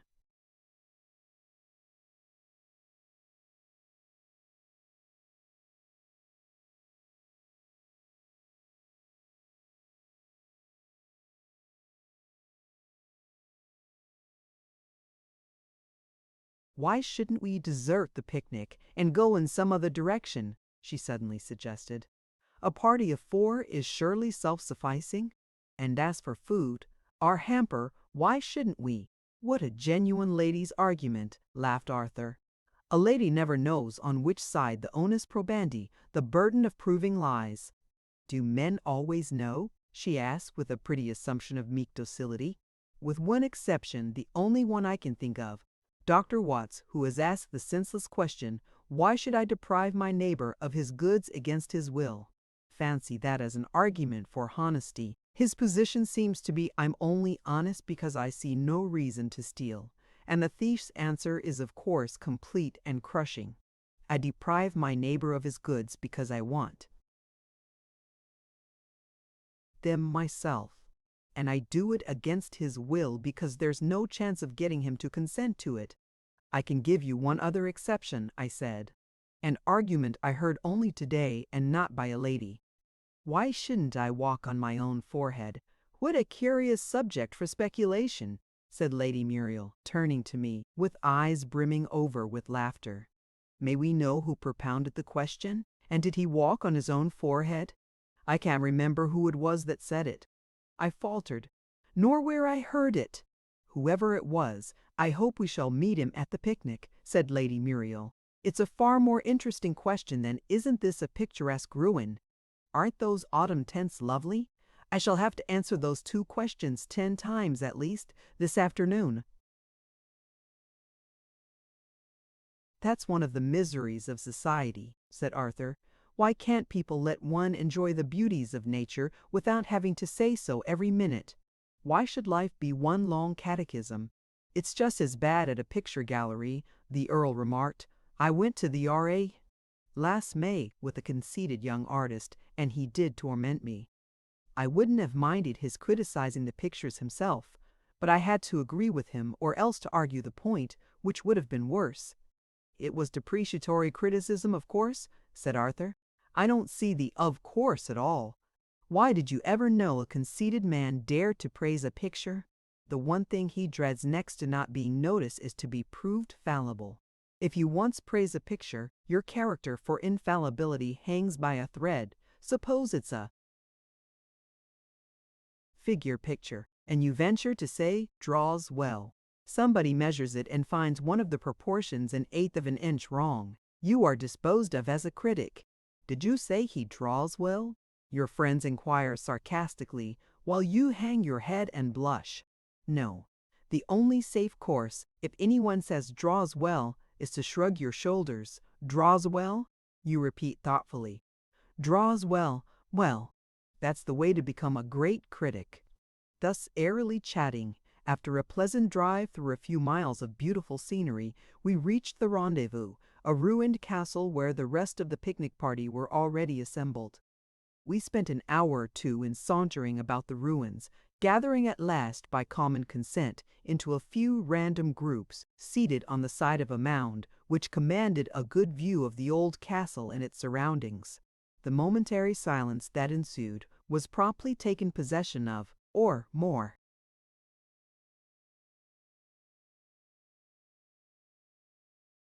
correctly taken into custody by a voice so smooth, so monotonous, so sonorous that one felt with a shudder that any other conversation was precluded, and that, unless some desperate remedy were adopted, we were fated to listen to a lecture of which no man could foresee the end. The speaker was a broadly built man, whose large, flat, pale face was bounded on the north by a fringe of hair, on the east and west by a fringe of whisker, and on the south by a fringe of beard, the whole constituting a uniform halo of stubbly whitey brown bristles. His features were so entirely destitute of expression that I could not help saying to myself helplessly, as if in the clutches of a nightmare, they are only penciled in, no final touches as yet.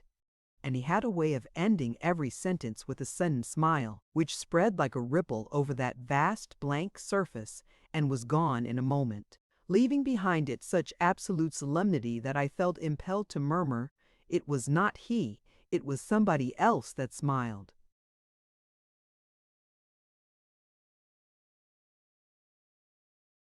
do you observe?" Such was the phrase with which the wretch began each sentence. "Do you observe the way in which that broken arch at the very top of the ruin stands out against the clear sky? It is placed exactly right, and there is exactly enough of it. A little more or a little less, and all would be utterly spoiled." Image a lecture on art.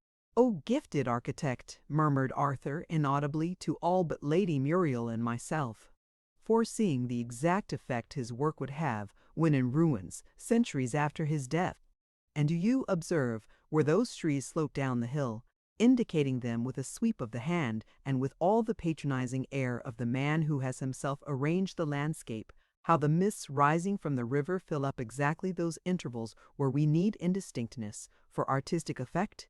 Here, in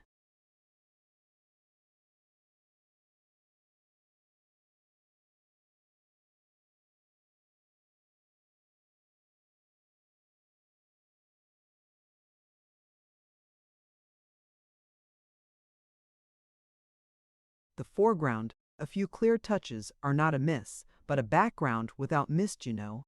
It is simply barbarous. Yes, we need indistinctness."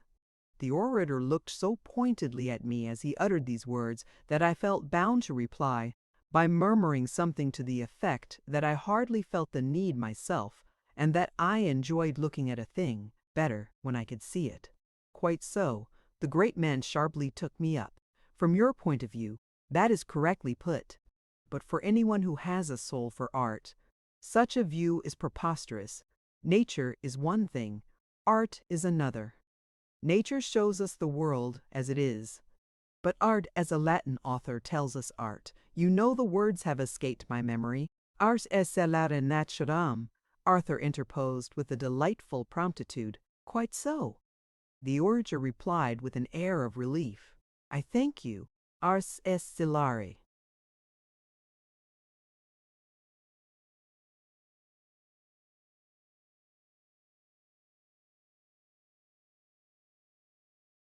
Naturam. But that isn't it. And, for a few peaceful moments, the orator brooded, frowningly, over the quotation. The welcome opportunity was seized, and another voice struck into the silence. "What a lovely old ruin it is!" cried a young lady in spectacles, the very embodiment of the march of mind, looking at Lady Muriel as the proper recipient of all really original remarks. "And don't you admire those autumn tints on the trees?" "I do, intensely." Lady Muriel shot a meaning glance at me, but replied with admirable gravity, "Oh yes, indeed, indeed." "So true.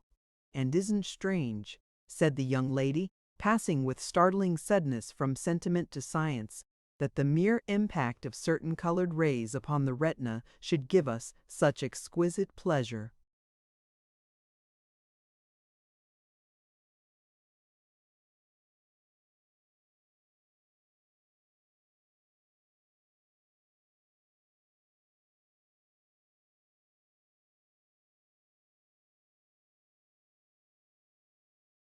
"You have studied physiology, then?" a certain young doctor courteously inquired. "Oh, yes. Isn't it a sweet science?" Arthur slightly smiled. "It seems a paradox, does it not," he went on, "that the image formed on the retina should be inverted?" "It is puzzling," she candidly admitted. "Why is it we do not see things upside down?" "You have never heard the theory, then, that the brain also is inverted?" "No, indeed. What a beautiful fact! But how is it proved?" "Thus," replied Arthur, with all the gravity of 10 professors rolled into one. "What we call the vertex of the brain is really its base, and what we call its base is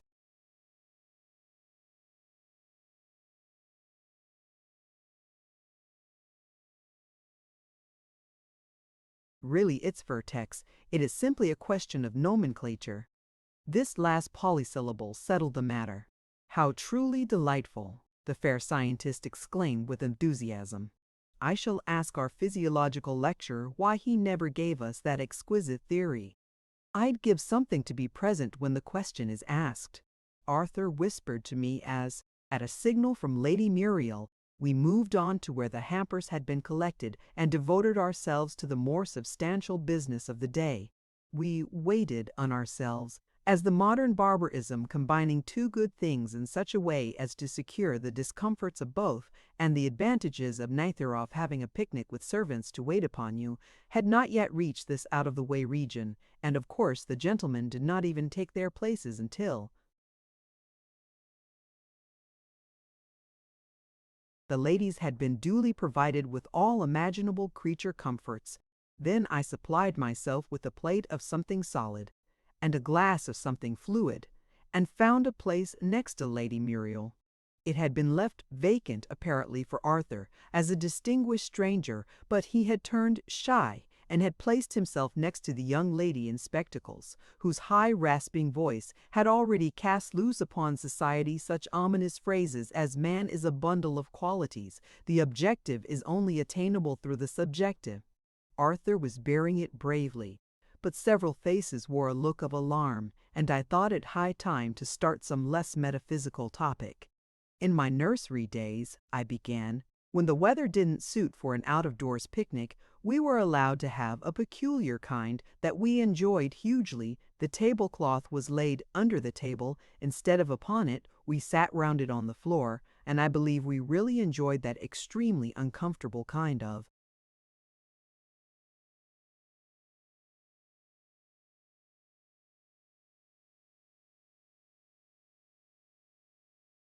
dinner more than we ever did the orthodox arrangement. "I've no doubt of it," Lady Muriel replied. "There's nothing a well-regulated child hates so much as regularity. I believe a really healthy boy would thoroughly enjoy Greek grammar if only he might stand on his head to learn it. And your carpet dinner certainly spared you one feature of a picnic, which is to me its chief drawback."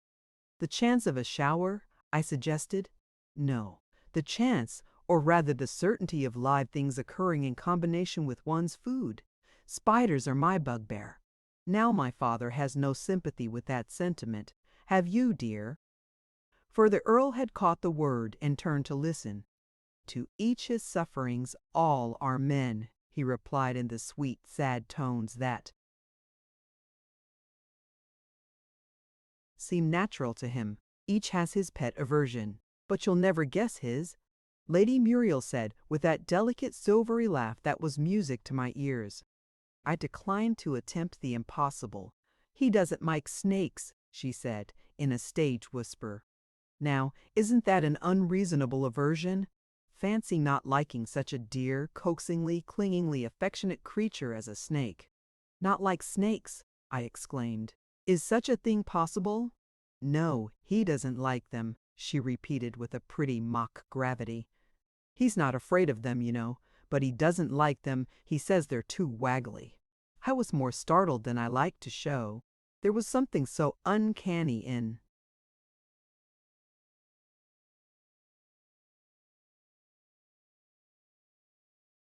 this echo of the very words I had so lately heard from that little forest sprite, that it was only by a great effort I succeeded in saying, carelessly, "Let us banish so unpleasant a topic. Won't you sing us something, Lady Muriel? I know you do sing without music." "The only songs I know without music are desperately sentimental, I'm afraid. Are your tears all ready?" "Quite ready, quite ready," came from all sides, and Lady Muriel, not being one of those lady singers who think it de rigueur to decline to sing till they have been petitioned 3 or 4 times and have pleaded failure of memory, loss of voice, and other conclusive reasons for silence, began at once, immerse, 3 badgers on a mossy stone, beside a dark and covered way, each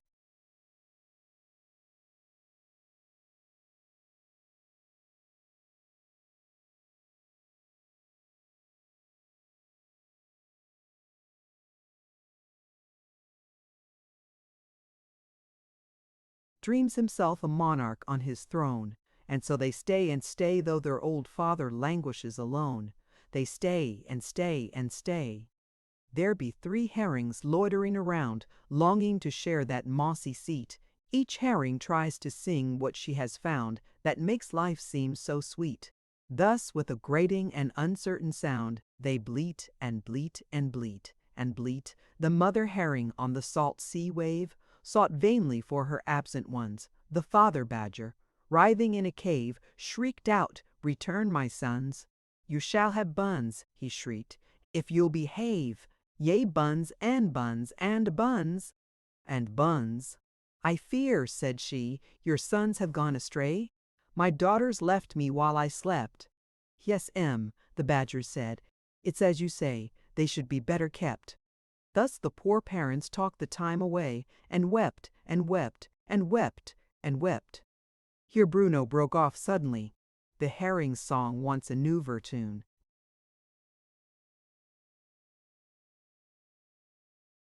"Sylvie," he said, "and I can sing it not without who plays it for me. Image, 3 badgers writhing in a cave." Instantly Sylvie seated herself upon a tiny mushroom that happened to grow in front of a daisy, as if it were the most ordinary musical instrument in the world, and played on the petals as if they were the notes of an organ. And such delicious tiny music it was, such teeny tiny music. Bruno held his head on one side and listened very gravely for a few moments until he had caught the melody. Then the sweet childish voice rang out once more, "Oh dear, beyond our dearest dreams, fairer than all that fairest seems, to feast the rosy hours away, to revel in a roundelay. How blessed would be a life so free ipwergis pudding to consume and drink the subtle azagoom."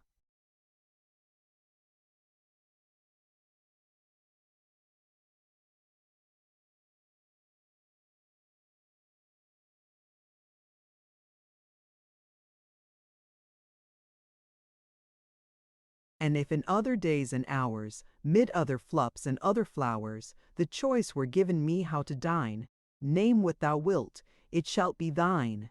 Oh, then I see the life for me. Ipwergis pudding to consume, and drink this subtle azigoom. Oh, may leave off playing now, Sylvie. I can do the other tune much better without a compliment. He means without accompaniment, Sylvie whispered, smiling at my puzzled look, and she pretended to shut up the stops of the organ. The badgers did not care to talk to fish. They did not dote on herring songs. They never had experienced the dish to which that name belongs. And oh, to pinch their tails, this was their wish, with tongs, yeah, tongs and tongs. I ought to mention that he marked the parenthesis in the air with his finger. It.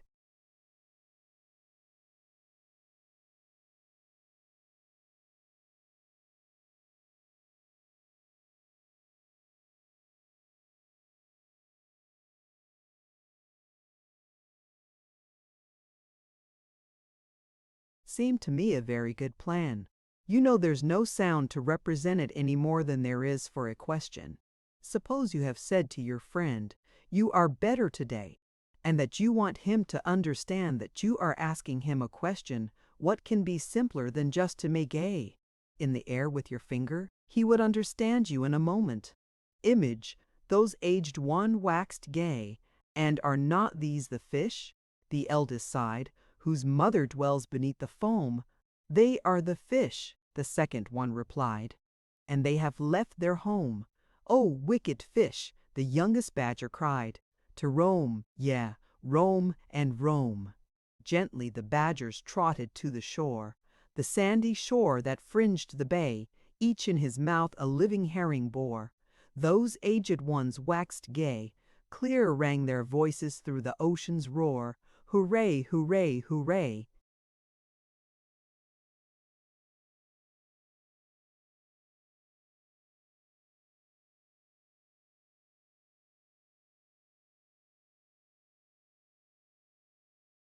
So they all got safe home again, Bruno said, after waiting a minute to see if I had anything to say. He evidently felt that some remark ought to be made. And I couldn't help wishing there were some such rule in society at the conclusion of a song, that the singer herself should say the right thing and not leave it to the audience. Suppose a young lady has just been warbling with a grating and uncertain sound Shelley's exquisite lyric. I arise from dreams of thee. How much nicer it would be, instead of your having to say, "Oh, thank you," for the young lady herself to remark, as she draws on her gloves, while the impassioned words, "Oh, press it to thine own, or it will break at last," are still ringing in your ears. But she wouldn't do it, you know. So it did break at last. And I knew it would. She added quietly, as I started at the sudden crash of broken glass, "You've been holding it sideways for the last minute and letting all the champagne run out. Were you asleep, I wonder? I'm so sorry my singing has such a narcotic effect." Chapter 18. Q. Uway Street, Number 40. Lady Muriel was the speaker, and, for the moment, that was the only fact I could clearly realize. But how she came to be there, and how I came to be there, and how the glass of champagne came to be there, all these were questions which I felt it better to think out in silence and not commit myself to any statement till I understood things a little more clearly. First accumulate a mass of facts, and then construct a theory. That, I believe, is the true scientific method. I sat up, rubbed my eyes, and began to accumulate facts. A smooth grassy slope, bounded at the upper end by venerable ruins half buried in ivy, at the lower by a stream seen through arching trees, a dozen gaily dressed people, seated in little groups here and there, some open hampers, the debris of a picnic. Such were the facts accumulated by the scientific researcher. And now, what deep, far-reaching theory was he to construct from them? The beat.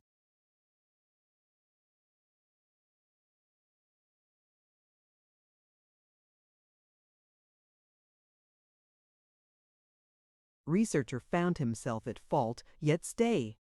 One fact had escaped his notice. While all the rest were grouped in twos and in threes, Arthur was alone.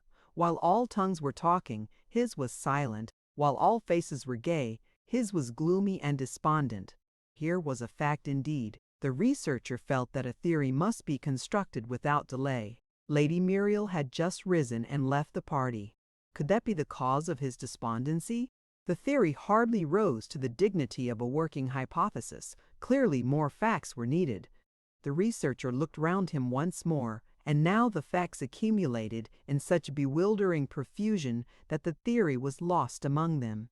For Lady Muriel had gone to meet a strange gentleman, just visible in the distance, and now she was returning with him, both of them talking eagerly and joyfully, like old friends who have been long parted, and now she was moving from group 2.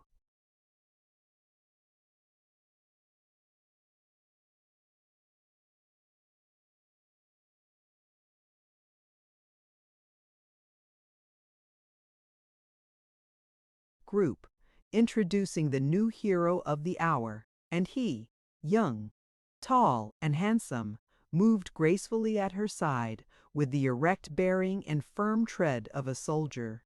Verily, the theory looked gloomy for Arthur. His eye caught mine, and he crossed to me. "He is very handsome," I said. "Abominably handsome," muttered Arthur, then smiled at his own bitter words. "Lucky no one heard me but you." "Dr. Forster," said Lady Muriel, who had just joined us, "let me introduce to you my cousin Eric Linden, Captain Linden, I should say." Arthur shook off his ill temper instantly and completely as he rose and gave the young soldier his hand. "I have heard of you," he said. "I'm very glad to make the acquaintance of Lady Muriel's cousin."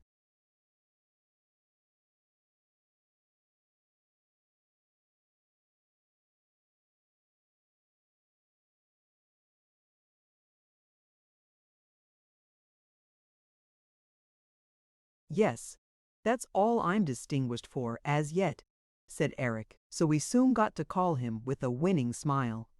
"And I doubt," glancing at Lady Muriel, "if it even amounts to a good conduct badge, but it's something to begin with." "You must come to my father, Eric," said Lady Muriel. "I think he's wandering among the ruins." And the pair moved on. The gloomy look returned to Arthur's face, and I could see it was only to distract his thoughts that he took his place at the side of the metaphysical young lady and resumed their interrupted discussion. Talking of Herbert Spencer, he began, do you really find no logical difficulty in regarding nature as a process of involution, passing from definite coherent homogeneity to indefinite incoherent heterogeneity? Amused as I was at the ingenious jumble he had made of Spencer's words, I kept.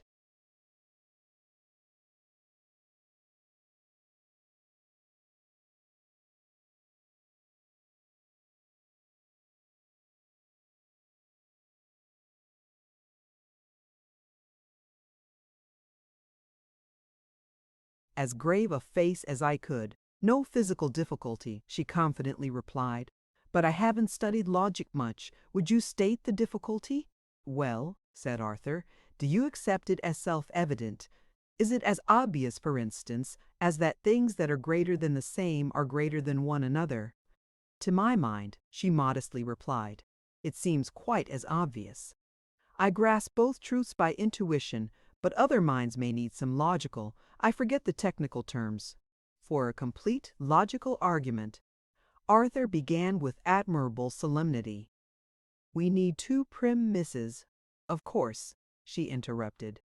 I remember that word now. And they.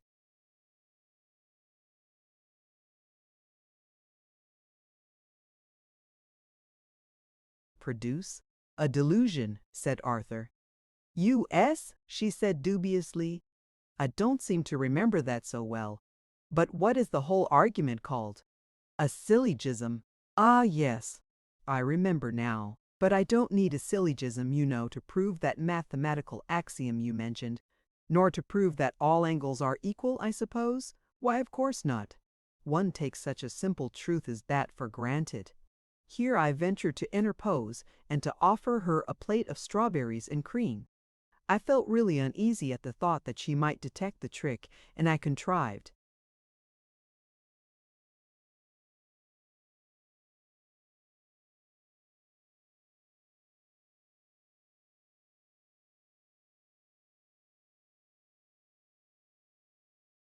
Unperceived by her, to shake my head reprovingly at the pseudo-philosopher. Equally unperceived by her, Arthur slightly raised his shoulders and spread his hands abroad, as who should say, what else can I say to her? And moved away, leaving her to discuss her strawberries by involution or any other way she preferred. By this time the carriages that were to convey the revellers to their respective homes had begun to assemble outside the castle grounds, and it became evident now that Lady Muriel's cousin had joined our party that the problem, how to convey 5 people to Elveston with a carriage that would only hold 4, must somehow be solved. The Honourable Eric Lindon, who was at this moment walking up and down with Lady Muriel, might have solved it at once, no doubt, by announcing his intention of returning on foot. Of this solution there did not seem to be the very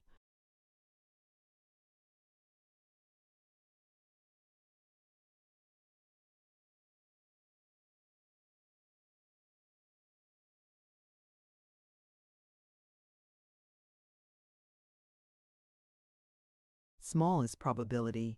The next best solution, it seemed to me, was that I should walk home, and this I at once proposed. "You're sure you don't mind?" said the Earl. "I'm afraid the carriage won't take us all, and I don't like to suggest to Eric to desert his cousin so soon." "So far from minding it," I said, "I should prefer it. It will give me time to sketch this beautiful old ruin." "I'll keep you company," Arthur suddenly said. And, in answer to what I suppose was a look of surprise on my face, he said in a low voice, "I really would rather. I shall be quite de trop in the carriage." "I think I'll walk too," said the Earl. "You'll have to be content with Eric as your escort," he added, to Lady Muriel, who had joined us while he was speaking. "You must be as entertaining as Cerberus' 3 gentlemen rolled into one," Lady Muriel said to her companion. "It will be a grand military exploit, a sort of forlorn hope," the captain modestly suggested. "You do pay pretty compliments," laughed his fair cousin. "Good day to you, gentlemen. 3, or rather deserters 3." And the 2 young folk entered the carriage and were driven away.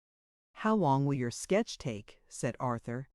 "Well," I said, I should like an hour for it. Don't you think you had better go without me? I'll return by train. I know there's one in about an hour's time." "Perhaps that would be best," said the Earl. "The station is quite close." So I was left to my own devices and soon found a comfortable seat at the foot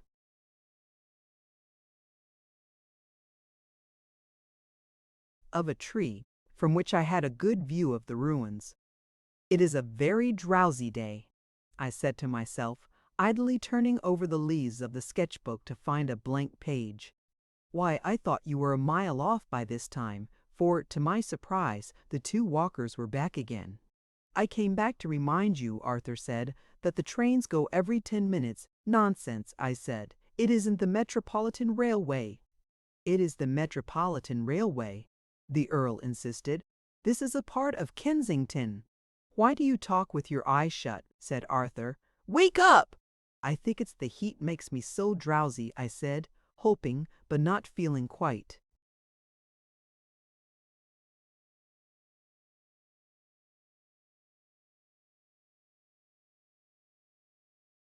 sure that I was talking sense. "Am I awake now?"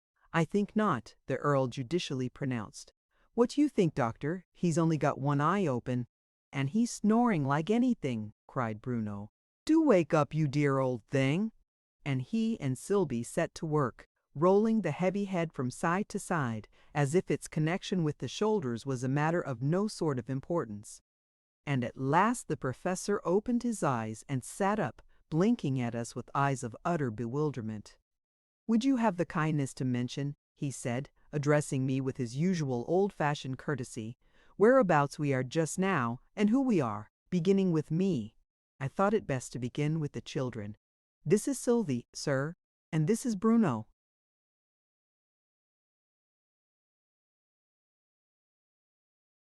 "Ah, yes, I know them well enough," the old man murmured. "It's myself I'm most anxious about, and perhaps you'll be good enough to mention, at the same time, how I got here." "A harder problem occurs to me," I ventured to say, "and that is, how you're to get back again." "True, true," the Professor replied. "That's the problem, no doubt. Viewed as a problem, outside of oneself, it is a most interesting one. Viewed as a portion of one's own biography, it is, I must admit, very distressing." He groaned, but instantly added with a chuckle, "As to myself, I think you mentioned that I am the Professor," Bruno shouted in his ear. "Didn't you know that? Oo've come from Outland, and it's ever so far away from here." The Professor leapt to his feet with the agility of a boy. "Then there's no time to lose," he exclaimed anxiously. "I'll just ask this guileless peasant, with his brace of buckets that contain apparently water, if he'll be so kind as to direct us. Guileless peasant," he proceeded in a louder voice, "would you tell us the way to Outland?" The guileless peasant turned with a sheepish grin. "Hey," was all he said. "The way to Outland," the Professor repeated. The guileless peasant set down his buckets and considered. "Ah, done not, I ought to mention," the Professor hastily put in, "that whatever you say will be used in evidence against you." The guileless peasant instantly resumed his buckets. "Den I says naught," he answered briskly, and walked away at a great pace.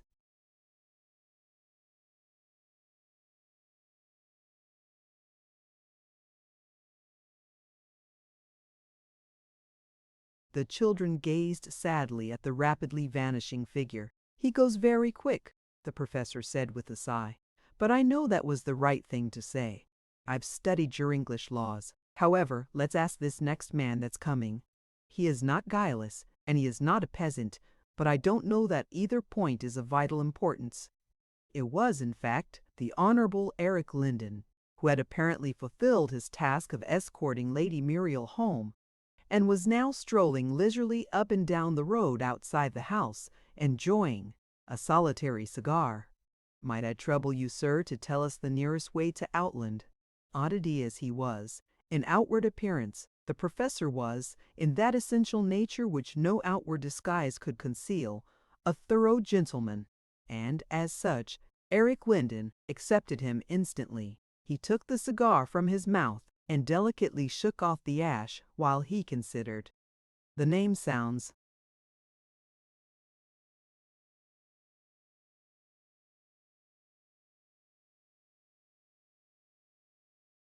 strange to me, he said. I doubt if I can help you. It is not very far from fairyland, the professor suggested. Eric Linden's eyebrows were slightly raised at these words, and an amused smile, which he courteously tried to repress, flitted across his handsome face, a trifle cracked. He muttered to himself, "But what a jolly old patriarch it is."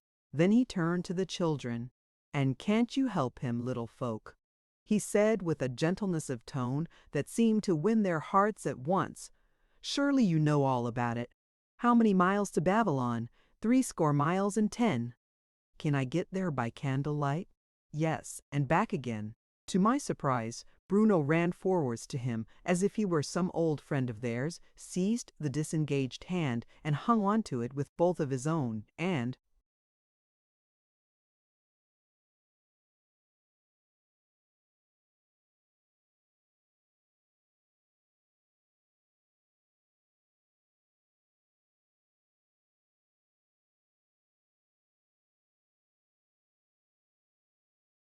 there stood this tall, dignified officer in the middle of the road, gravely swinging a little boy to and fro, while Sylvie stood ready to push him, exactly as if a real swing had suddenly been provided for their pastime. "We don't want to get to Babylon, no," Bruno explained as he swung.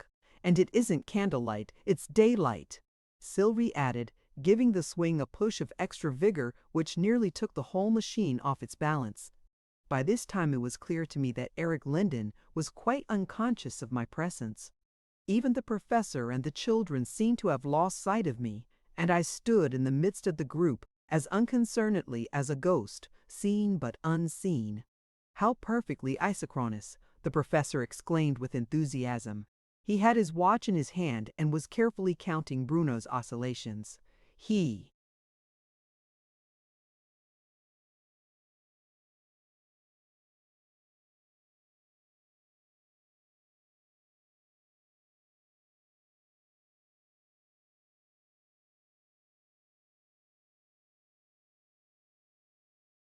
measures time quite as accurately as a pendulum. Image. How perfectly isochronous. Yet even pendulums, the good-natured young soldier observed as he carefully released his hand from Bruno's grasp, are not a joy forever. "Come, that's enough for one bout, little man. Next time we meet, you shall have another. Meanwhile, you better take this old gentleman to Queer Street number, we'll find it," cried Bruno eagerly as they dragged the professor away. "We are much indebted to you," the professor said, looking over his shoulder. "Don't mention it," replied the officer, raising his hat as a parting salute. "What number did you say?" the professor called from the distance. The officer made a trumpet of his two hands. 40, he shouted in stentorian tones, and not piano by any means, he added to himself. "It's a mad world, my masters, a mad world." He lit another cigar and strolled on towards his hotel. "What a lovely evening," I said, joining him as he passed me. "Lovely indeed," he said. "Where did you come from? Dropped from the clouds?" "I'm strolling your way," I said, and no further explanation seemed necessary. "Have a cigar?" "Thanks, I'm not a smoker. Is there a lunatic asylum near here?" "Not that I know of."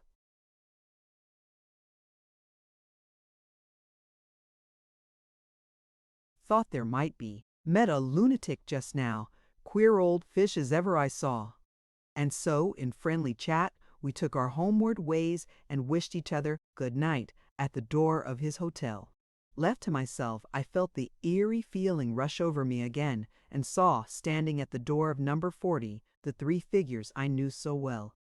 "Then it's the wrong house," Bruno was saying. "No, no, it's the right house," the professor cheerfully replied, "but it's the wrong street. That's where we've made our mistake. Our best plan now will be to—" It was over. The street was empty, commonplace life was around me, and the eerie feeling had fled.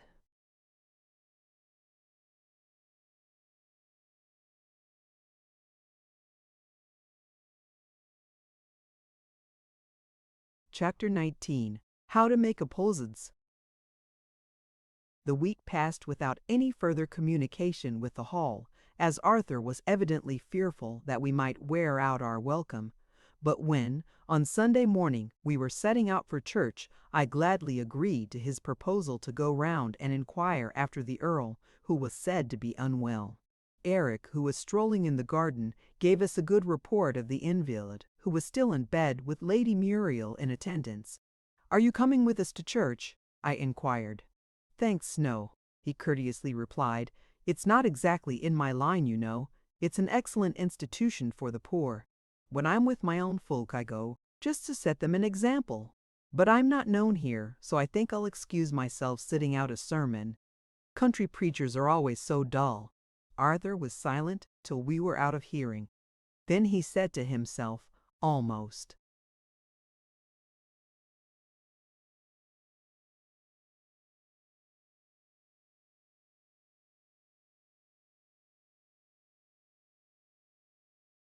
inaudibly, "Where 2 or 3 are gathered together in my name, there am I in the midst of them." "Yes," I assented, "no doubt that is the principle on which church-going rests." And when he does go, he continued, our thoughts ran so much together that our conversation was often slightly elliptical. I suppose he repeats the words, "I believe in the communion of saints." But by this time we had reached the little church, into which a goodly stream of worshippers, consisting mainly of fishermen and their families, was flowing. The service would have been pronounced by any modern aesthetic religionist or religious aesthete, which is it, to be crude and cold, to me, coming fresh from the ever-advancing developments of a London church under a soi-disant Catholic rector. It was unspeakably refreshing.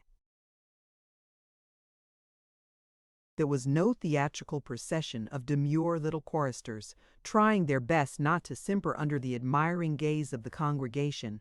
The people's share in the service was taken by the people themselves, unaided, except that a few good voices, judiciously posted here and there among them, kept the singing from going too far astray.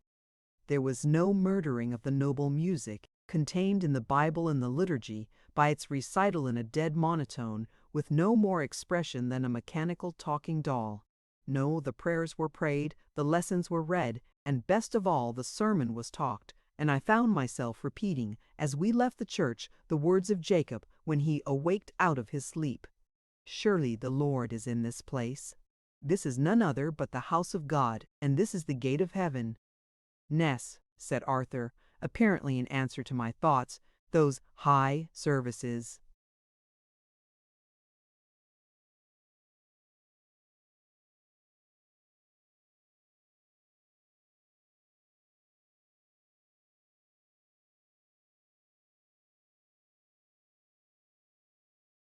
are fast becoming pure formalism.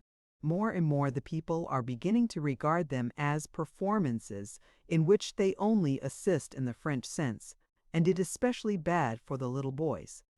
They be much less self-conscious as pantomime fairies. With all that dressing up, and stagey entrances and exits, and being always in evidence, no wonder if they're eaten up with vanity, the blatant little coxcombs. When we passed the hall, on our return, we found the Earl and Lady Muriel sitting out in the garden. Eric had gone for a stroll. We joined them, and the conversation soon turned on the sermon we had just heard, the subject of which was selfishness. "What a change has come over our pulpits," Arthur remarked, "since the time when Paley gave that utterly selfish definition of virtue, the doing good to mankind, in obedience to the will of God and for the sake of everlasting."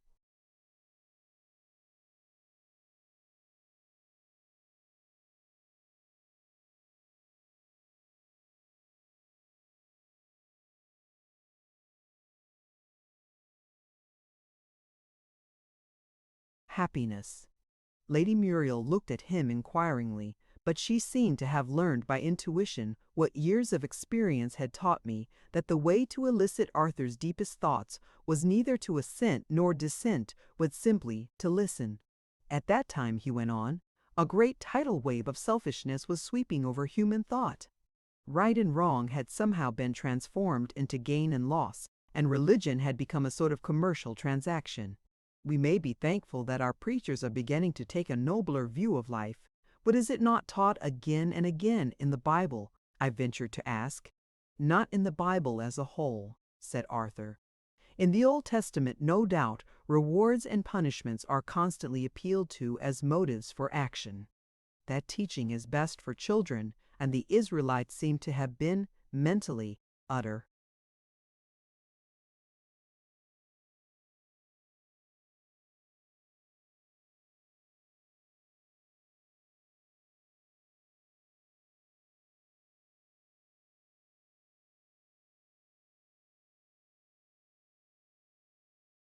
Children.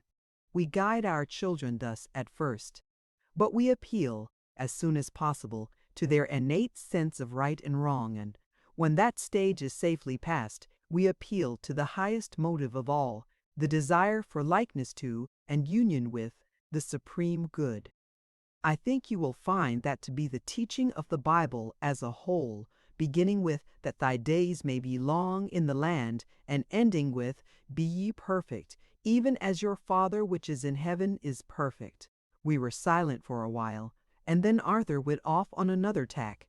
Look at the literature of hymns now, how cankered it is, through and through, with selfishness. There are few human compositions more utterly degraded than some modern hymns. I quoted the stanza, "Whatever, Lord, we tend to thee, repaid 1,000-fold shall be, then gladly will we give to thee, giver of all."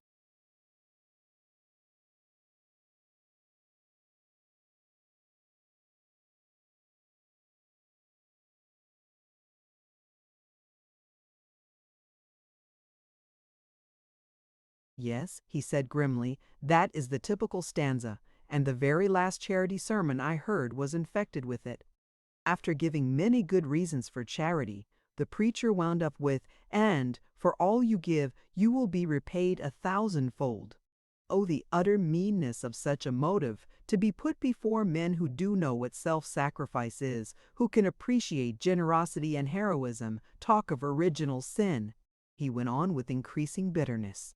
Can you have a stronger proof of the original goodness there must be in this nation than the fact that religion has been preached to us as a commercial speculation for a century, and that we still believe in a God?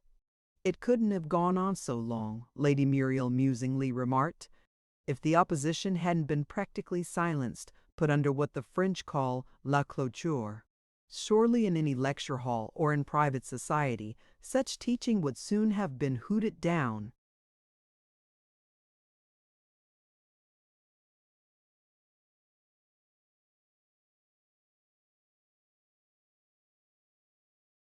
I trust so, said Arthur, and, though I don't want to see brawling in church legalized, I must say that our preachers enjoy an enormous privilege which they ill deserve and which they misuse terribly. We put our man into a pulpit, and we virtually tell him, "Now, you may stand there and talk to us for half an hour. We won't interrupt you by so much as a word. You shall have it all your own way." And what does he give us in return? Shallow twaddle, that if it were addressed to you over a dinner table, you would think, "Does the man take me for a fool?" The return of Eric from his walk checked the tide of Arthur's eloquence, and after a few minutes' talk on more conventional topics, we took our leave. Lady Muriel walked with us to the gate. "You have given me much to think about," she said earnestly, as she gave Arthur her hand. "I'm so glad you came in." And her words brought a real glow of pleasure into that pale, worn face of his. On the Tuesday, as Arthur did not seem equal to more walking, I took a long stroll by myself, having stipulated that he was not to give the whole day to his books, but was to meet me at the hall at about tea time. On my way back, I passed the station just as the afternoon train came in sight, and sauntered down the stairs to see it come in.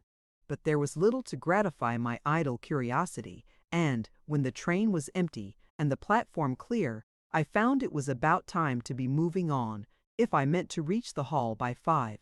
As I approached the end of the platform, from which a steep, irregular wooden staircase conducted to the upper world, I noticed two passengers who had evidently arrived by the train, but who, oddly enough, had entirely escaped my notice, though the arrivals had been so few.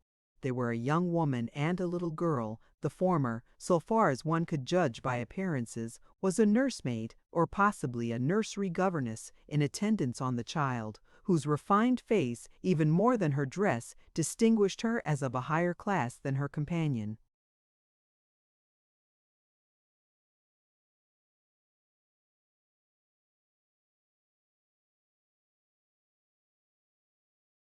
The child's face was refined, but it was also a worn and sad one, and told a tale, or so I seemed to read it, of much illness and suffering, sweetly and patiently borne.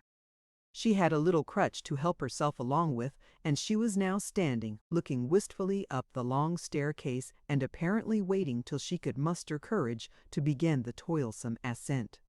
There are some things one says in life as well as things one does which come automatically by reflex action, as the physiologists say, meaning, no doubt, action without reflection, just as Lucas is said to be derived a non lucindo. Closing one's eyelids when something seems to be flying into the eye is one of those actions, and saying, "May I carry the little girl up the stairs?"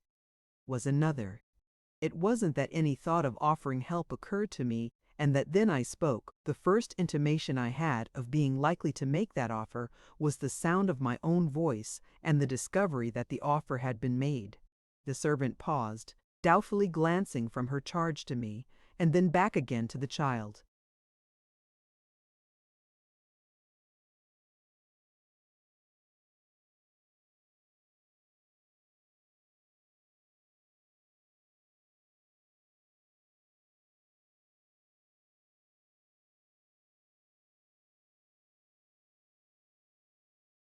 "Would you like it, dear?" she asked her. But no such doubt appeared to cross the child's mind. She lifted her arms eagerly to be taken up. "Please," was all she said, while a faint smile flickered on the weary little face. I took her up with scrupulous care, and her little arm was at once clasped trustfully round my neck. Image, the lame child. She was a very light weight, so light, in fact, that the ridiculous idea crossed my mind that it was rather easier going up with her in my arms than it would have been without her, and when we reached the road above, with its cart ruts and loose stones, all formidable obstacles for a lame child, I found that I had said I'd better carry her over this rough place, before I had formed any mental connection between its roughness and my gentle little burden. "Indeed, it's troubling you too much, sir," the maid exclaimed. "She can walk very well on the flat, but the arm that was twined about my neck clung just an atom more."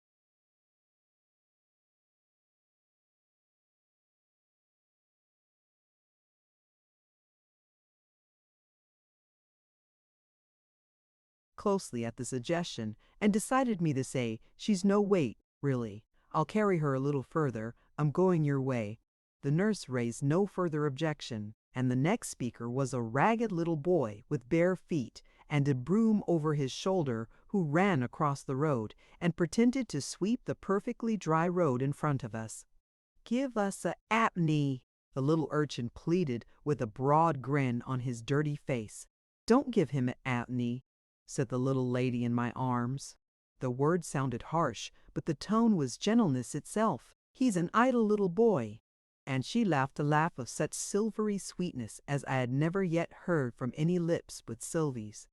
To my astonishment, the boy actually joined in the laugh, as if there were some subtle sympathy between them, as he ran away down the road and vanished through a gap in the hedge.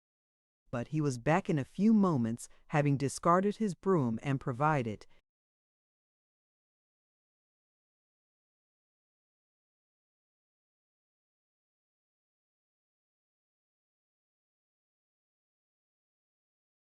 himself from some mysterious source with an exquisite bouquet of flowers. "Buy a posy, buy a posy, only a apney," he chanted with the melancholy drawl of a professional beggar. "Don't buy it," was Her Majesty's edict as she looked down with a lofty scorn that seemed curiously mixed with tender interest on the ragged creature at her feet. But this time I turned rebel, and ignored the royal commands. Such lovely flowers, and a form so entirely new to me, were not to be abandoned at the bidding of any little maid, however imperious. I bought the bouquet, and the little boy, after popping the halfpenny into his mouth, turned head over heels, as if to ascertain whether the human mouth is really adapted to serve as a money box. With wonder that increased every moment, I turned over the flowers and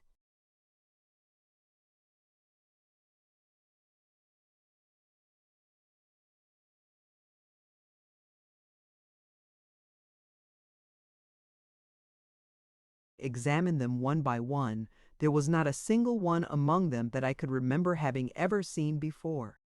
At last I turned to the nursemaid. "Do these flowers grow wild about here?" I never saw, but the speech died away on my lips. The nursemaid had vanished. "You can put me down now, if you like," Sylvie quietly remarked. I obeyed in silence, and could only ask myself, is this a dream, on finding Sylvie and Bruno walking one on either side of me and clinging to my hands with the ready confidence of childhood. "You're larger than when I saw you last," I began. "Really, I think we ought to be introduced again. There's so much of you that I never met before, you know." "Very well," Sylvie merrily replied. "This is Bruno. It doesn't take long. He's only got one name." "There's another name to me," Bruno protested with a reproachful look at the mistress of the ceremonies. "And it's Esquire." "Oh, of course. I forgot," said Sylvie. "Bruno Esquire. And did you come here to meet me, my children?" I inquired. "You know I said we'd come on Tuesday," Sylvie explained. "Are we the proper size for common children?"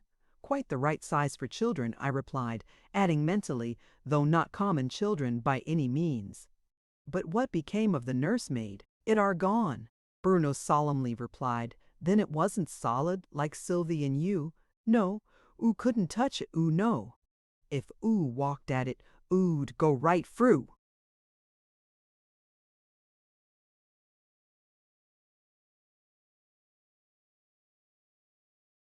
"I quite expected you'd find it out once," said Sylvie. "Bruno ran it against a telegraph post, by accident, and it went in two halves, but you were looking the other way." I felt that I had indeed missed an opportunity. To witness such an event as a nursemaid going in two halves does not occur twice in a lifetime. "When did oo guess it were Sylvie?" Bruno enquired. "Nub, image, it went in two halves. I didn't guess it till it was Sylvie," I said. "But how did you manage the nursemaid?" "Bruno managed it," said Sylvie. "It's called a fliz." "And how do you make a fliz, Bruno?"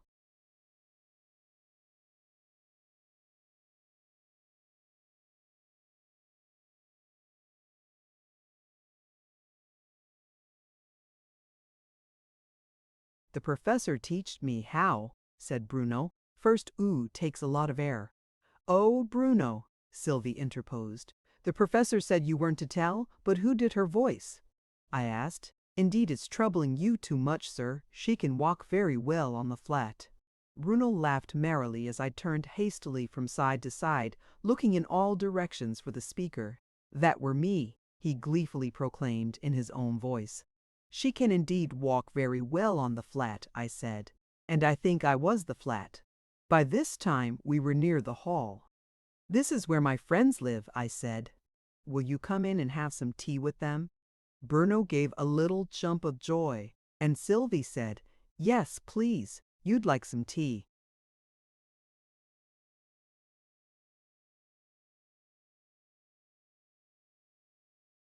"Bruno, wouldn't you? He hasn't tasted tea," she explained to me, "since we left Outland."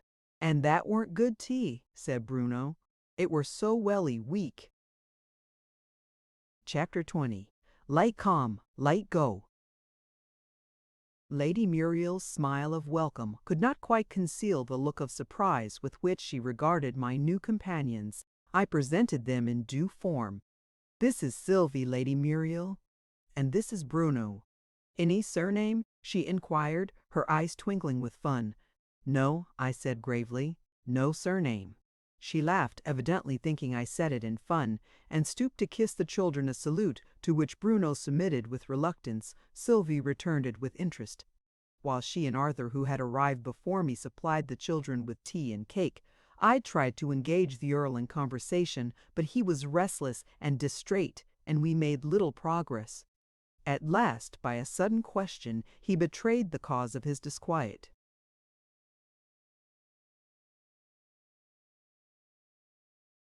"Would you let me look at those flowers you have in your hand?" "Willingly," I said, handing him the bouquet.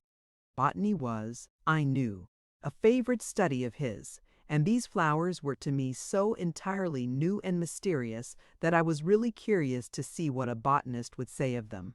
They did not diminish his disquiet. On the contrary, he became every moment more excited as he turned them over. "These are all from Central India," he said, laying aside part of the bouquet. "They are rare, even there, and I have never seen them in any other part of the world. These two are Mexican. This one," he rose hastily and carried it to the window to examine it in a better light, the flush of excitement mounting to his very forehead, "is, I am nearly sure, but I have a book of Indian botany here."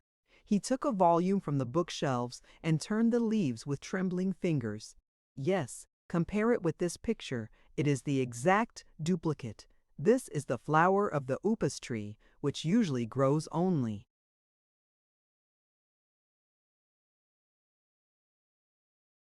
in the depths of forests, and the flower fades so quickly after being plucked that it is scarcely possible to keep its form or color even so far as the outskirts of the forest. Yet this is in full bloom. Where did you get these flowers?" he added with breathless eagerness. I glanced at Sylvie, who, gravely and silently, laid her finger on her lips, then beckoned to Bruno to follow her, and ran out into the garden, and I found myself in the position of a defendant whose two most important witnesses have been suddenly taken away. "Let me give you the flowers," I stammered out at last, quite at my wits' end as to how to get out of the difficulty. "You know much more about them than I do." "I accept them most gratefully. But you have not yet told me," the Earl was beginning when we were interrupted, to my great relief, by the arrival of Eric Lendon.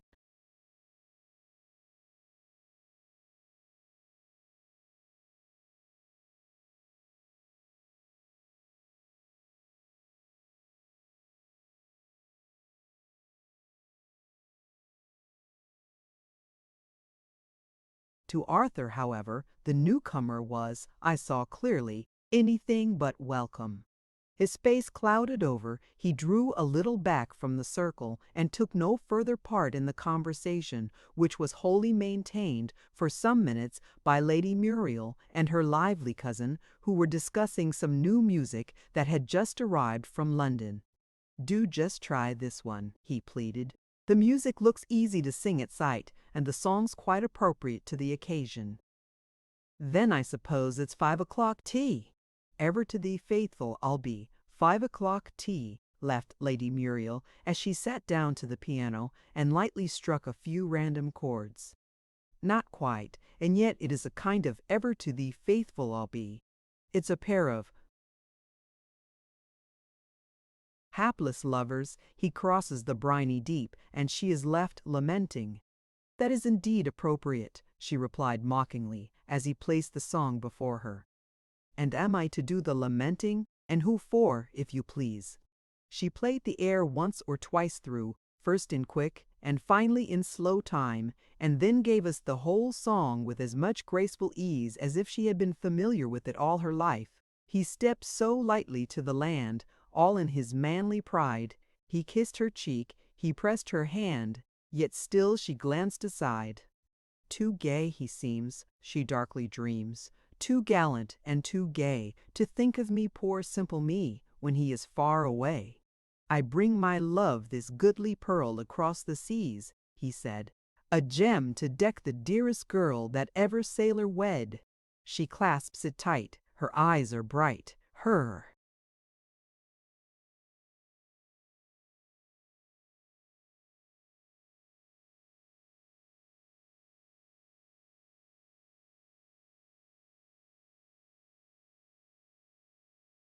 throbbing heart would say, "He thought of me, he thought of me, he thought of me," when he was far away. The ship has sailed into the west. Her ocean bird is flown. A dull, dead pain is in her breast, and she is weak and lone. Yet there's a smile upon her face, a smile that seems to say, "He'll think of me, he'll think of me, when he is far away." The waters wide between us glide, our lives are warm and near, no distance parts two faithful hearts, two hearts that love so dear, and I will trust my sailor lad, forever and a day, to think of me, to think of me, to think of me, when he is far away. The look of displeasure which had begun to come over Arthur's face when the young captain spoke of love so lightly faded away as the song proceeded, and he listened with evident delight. But his face darkened again when Eric demurely remarked, "Don't you think my soldier lad would have fitted the tune just as?"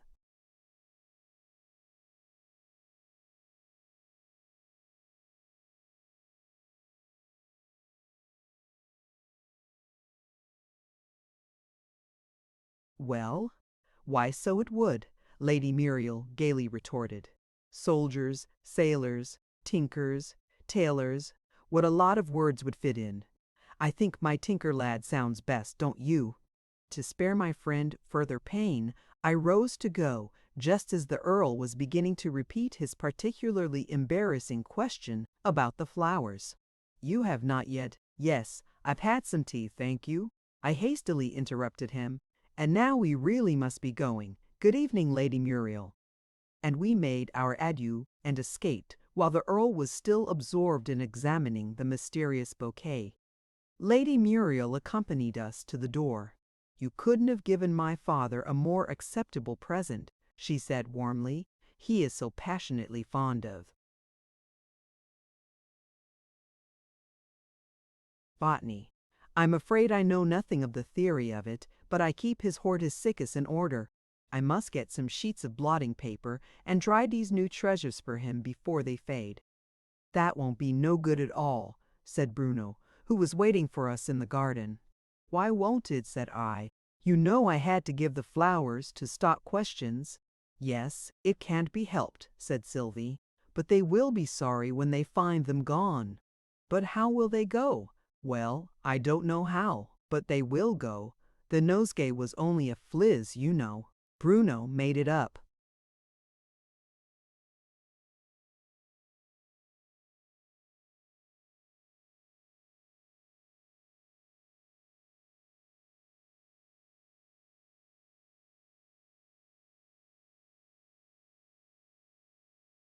These last words were in a whisper, as she evidently did not wish Arthur to hear. But of this there seemed to be little risk. He hardly seemed to notice the children, but paced on, silent and abstracted. And when, at the entrance to the wood, they bid us a hasty farewell and ran off, he seemed to wake out of a daydream. The bouquet vanished, as Sylvie had predicted, and when, a day or two afterwards, Arthur and I once more visited the hall, we found the Earl and his daughter, with the old housekeeper, out in the garden, examining the fastenings of the drawing-room window.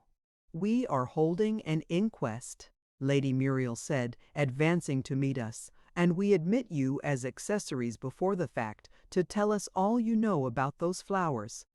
The accessories before the fact declined to answer any questions. I gravely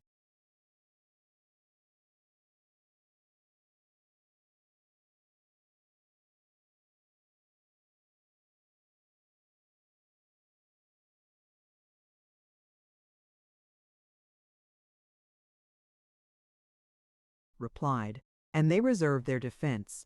"Well then, turn Queen's evidence, please.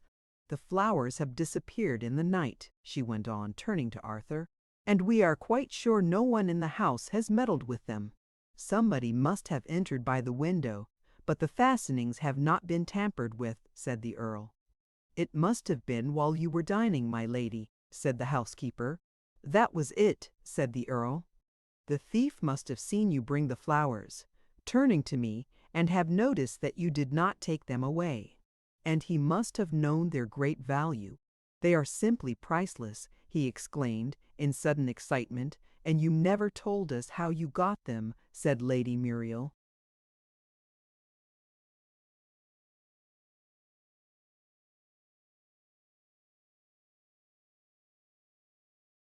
"Someday," I stammered. "I may be free to tell you. Just now, would you excuse me?" The Earl looked disappointed, but kindly said, "Very well, we will ask no questions." Image, 5 o'clock tea, but we consider you a very bad Queen's evidence," Lady Muriel added playfully as we entered the arbor. "We pronounce you to be an accomplice, and we sentence you to solitary confinement, and to be fed on bread and butter. Do you take sugar?" "It is disquieting, certainly," she resumed, when all creature comforts had been duly supplied, "to find that the house has been entered by a thief in this out-of-the-way place. If only the flowers had been eatables, one might have suspected a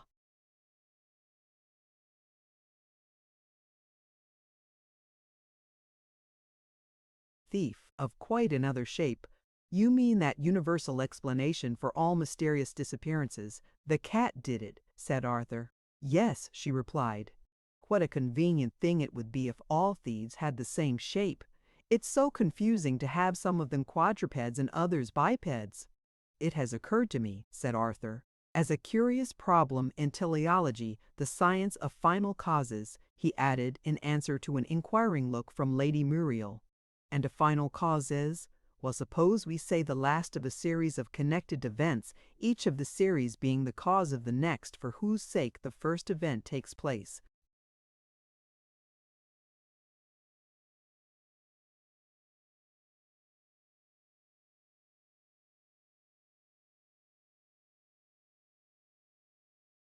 "But the last event is practically an effect of the first, isn't it? And yet you call it a cause of it."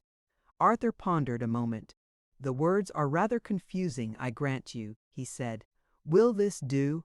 The last event is an effect of the first, but the necessity for that event is a cause of the necessity for the first." "That seems clear enough," said Lady Muriel. "Now let us have the problem. It's merely this. What object can we imagine in the arrangement by which each different size, roughly speaking, of living creatures has its special shape? For instance, the human race has one kind of shape, bipeds. Another set, ranging from the lion to the mouse, are quadrupeds. Go down a step or two further, and you come to insects with 6 legs, hexapods. A beautiful name, is it not? But beauty, in our sense of the word, seems to diminish as we go down. The creature becomes more, I won't say ugly, of any of God's creatures, more uncouth. And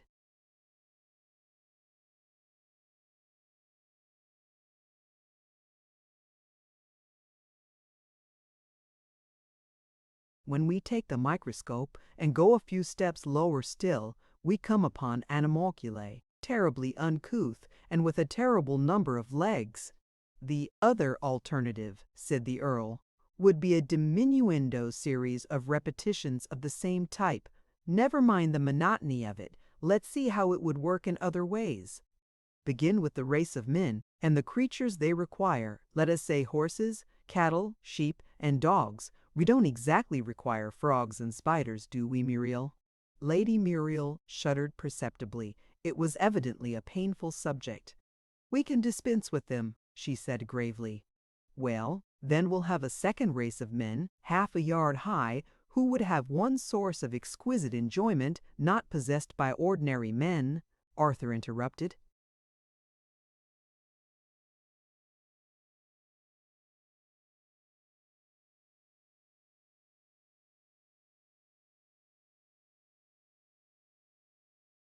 "What source?" said the Earl. "Why, the grandeur of scenery. Surely the grandeur of a mountain, to me, depends on its size. Relative to me, double the height of the mountain, and of course it's twice as grand. Halve my height, and you produce the same effect." "Happy, happy, happy small," Lady Muriel murmured rapturously. "None but the short, none but the short, none but the short enjoy the tall. But let me go on," said the Earl. "We'll have a third race of men, 5 inches high, a fourth race, an inch high. They couldn't eat common beef and mutton, I'm sure." Lady Muriel interrupted. "True, my child. I was forgetting. Each set must have its own cattle and sheep,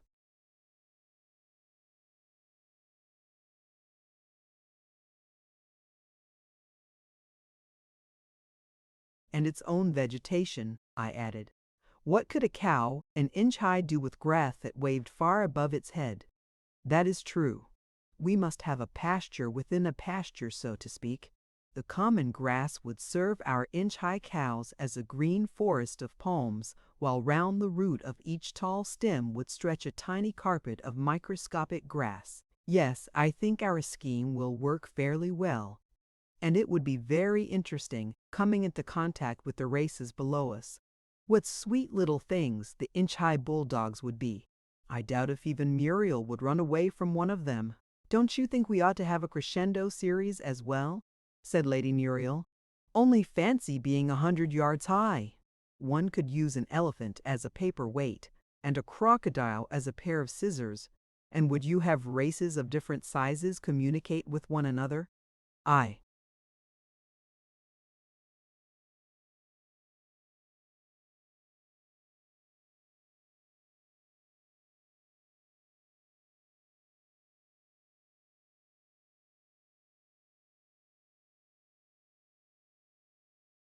Inquired. "Would they make war on one another, for instance, or enter into treaties?" "War we must exclude, I think. When you could crush a whole nation with one blow of your fist, you couldn't conduct war on equal terms. But anything involving a collision of minds only would be possible in our ideal world, for of course we must allow mental powers to all, irrespective of size. Perhaps the fairest rule would be that, the smaller the race, the greater should be its intellectual development." "Do you mean to say," said Lady Muriel, "that these mannikins of an inch high are to argue with me?" "Surely, surely," said the Earl.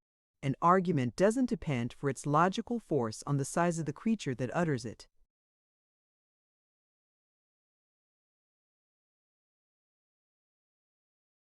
She tossed her head indignantly. "I would not argue with any man less than 6 inches high," she cried. "I'd make him work. What at?" said Arthur, listening to all this nonsense with an amused smile.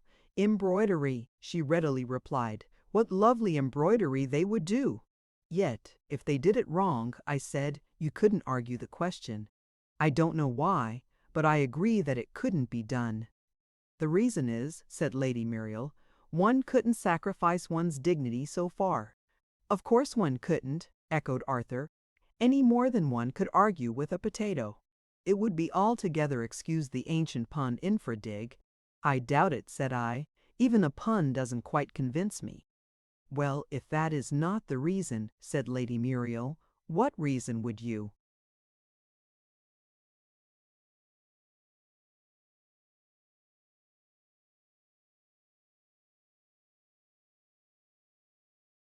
"Give."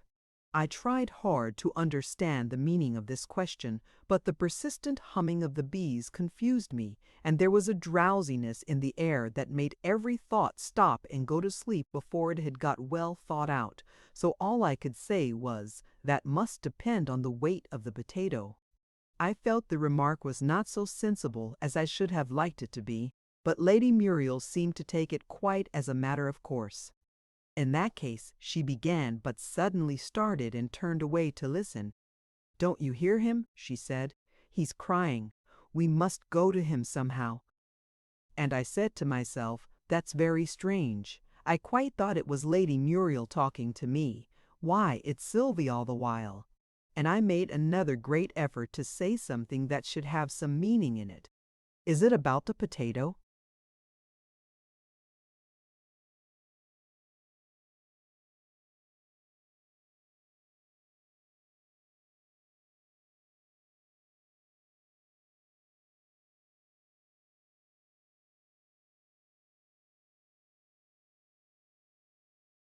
Chapter 21. Tore Through the Forey Door. "I don't know," said Sylvie. "Hush! I must think. I could go to him by myself, well enough, but I want you to come too. Let me go with you," I pleaded. "I can walk as fast as you can, I'm sure." Sylvie laughed merrily.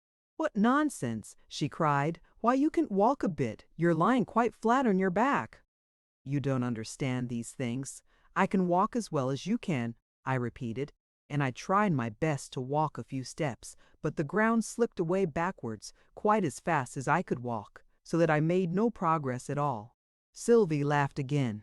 "There, I told you so. You've no idea how funny you look, moving your feet about in the air as if you were walking. Wait a bit, I'll ask the professor what we'd better do." And she knocked at his study door. The door opened and the professor looked out. "What's that crying I heard just?"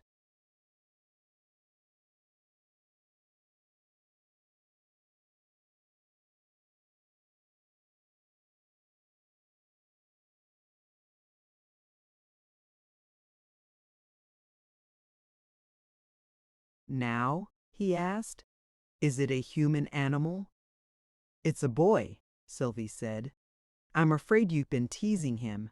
"No, indeed I haven't," Sylvie said, very earnestly. "I never tease him." "Well, I must ask the other professor about it." He went back into the study, and we heard him whispering, "Small human animal says she hasn't been teasing him, the kind that's called 'Boy Ask Her Which Boy,'" said a new voice. The professor came out again. "Which boy is it that you haven't been teasing?" Sylvie looked at me with twinkling eyes. "You dear old thing!" she exclaimed, standing on tiptoe to kiss him, while he gravely stooped to receive the salute.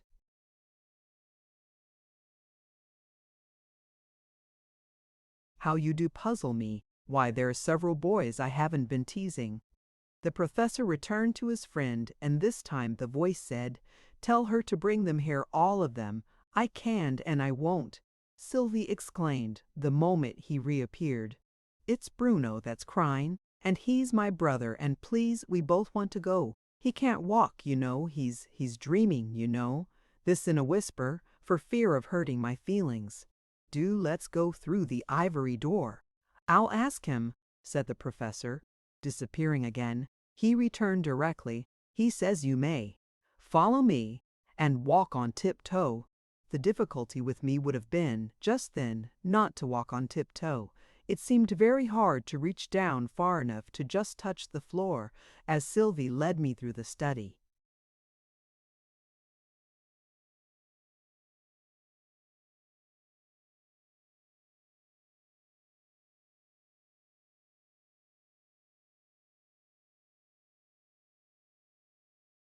The professor went before us to unlock the ivory door. I had just time to glance at the other professor, who was sitting reading with his back to us, before the professor showed us out through the door and locked it behind us. Bruno was standing with his hands over his face, crying bitterly. "Image, what's the matter, darling?" "What's the matter, darling?" said Sylvie with her arms round his neck. "Hurted mineself welly much," sobbed the poor little fellow. "I'm so sorry, darling. However did you manage to hurt yourself so?" "Course I managed it," said Bruno, laughing through his tears. "Does oo think nobody else but oo can't manage things?" Matters were looking distinctly brighter now Bruno had begun to argue.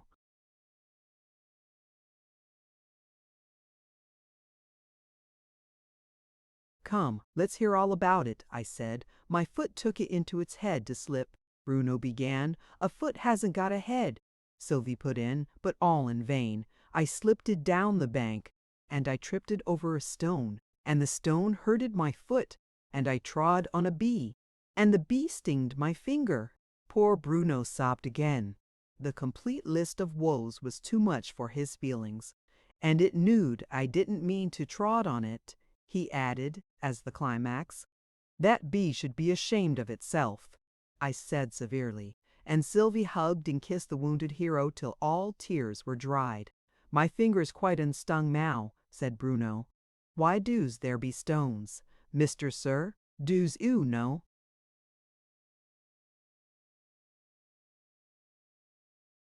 "They're good for something," I said, "even if we don't know what. What's the good of dandelions now?" "Dindle-dums," said Bruno. "Oh, they're ever so pretty." "And stones aren't pretty, one bit." "Would like some dindle-dums, Mr. Sir?" Bruno Sylvie murmured reproachfully. You mustn't say Mr. and Sir both at once. Remember what I told you. You told me I were to say Mr. when I spoke about him, and I were to say Sir when I spoke to him. Well, you're not doing both, you know. Ah, but I is doing both, Miss Particular, Bruno exclaimed triumphantly. I wish it to speak about the gemplin, and I wish it to speak to the gemplin. So of course I said, Mr. Sir.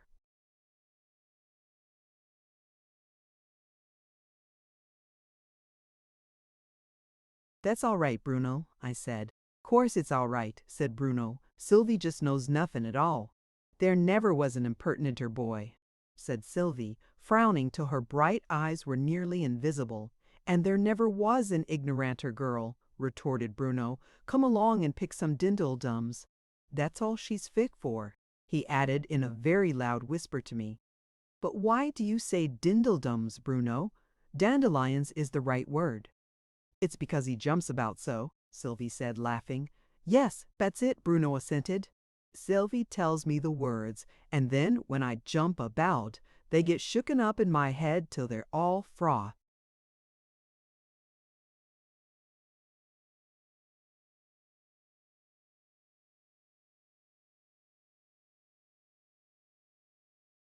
I expressed myself as perfectly satisfied with this explanation. But aren't you going to pick me any dindledums after all? Course we will, cried Bruno. Come along, Sylvie. And the happy children raced away, bounding over the turf with the fleetness and grace of young antelopes. Then you didn't find your way back to Outland? I said to the professor. Oh yes, I did, he replied. We never got to Queer Street, but I found another way. I've been backwards and forwards several times since then.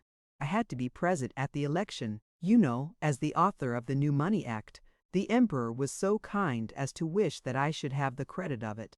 Let come what come may.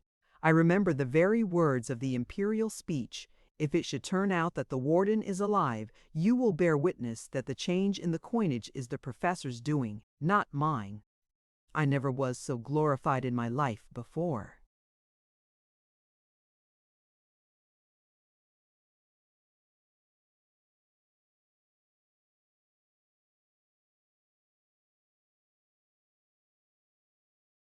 Tears trickled down his cheeks at the recollection, which apparently was not wholly a pleasant one. Is the warden supposed to be dead? Well, it's supposed so. But mind you, I don't believe it. The evidence is very weak, mere hearsay. A wandering jester, with a dancing bear, they found their way into the palace. One day has been telling people he comes from Berryland, and that the warden died there. I wanted the vice-warden to question him, but, most unluckily, he and my lady were always out walking when the jester came round. Yes, the warden's supposed to be dead. And more tears trickled down the old man's cheeks. But what is the new Money Act? The professor brightened up again. The Emperor started the thing, he said. He wanted to make everybody in Outland twice as rich as he was before, just to make the new government popular. Only there wasn't nearly enough money in the treasury to do it. So I suggested that he might do it by doubling the value of every coin and banknote in Outland. It's the simplest thing possible. I wonder nobody ever thought of it before. And you never saw such universal joy. The shops are full from morning to night. Everybody's buying everything. And how was the glorifying done? A sudden gloom overcast the professor's jolly face. They did it as I went home after the election, he mournfully replied. It was kindly meant, but I didn't like it.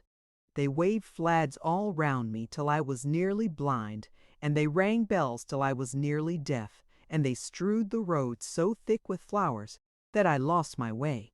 And the poor old man sighed deeply. How far is it to Outland? I asked, to change the subject.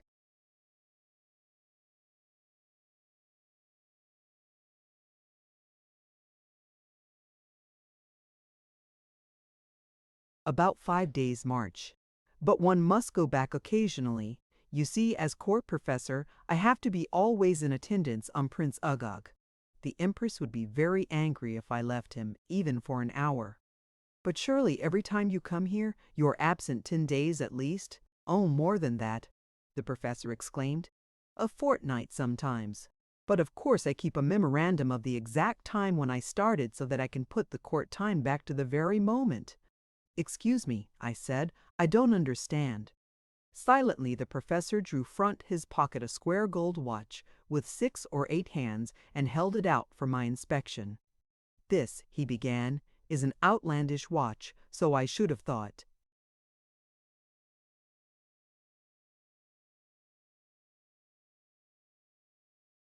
Which has the peculiar property that, instead of its going with the time goes with it. I trust you understand me now. Hardly, I said. Permit me to explain. So long as it is let alone, it takes its own course. Time has no effect upon it. I have known such watches, I remarked. It goes, of course, at the usual rate. Only the time has to go with it. Hence, if I move the hands, I change the time. To move them forwards, in advance of the true time, is impossible, but I can move them as much as a month backwards, that is the limit. And then you have the events all over again with any alterations experience may suggest. What a blessing such a watch would be, I thought, in real life, to be able to unsay some heedless word to undo some reckless deed. Might I see the thing done? With pleasure, said the good-natured professor.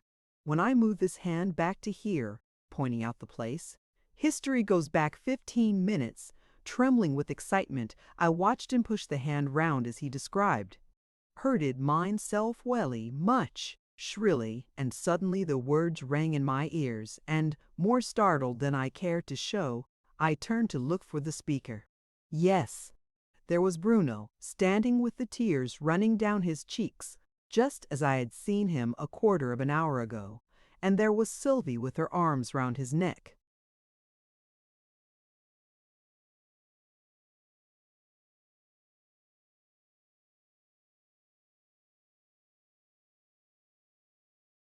I had not the heart to make the dear little fellow go through his troubles a second time, so hastily begged the professor to push the hands round into their former position.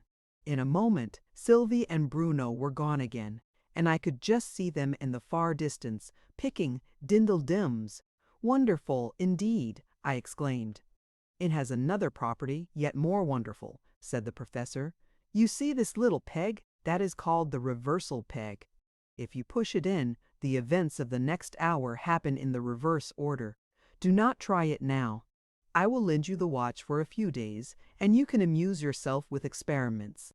Thank you very much, I said as he gave me the watch. I'll take the greatest care of it. Why, here are the children again. We could only but find 6 dindledums, said Bruno, putting them into my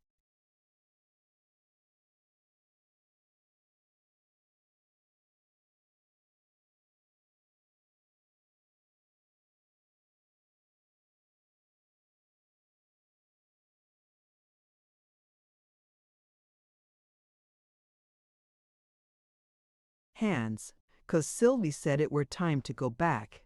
And here's a big blackberry for ooself. We couldn't only find but 2.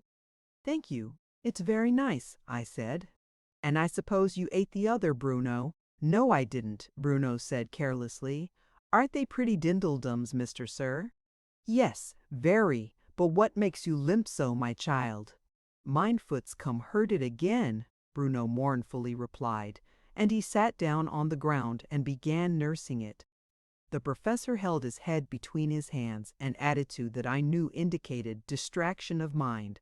Better rest a minute, he said.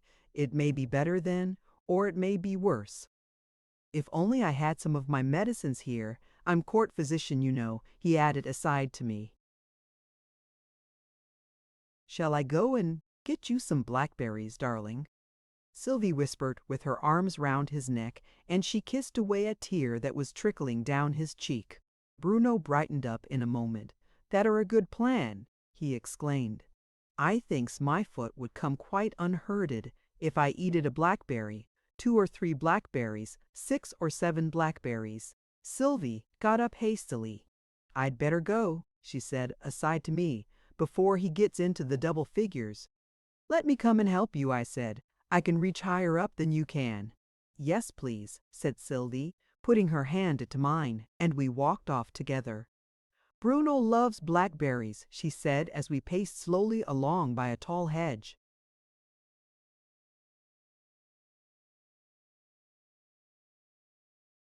That looked a promising place for them, and it was so sweet of him to make me eat the only one. Oh, it was you that ate it then. Bruno didn't seem to like to tell me about it. No, I saw that, said Sylvie. He's always afraid of being praised, but he made me eat it really. I would much rather he. Oh, what's that? And she clung to my hand, half frightened, as we came in sight of a hare, lying on its side with legs stretched out just in the entrance to the wood. It's a hare, my child. Perhaps it's asleep. No, it isn't asleep, Sylvie said, timidly going nearer to look at it. Its eyes are open. Is it? Her voice dropped to an awestruck whisper. Is it dead, do you think? Yes, it's quite dead, I said, after stooping to examine it. Poor thing, I think.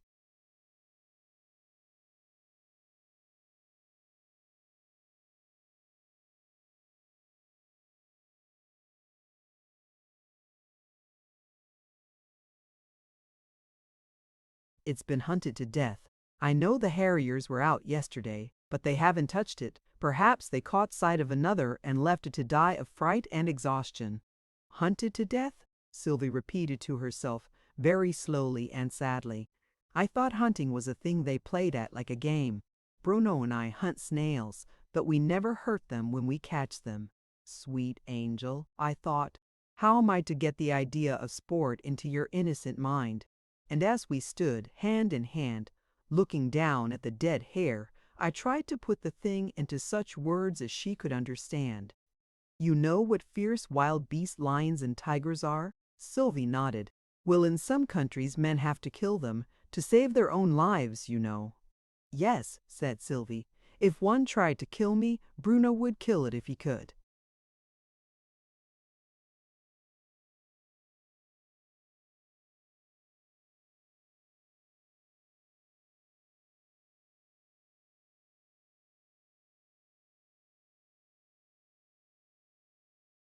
Well, and so the hunters get to enjoy it, you know, the running and the fighting and the shouting and the danger. Yes, said Sylvie. Bruno likes danger. Well, but in this country there aren't any lions and tigers loose, so they hunt other creatures, you see. I hoped, but in vain, that this would satisfy her, and that she would ask no more questions. They hunt foxes, Sylvie said, thoughtfully. And I think they kill them too. Foxes are very fierce. I dare say men don't love them. Are hares fierce? No, I said. A hare is a sweet, gentle, timid animal, almost as gentle as a lamb. But if men love hares, why her voice quivered and her sweet eyes were brimming over with tears.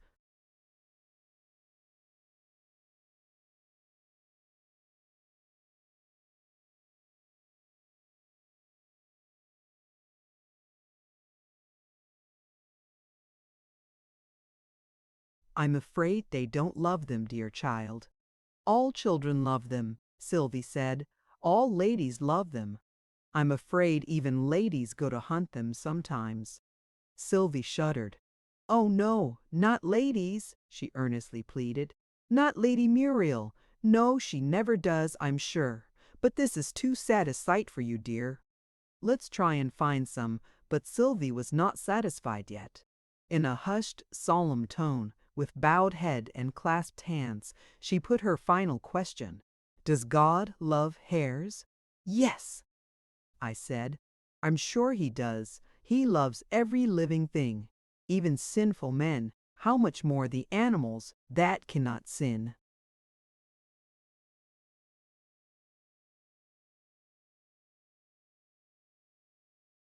I don't know what sin means, said Sylvie, and I didn't try to explain it. Come, my child, I said, trying to lead her away. Wish goodbye to the poor hare, and come and look for blackberries. Goodbye, poor hare, Sylvie obediently repeated, looking over her shoulder at it as we turned away. And then, all in a moment, her self-command gave way. Pulling her hand out of mine, she ran back to where the dead hare was lying and flung herself down at its side in such an agony of grief as I could hardly have believed possible in so young a child. "Oh, my darling," she moaned over and over again. "And God meant your life to be so beautiful." Sometimes, but always keeping her face hidden on the ground, she would reach out one little hand to stroke the poor dead thing, and then once more bury her.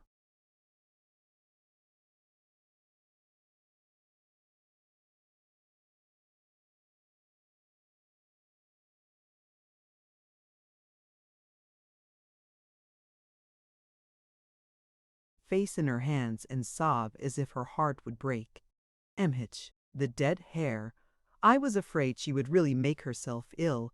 Still, I thought it best to let her weep away the first sharp agony of grief, and, after a few minutes, the sobbing gradually ceased, and Sylvie rose to her feet and looked calmly at me, though tears were still streaming down her cheeks. I did not dare to speak again just yet, but simply held out my hand to her that we might quit the melancholy spot. "Yes, I'll come now," she said. Very reverently she kneeled down and kissed the dead hare, then rose and gave me her hand, and we moved on in silence. A child's sorrow is violent but short, and it was almost in her usual voice that she said after a minute, "Oh, stop, stop, here are some lovely blackberries." We filled our hands with fruit and returned in all haste to where the professor,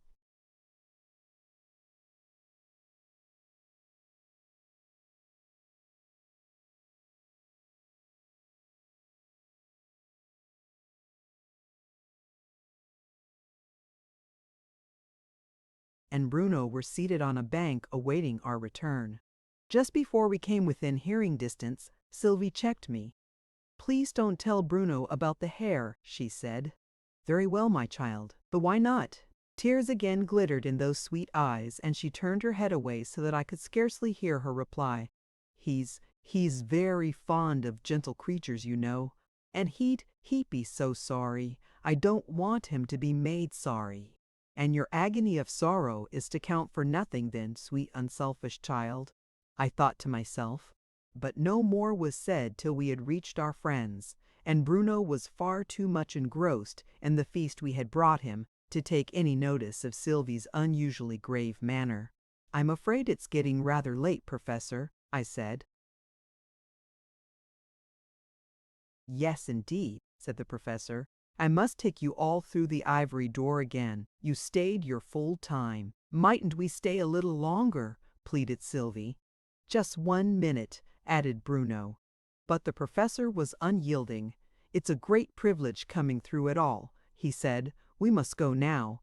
And we followed him obediently to the ivory door, which he threw open and signed to me to go through first. "You're coming too, aren't you?" I said to Sylvie. "Yes," she said, "but you won't see us after you've gone through." "But suppose I wait for you outside?" I asked as I stepped through the doorway. "In that case," said Sylvie, "I think the potato would be quite justified in asking."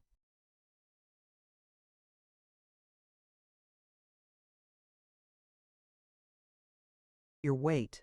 I can quite imagine a really superior kidney potato declining to argue with anyone under 15 stone. With a great effort, I recovered the thread of my thoughts. "We lapse very quickly into nonsense," I said.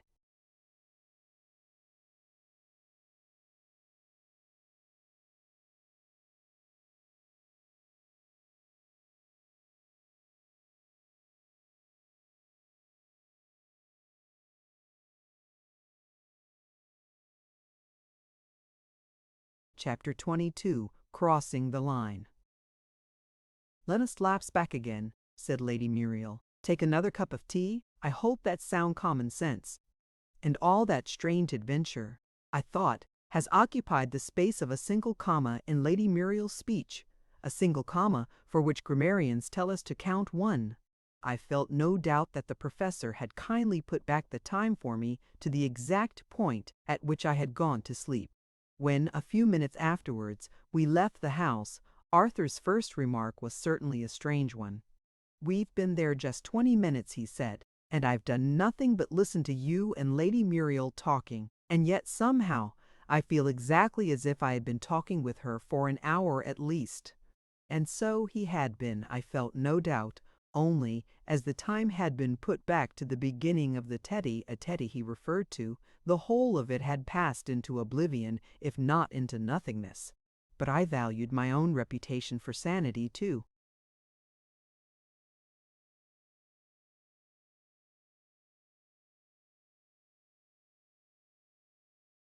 Highly to venture on explaining to him what had happened. For some cause, which I could not at the moment divine, Arthur was unusually grave and silent during our walk home.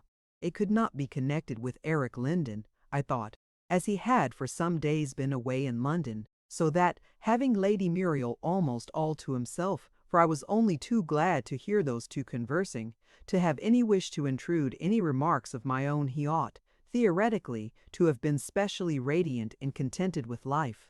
Can he have heard any bad news? I said to myself, and, almost as if he had read my thoughts, he spoke.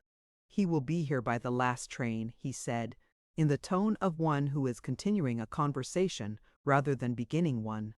"Captain Lindon, do you mean?" "Yes, Captain Lindon," said Arthur. "I said he because I fancied we were talking about him. The Earl told me he comes tonight, though tomorrow is the day when he will know about the commission that he's hoping for. I wonder he doesn't stay another day to hear the result, if he's really so anxious about it as the Earl believes he is." "He can have a telegram sent after him," I said, "but it's not very soldier-like, running away from possible bad news." "He's a very good fellow," said Arthur, "but I confess it would be good news for me if he got his commission and his marching orders all at once. I wish him all happiness, with one exception. Good night." We had reached home by this time. "I'm not good company tonight, better be alone." It was much the same next day. Arthur declared he wasn't fit for society, and I had to set forth alone for an afternoon stroll. I took the road to the station and,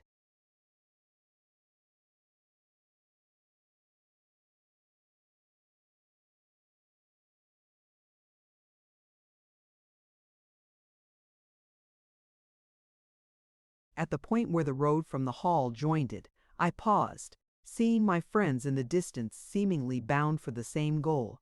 "Will you join us?" the Earl said, after I had exchanged greetings with him, and Lady Muriel, and Captain Lindon. "This restless young man is expecting a telegram, and we are going to the station to meet it." "There is also a restless young woman in the case," Lady Muriel added. "That goes without saying, my child," said her father. "Women are always restless." "For generous appreciation of all one's best qualities," his daughter impressively remarked. "There's nothing to compare with a father, is there, Eric?" "Cousins are not in it," said Eric, and then somehow the conversation lapsed into two duologues, the younger folk taking the lead, and the two old men following with less eager steps. "And when are we to see your little friends again?" said the Earl. "They are singularly attractive children."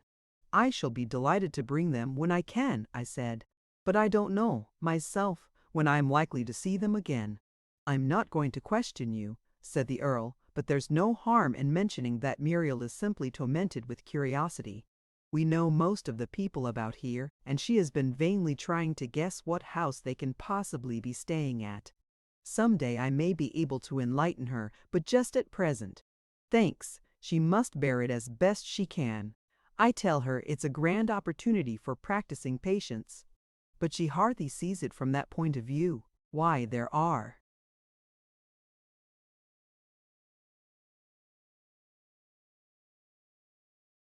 the children." So indeed they were, waiting for us, apparently at a stile, which they could not have climbed over more than a few moments, as Lady Muriel and her cousin had passed it without seeing them. On catching sight of us, Bruno ran to meet us and to exhibit to us, with much pride, the handle of a clasp knife, the blade having been broken off which he had picked up in the road. "And what shall you use it for, Bruno?" I said. "Don't know," Bruno carelessly replied. "Must think." "A child's first view of life," the Earl remarked, with that sweet, sad smile of his, "is that it is a period to be spent in accumulating portable property. That view gets modified as the years glide away." And he held out his hand to Sylvie, who had placed herself by me, looking a little shy of him. But the gentle old man was not one with whom any child, human or fairy, could be shy for long, and she had very soon deserted my hand for his Bruno alone, remaining faithful to his first friend. We overtook the other couple just as they reached the station, and both Lady Muriel and Eric greeted the children as old friends, the latter, with the words, "So you got to Babylon by candlelight, after all." "Yes, and back again," cried Bruno. Lady Muriel looked from one to the other in blank astonishment. "What, you know them, Eric?" she exclaimed. "This mystery grows deeper every day." "Then we must be somewhere in the third act," said Eric. "You don't expect the mystery to be cleared up till the fifth act, do you?" "But it's such a long drama," was the plaintive reply. "We must have got to the—"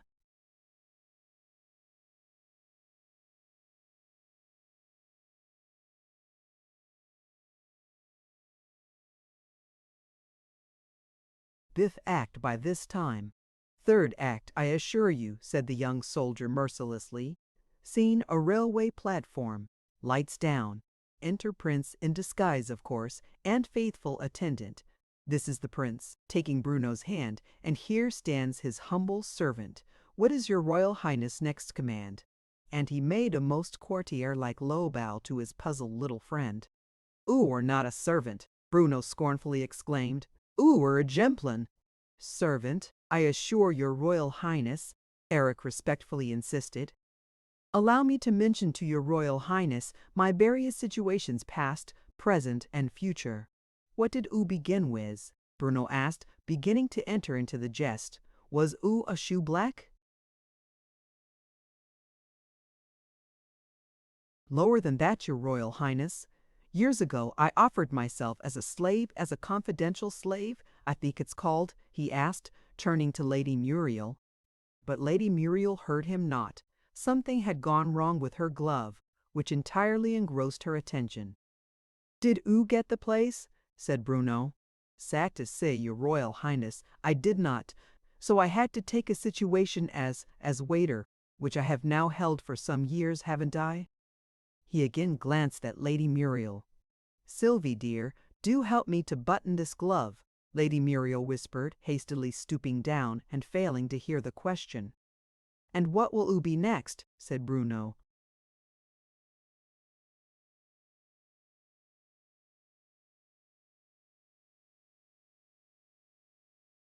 "My next place will, I hope, be that of groom.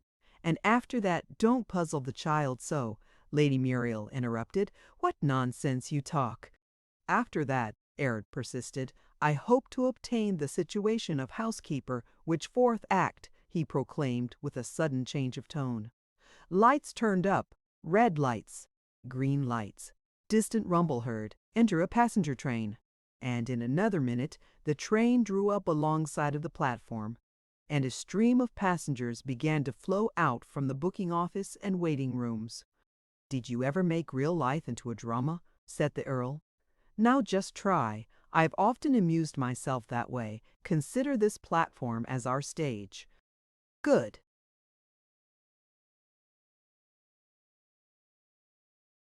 Entrances and exits on both sides, you see. Capital background scene. Real engine moving up and down. All this bustle and people passing to and fro must have been most carefully rehearsed. How naturally they do it, with never a glance at the audience. And every grouping is quite fresh, you see, no repetition. It really was admirable. As soon as I began to enter into it from this point of view, even a porter passing, with a barrow piled with luggage, seemed so realistic that one was tempted to applaud. He was followed by an angry mother, with hot red face, dragging along two screaming children and calling to someone behind, "John, come on!" Entered John, very meek, very silent, and loaded with parcels, and he was followed in his turn by a frightened little nursemaid carrying a fat baby, also screaming. All the children screamed. "Capital byplay," said the old man aside. "Did you notice the nursemaid's look of terror? It was simply perfect."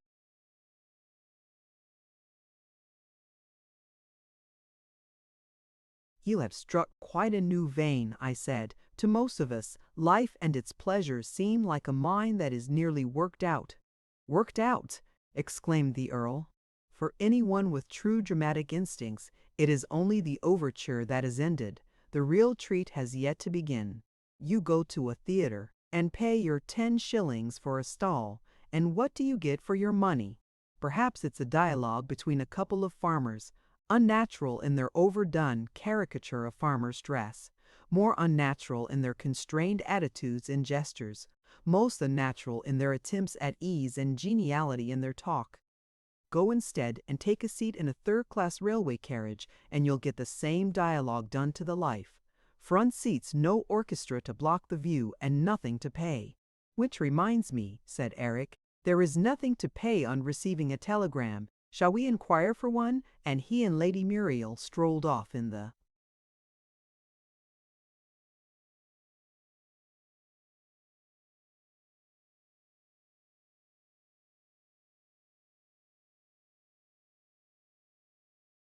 direction of the telegraph office. "I wonder if Shakespeare had that thought in his mind," I said, "when he wrote 'All the world's a stage'?" The old man sighed. "And so it is," he said. "Look at it as you will. Life is indeed a drama with but few encores and no bouquets." He added dreamily, "We spend one half of it in regretting the things we did in the other half. And the secret of enjoying it," he continued, resuming his cheerful tone, "is intensity, but not in the modern aesthetic sense, I presume, like the young lady in Punch who begins a conversation with 'Are you intense?'" "By no means," replied the Earl. "What I mean is intensity of thought, a concentrated attention. We lose half the pleasure we might have in life by not."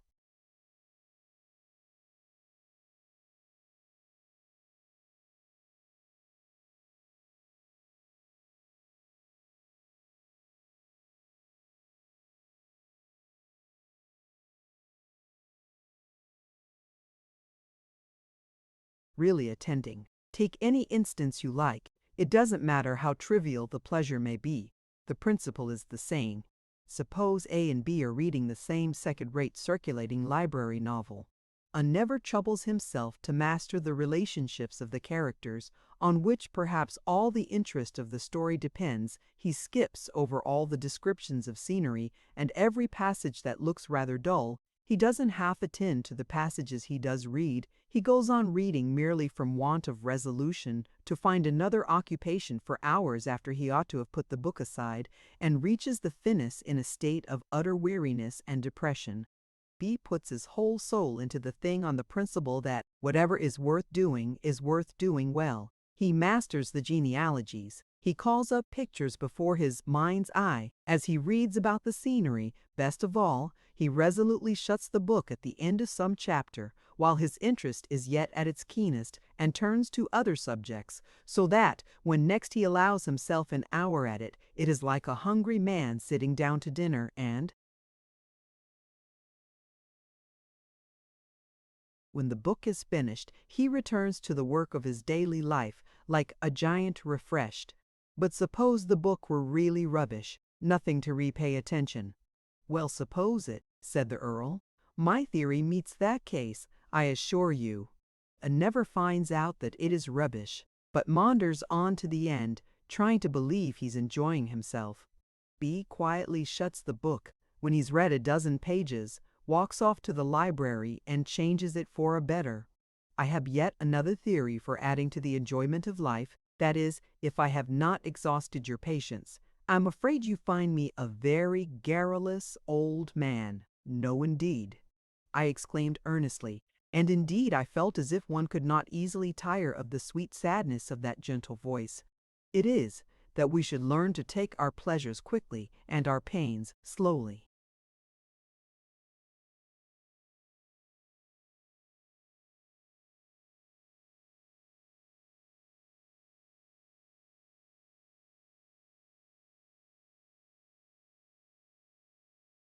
But why? I should have put it the other way myself. By taking artificial pain, which can be as trivial as you please slowly, the result is that when real pain comes, however severe, all you need do is to let it go at its ordinary pace, and it's over in a moment. Very true, I said, but how about the pleasure? Why, by taking it quick, you can get so much more into life. It takes you 3 hours and a half to hear and enjoy an opera. Suppose I can take it in and enjoy it in half an hour. Why, I can enjoy 7 operas while you are listening to one. Always supposing you have an orchestra capable of playing them, I said, and that orchestra has yet to be found. The old man smiled. I have heard an air played, he said, and by no means a short one played right through, variations and all, in 3 seconds.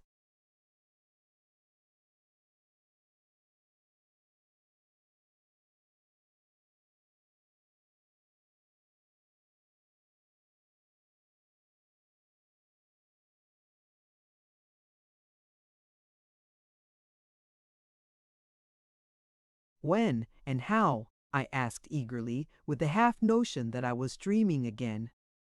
It was done by a little musical box, he quietly replied.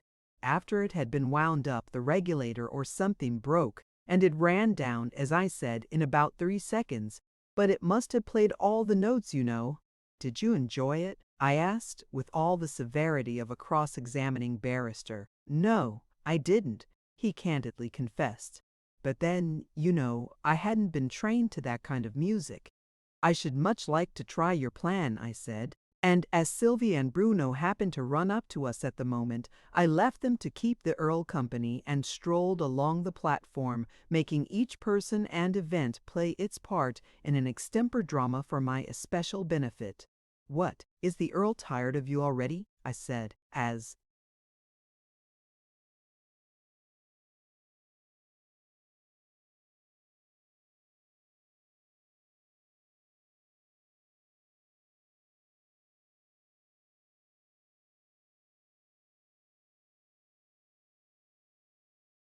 the children ran past me. No, Sylvie replied with great emphasis.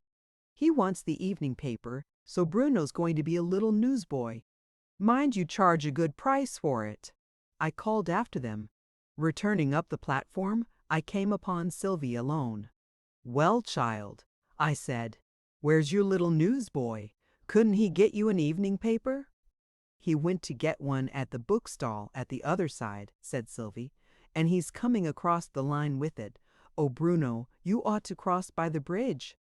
For the distant thud of the express was already audible. Suddenly, a look of horror came over her face.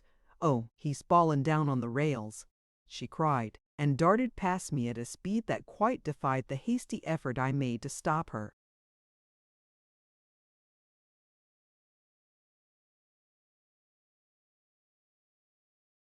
But the wheezy old station master happened to be close behind me. He wasn't good for much, poor old man, but he was good for this. And, before I could turn round, he had the child clasped in his arms, saved from the certain death she was rushing to. So intent was I in watching this scene that I hardly saw a flying figure in a light gray suit who shot across from the back of the platform and was on the line in another second. So far as one could take note of time in such a moment of horror, he had about 10 clear seconds before the express would be upon him, in which to cross the rails and to pick up Bruno.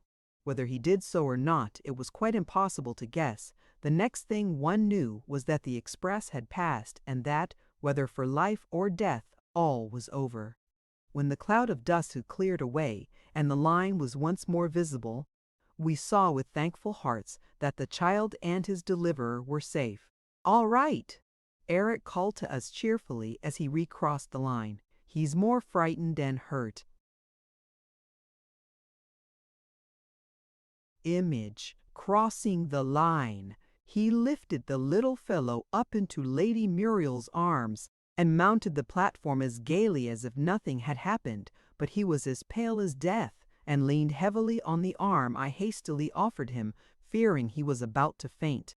"I'll just sit down a moment," he said dreamily. "Where's Sylvie?" Sylvie ran to him and flung her arms round his neck, sobbing as if her heart would break.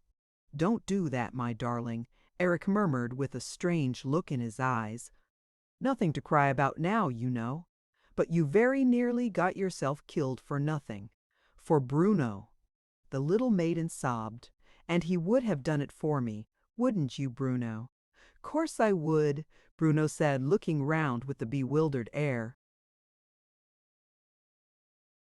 Lady Muriel kissed him in silence as she put him down out of her arms. Then she beckoned Sylvie to come and take his hand and signed to the children to go back to where the Earl was seated. "Tell him," she whispered with quivering lips. "Tell him all is well." Then she turned to the hero of the day. "I thought it was death," she said. "Thank God, you are safe. Did you see how near it was?" "I saw there was just time," Eric said lightly. "A soldier must learn to carry his life in his hand, you know. I'm all right now. Shall we go to the telegraph office again? I dare say it's come by this time." I went to join the Earl and the children, and we waited almost in silence, for no one seemed inclined to talk, and Bruno was half asleep on Sylvie's lap till the others joined us. No telegram had come. "I'll take a stroll with the children," I said, feeling that we were a little de trop.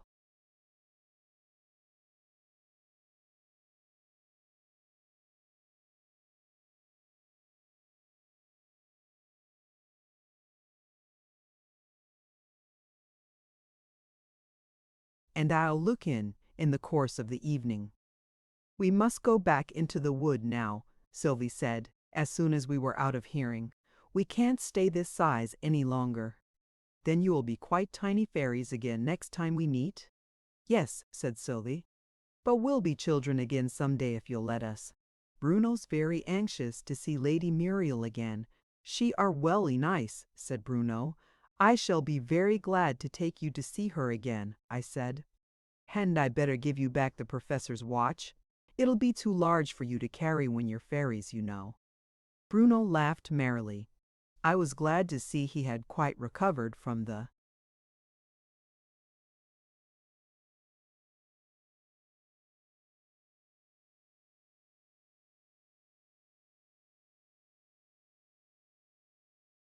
terrible scene he had gone through. "Oh no, it won't," he said. "When we go small, it'll go small." "And then it'll go straight to the Professor," Sylvie added. "And you won't be able to use it any more, so you'd better use it all you can now. We must go small when the sun sets."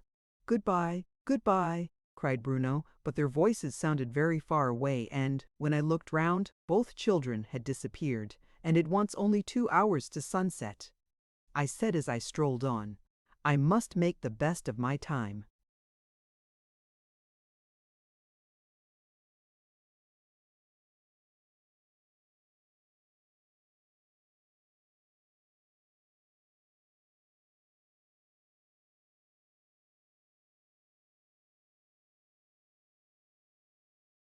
Chapter 23. An Outlandish Watch.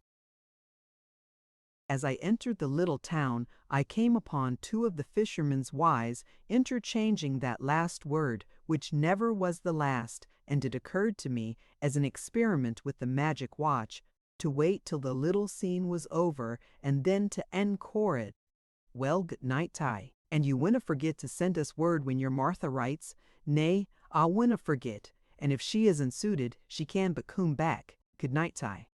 A casual observer might have thought, and there ends the dialogue. That casual observer would have been mistaken. Ah, she'll like 'em, I warn ye. They'll not treat her bad, yer may depend. They're very canny fallock. Good night.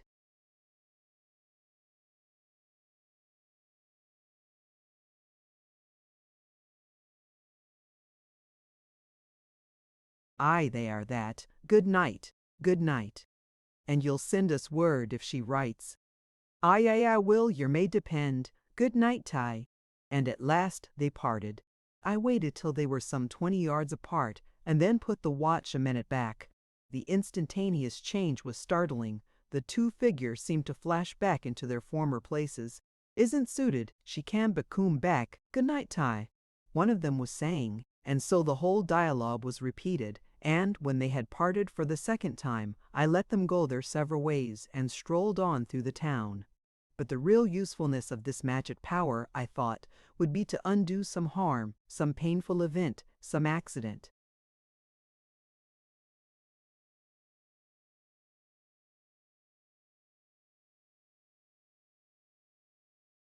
I had not long to wait for an opportunity of testing this property also of the magic watch, for, even as the thought passed through my mind, the accident I was imagining occurred.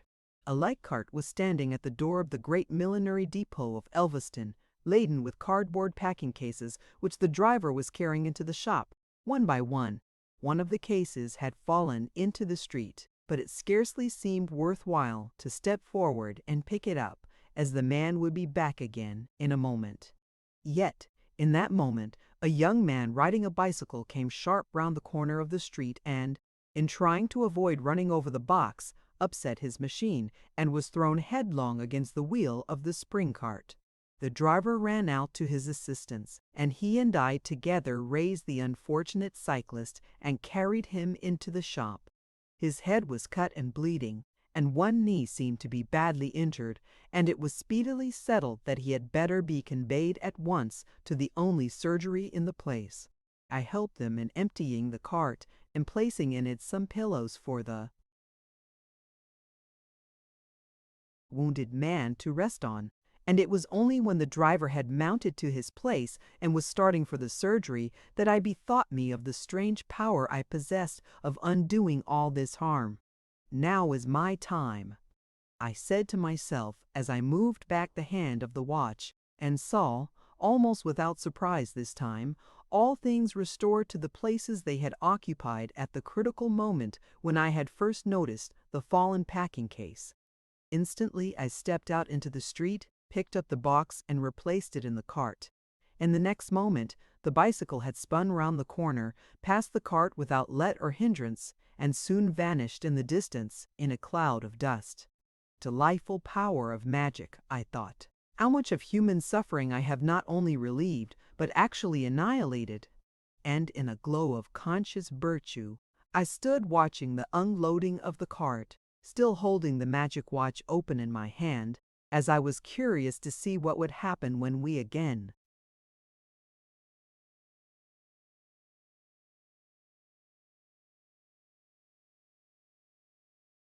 reached the exact time at which I had put back the hand.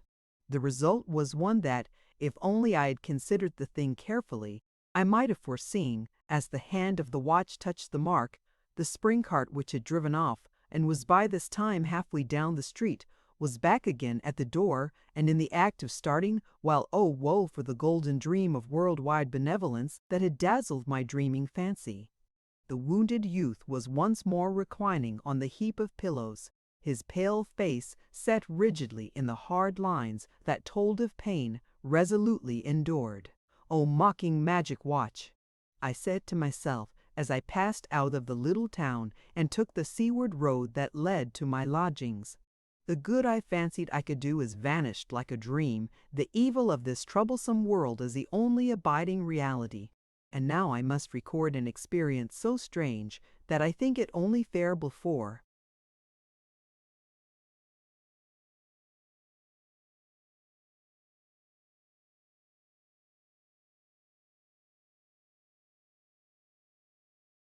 beginning to relate it, to release my much enduring reader from any obligation he may feel to believe this part of my story. I would not have believed it, I freely confess, if I had not seen it with my own eyes. Then why should I expect it of my reader who, quite possibly, has never seen anything of the sort? I was passing a pretty little villa which stood rather back from the road in its own grounds, with bright flower beds in front creepers wandering over the walls and hanging in festoons about the bow windows, an easy chair forgotten on the lawn, with a newspaper lying near it, a small pug dog, couchant, before it, resolved to guard the treasure even at the sacrifice of life, and a front door standing invitingly half open. Here is my chance, I thought, for testing the reverse action of the magic watch. I pressed the reversal peg and walked in.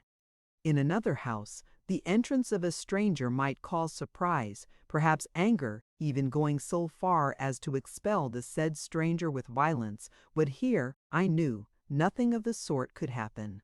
The ordinary course of events first, to think.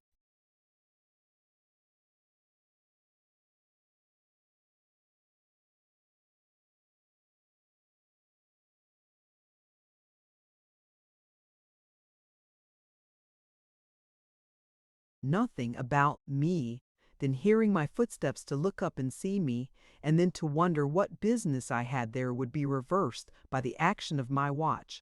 They would first wonder who I was, then see me, then look down, and think no more about me. And as to being expelled with violence, that event would necessarily come first in this case. So if I can once get in, I said to myself, all risk of expulsion will be over. Image. The pug dog sat up. The pug dog sat up, as a precautionary measure, as I passed. But, as I took no notice of the treasure he was guarding, he let me go by without even one remonstrant bark. He that takes my life, he seemed to be saying wheezily to himself, takes trash, but he that takes the Daily Telegraph. But this awful contingency I did not face. The party in the drawing room I had walked straight in, you understand?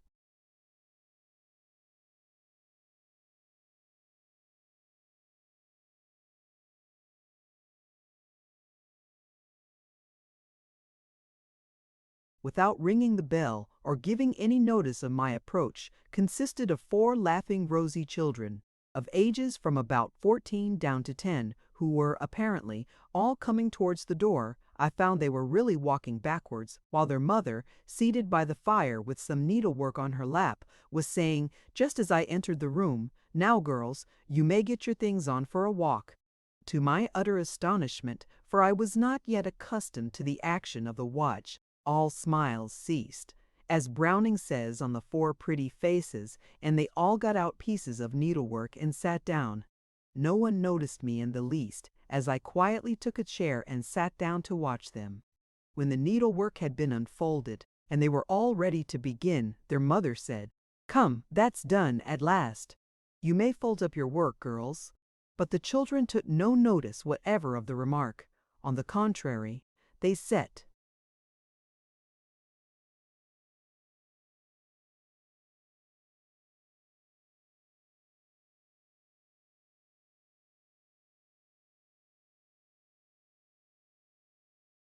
to work at once, sewing, if that is the proper word to describe an operation such as I had never before witnessed. Each of them threaded her needle with a short end of thread attached to the work, which was instantly pulled by an invisible force through the stuff, dragging the needle after it. The nimble fingers of the little seamstress caught it at the other side, but only to lose it again the next moment. And so the work went on, steadily undoing itself, and the neatly stitched little dresses, or whatever they were, steadily falling to pieces.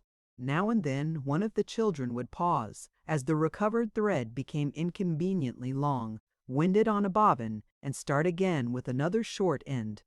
At last all the work was picked to pieces and put away, and the lady led the way into the next room, walking backwards and making the insane remark, "Not yet, dear, we must get the sewing done first." After which, I was not surprised to see the children skipping backwards after her, exclaiming, "Oh, mother, it is such a lovely day for a walk."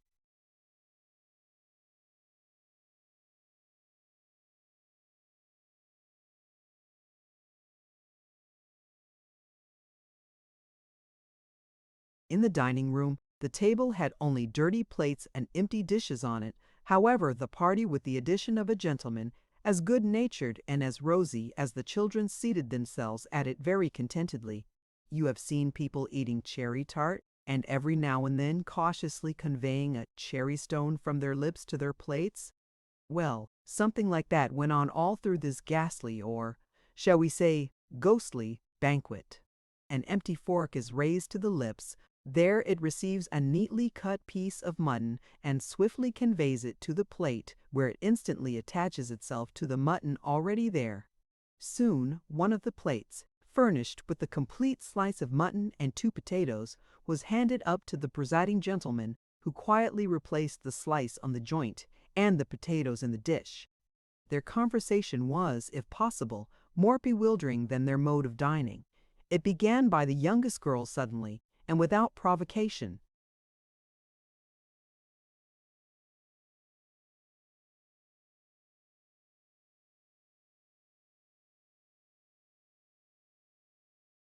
addressing her eldest sister. "Oh, you wicked storyteller," she said.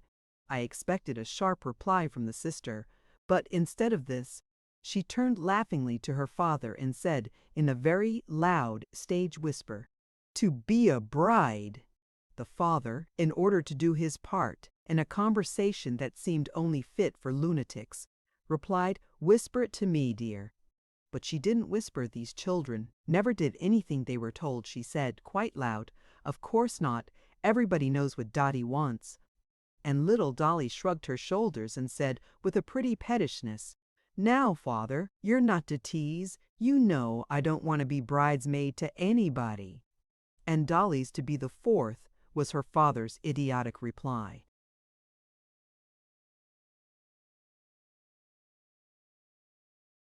Here number 3 put in her oar. "Oh, it is settled, mother dear. Really and truly. Mary told us all about it. It's to be next Tuesday 4 weeks, and 3 of her cousins are coming, to be bridesmaids, and she doesn't forget it, Minnie," the mother laughingly replied. "I do wish they'd get it settled. I don't like long engagements." And Minnie wound up the conversation is so chaotic a series of remarks deserves the name with, "Only think. We passed the Cedars this morning, just exactly as Mary Davenant was standing at the gate, wishing goodbye to I forget his name. Of course we looked the other way." By this time I was so hopelessly confused that I gave up listening and followed the dinner down into the kitchen. But to you, O hypercritical reader, resolute to believe no item of this weird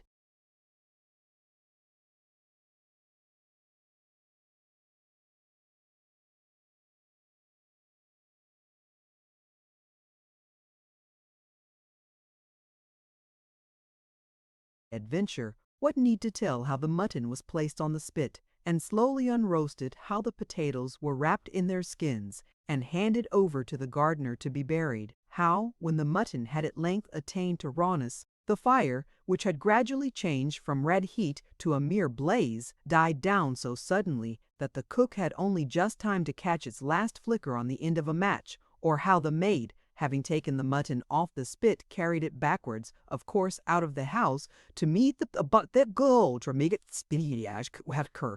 The longer I thought over this strange adventure, the more hopelessly tangled the mystery became, and it was a real relief to meet Arthur in the road and get him to go with me up to the hall to learn what news the telegraph had brought. I told him as we went what had happened at the station, but as to my further adventures I thought it best, for the present, to say nothing.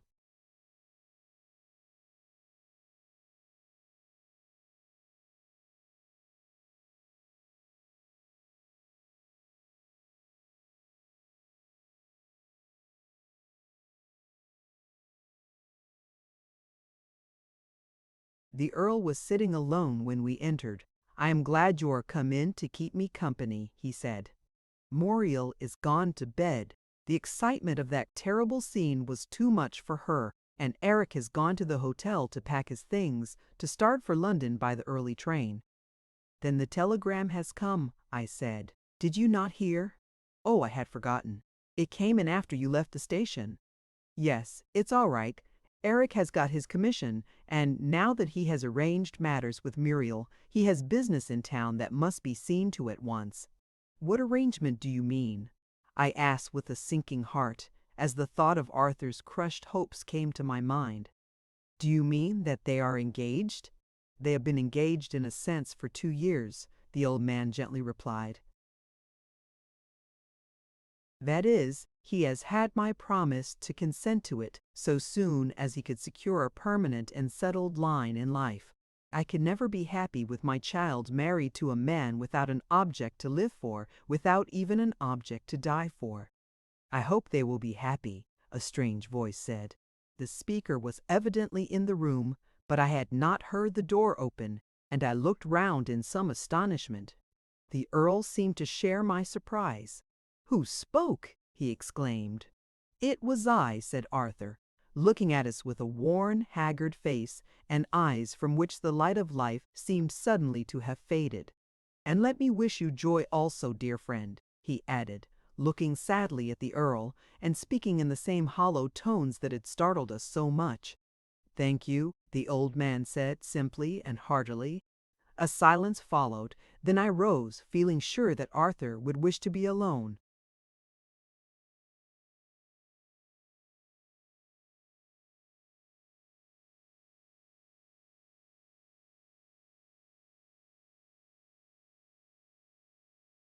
And bade our gentle host good night. Arthur took his hand, but said nothing, nor did he speak again as we went home till we were in the house and had lit our bedroom candles. Then he said more to himself than to me. The heart knoweth its own bitterness. I never understood those words till now.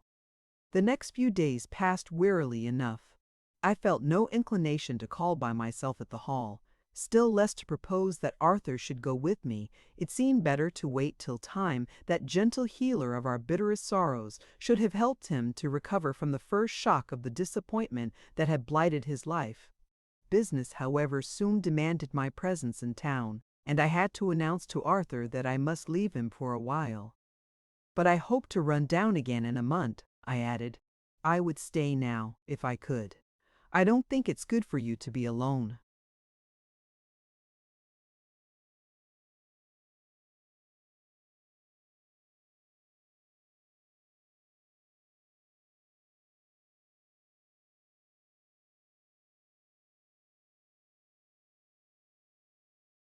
"No, I can't face solitude here for long," said Arthur, "but don't think about me.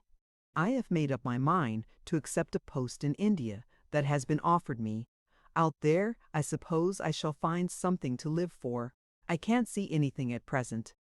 This life of mine I guard, as God's high gift, from scathe and wrong, not greatly care to lose. Yes, I said, your name Sati bore as heavy a blow and lived through it. A far heavier one than mine, said Arthur. The woman he loved proved false. There is no such cloud as that on my memory of... He left the name unuttered and went on hurriedly. But you will return, will you not? Yes, I shall come back for a short time. Do, said Arthur, and you shall write and tell me of our friends. I'll send you my address when I'm settled down.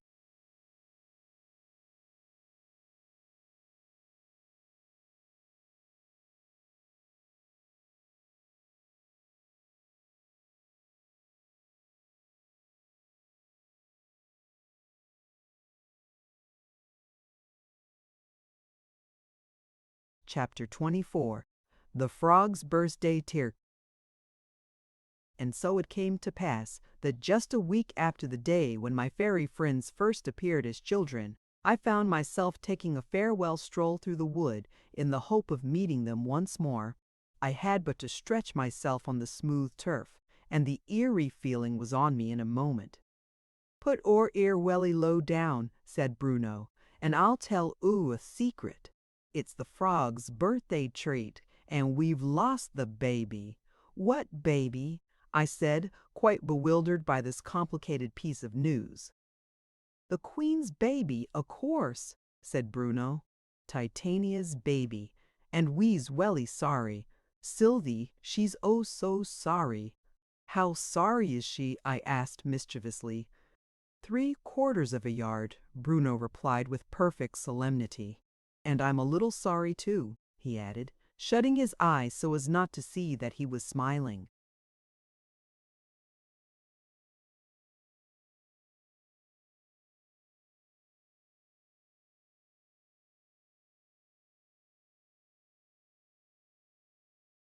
"And what are you doing about the baby?" "Well, the soldiers are all looking for it up and down everywhere." "The soldiers!" I exclaimed. "Yes, of course," said Bruno. "When there is no fighting to be done, the soldiers does any little odd jobs, know." I was amused at the idea of its being a little odd job to find the royal baby. "But how did you come to lose it?" I asked. "We put it in a flower," Sylvie, who had just joined us, explained with her eyes full of tears. "Only we can't remember which." "She says us put it in a flower," Bruno interrupted, "'cause she doosn't want I to get punished, but it were really me what put it there." Sylvie were picking.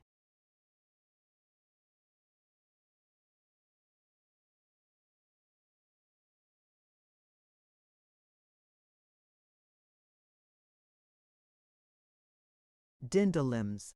"Image, the Queen's baby. You shouldn't say us put it in a flower," Sylvie very gravely remarked. "Well, huss, then," said Bruno. "I never can remember those horrid H's." "Let me help you to look for it," I said.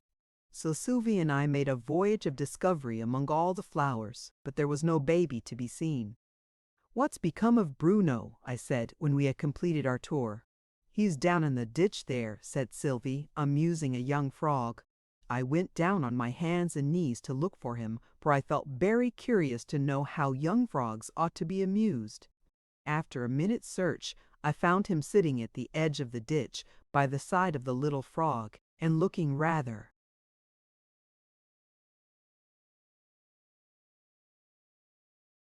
disconsolate. "How are you getting on, Bruno?" I said, nodding to him as he looked up.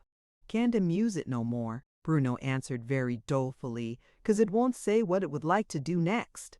I've showed it all the duckweeds and a live caddis worm, but it won't say nuffin. What would like?" He shouted into the ear of the frog, but the little creature sat quite still and took no notice of him. "It's deaf, I think," Bruno said, turning away with a sigh, "and it's time to get the theater ready." "Who are the audience to be?" "Only frogs," said Bruno. "But they haven't come yet. They wants to be drove up, like sheep." "Would it save time," I suggested, "if I were to walk round with Sylvie, to drive?"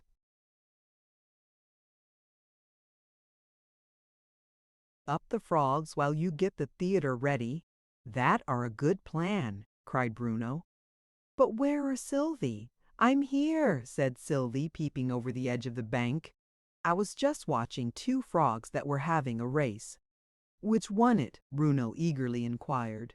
Sylvie was puzzled. "He does ask such hard questions," she confided to me. "And what's to happen in the theater?" I asked. "First they have their birthday feast," Sylvie said. "Then Bruno does some bits of Shakespeare, then he tells them a story. I should think the frogs like the feast best. Don't they?"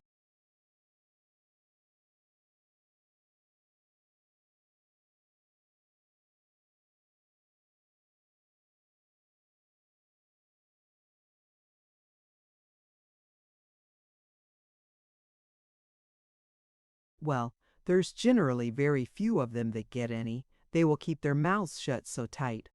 And it's just as well they do," she added, "because Bruno likes to cook it himself, and he cooks very queerly. Now they're all in. Would you just help me to put them with their heads the right way?" We soon managed this part of the business, though the frogs kept up a most discontented croaking all the time.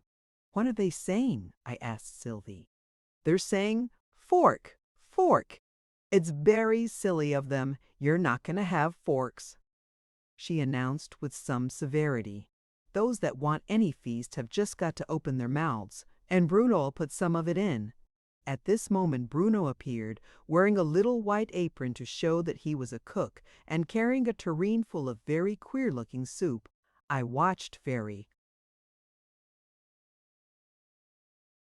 carefully as he moved about among the frogs, but I could not see that any of them opened their mouths to be fed except one very young one, and I'm nearly sure it did it accidentally in yawning. However, Bruno instantly put a large spoonful of soup into its mouth, and the poor little thing coughed violently for some time. So Sylvie and I had to share the soup between us, and to pretend to enjoy it, for it certainly was very queerly cooked. I only ventured to take one spoonful of it. Sylvie's summer soup, Bruno said it was, and must candidly confess that it was not at all nice, and I could not feel surprised that so many of the guests had kept their mouths shut up tight. "What's the soup made of, Bruno?" said Sylvie, who had put a spoonful of it to her lips and was making a wry face over it.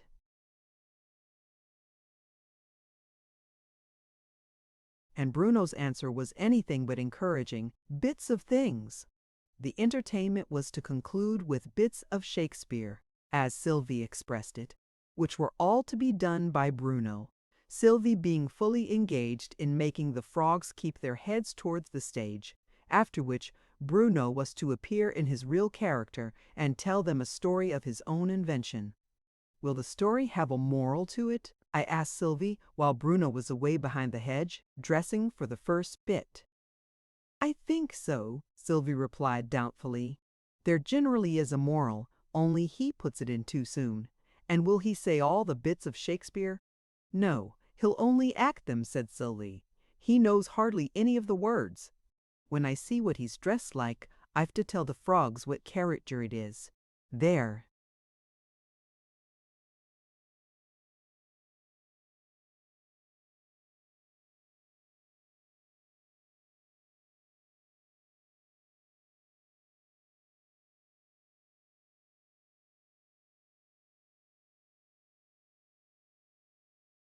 Always in such a hurry to guess. Don't you hear them all saying what? What? And so indeed they were. It had only sounded like croaking, till Sylvie explained it, but I could now make out the what quite distinctly. But why do they try to guess it before they see it? "I don't know," Sylvie said, "but they always do. Sometimes they begin guessing weeks and weeks before the day.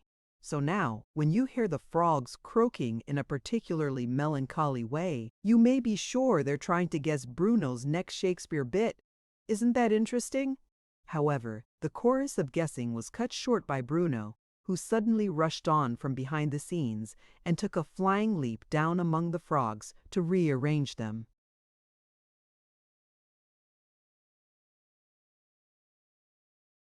For the oldest and fattest frog, who had never been properly arranged so that he could see the stage and so had no idea what was going on, was getting restless and had upset several of the frogs and turned others round with their heads the wrong way. And it was no good at all, Bruno said, to do a bit of Shakespeare when there was nobody to look at it. You see, he didn't count me as anybody. So he set to work with a stick, stirring them up very much as you would stir up tea in a cup, till most of them had at least one great stupid eye gazing at the stage. "Oo must come and sit among them, Sylvie," he said in despair. "I've put these two side by side, with their noses the same way, ever so many times, but they do squirrel so." So Sylvie took her place as mistress of the ceremonies, and Bruno vanished again behind the scenes to dress for the first bit. Hamlet was suddenly proclaimed in the clear, sweet tones I knew so well. The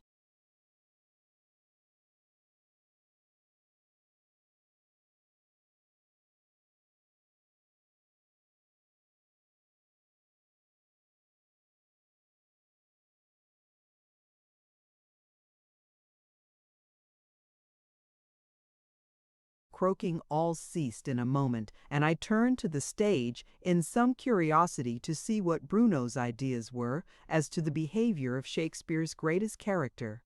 According to this eminent interpreter of the drama, Hamlet wore a short black cloak which he chiefly used for muffling up his face, as if he suffered a good deal from toothache, and turned out his toes very much as he walked.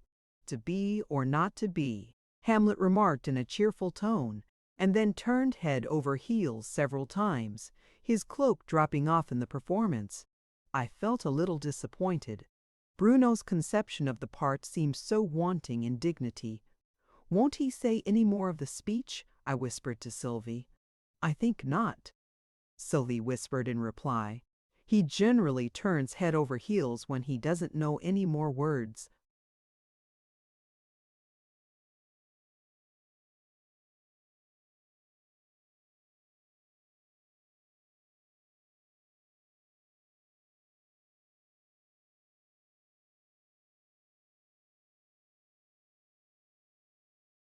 Bruno had meanwhile settled the question by disappearing from the stage, and the frogs instantly began inquiring the name of the next character. "You'll know directly," cried Sylvie as she adjusted 2 or 3 young frogs that had struggled round with their backs to the stage. "Macbeth," she added as Bruno reappeared. Macbeth had something twisted round him that went over one shoulder and under the other arm, and was meant, I believe, for a Scotch plaid. He had a thorn in his hand, which he held out at arm's length, as if he were a little afraid of it. "Is this a dagger?" Macbeth inquired in a puzzled sort of tone, and instantly a chorus of "Thorn, thorn," arose from the frogs. I had quite learned to understand their croaking by this time. "It's a dagger," Sylvie proclaimed in a peremptory tone. "Hold your tongues!" And the croaking ceased at once.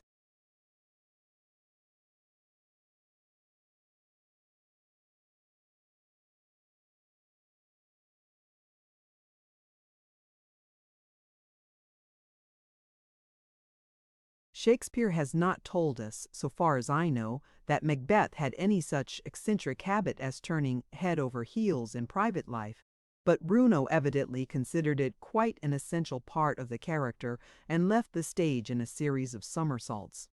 However, he was back again in a few moments, having tucked under his chin the end of a tuft of wool probably left on the thorn by a wandering sheep, which made a magnificent beard that reached nearly down to his feet. "Shylock," Sylvie proclaimed. "No, I beg your pardon," she hastily corrected herself. "King Lear. I hadn't noticed the crown." Bruno had very cleverly provided one, which fitted him exactly, by cutting out the center of a dandelion to make room for his head. King Lear folded his arms to the imminent peril of his beard and said, in a mild explanatory tone, "Aye, every inch a king," and then paused, as if to consider.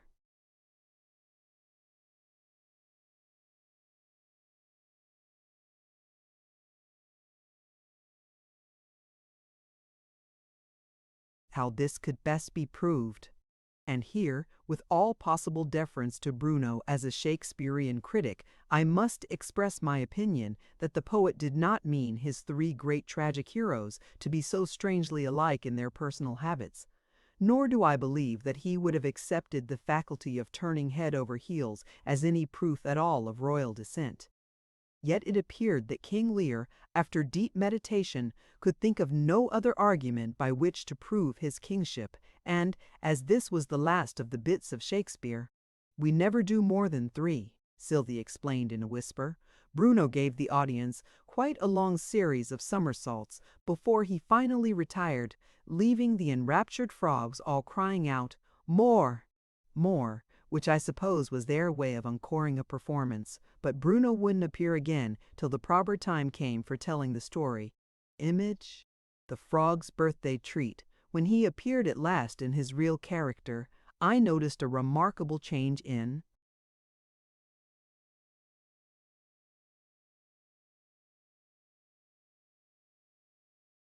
his behavior. He tried no more somersaults. It was clearly his opinion that, however suitable the habit of turning head over heels might be to such petty individuals as Hamlet and King Lear, it would never do for Bruno to sacrifice his dignity to such an extent. But it was equally clear that he did not feel an feel, and for Emos he kept glancing up and down and on all sides as if in search of more comfortable quarters from which to tell the story. Standing on one side of the stage and partly overshadowing it was a tall foxglove, which seemed as the evening breeze gently swayed it hither and thither to offer exactly the sort of accommodation to the ill-decepted and Hedalian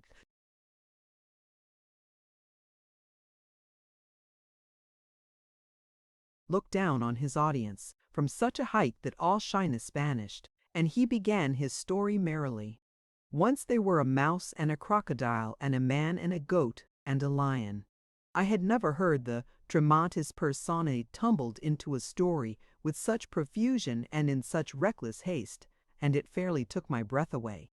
Even Sylvie gave a little gasp and allowed 3 of the frogs, who seemed to be getting tired of the entertainment, to hop away into the ditch without attempting to stop them.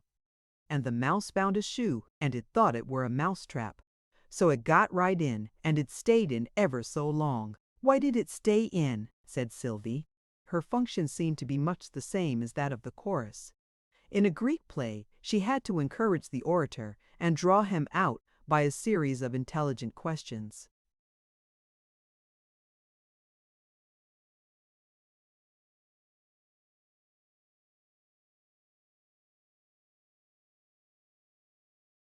"'Cause it thought it couldn't get out again," Bruno explained.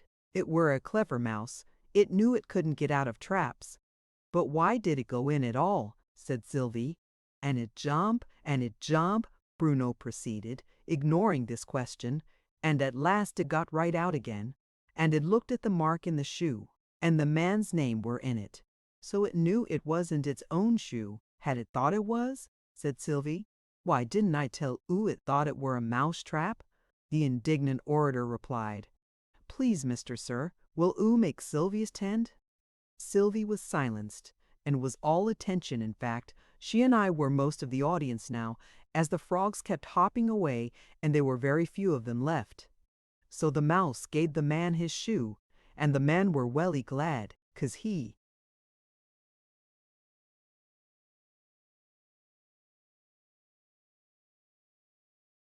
hadn't got but one shoe, and he were hopping to get the other. Here I ventured on a question. "Do you mean hopping or hopping?" "Both," said Bruno.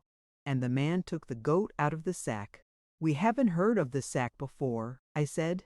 "Nor you won't hear of it again," said Bruno. And he said to the goat, "Oo will walk about here till I comes back." And he went, and he tumbled into a deep hole. And the goat walked round, and it walked under the tree. And it wug its tail, and it looked up in the tree, and it sang a sad little song. Oo never heard such a sad little song. "Can you sing it, Bruno?" I asked. "Ishus, I can," Bruno readily replied. And I san't. "It would make Sylvie cry? It wouldn't," Sylvie interrupted in great indignation. "And I don't believe the goat sang it at all."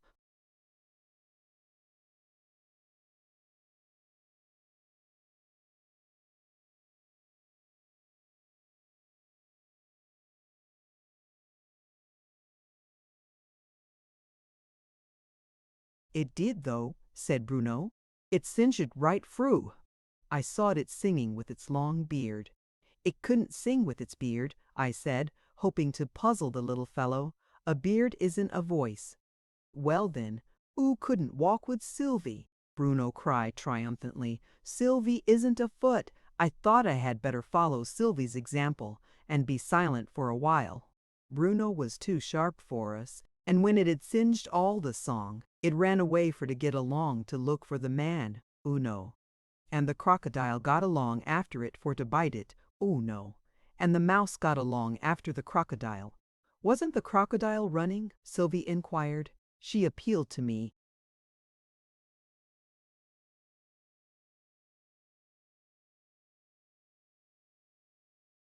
"Crocodiles do run, don't they?" I suggested, crawling as the proper word. "He wasn't running," said Bruno, "and he wasn't crawling. He went struggling along like a portmanteau, and he held his chin ever so high in the air." "What did he do that for?" said Sylvie. "'Cause he hadn't got a toofash," said Bruno. "Couldn't make out nuffin was out." I explain it. "Why, if he'd had a toofache, of course he'd have held his head down like this, and he'd have put a lot of warm blankets round it." "If he'd had any blankets," Sylvie argued.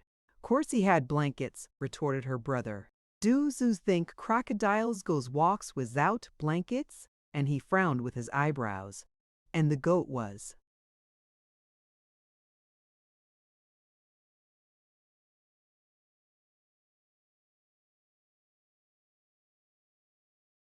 "Welly flightened at his eyebrows. I'd never be afraid of eyebrows," exclaimed Sylvie. "I should think oo would, though, if they'd got a crocodile fastened to them, like these had." And so the man jamp, and he jamp, and at last he got right out of the hole.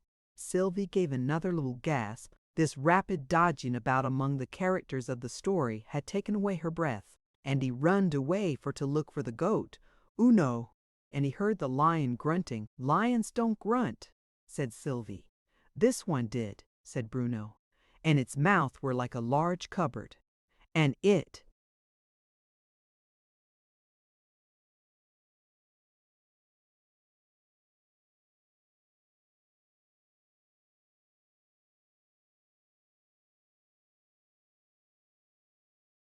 had plenty of room in its mouth. And the lion runned after the man for to eat him Uno, and the mouse runned after the lion. But the mouse was running after the crocodile, I said. He couldn't run after both. Bruno sighed over the density of his audience, but explained very patiently. He did run after both, 'cause they went the same way, and first he caught the crocodile, and then he didn't catch the lion. And when he'd caught the crocodile, what doos oo think he did? 'Cause he got pincers in his pocket. I can't guess, said Sylvie. Image, he wrenched out that crocodile's tooth. Nobody couldn't guess it, Bruno cried in high glee. Why, he wrenched out that crocodile's tooth.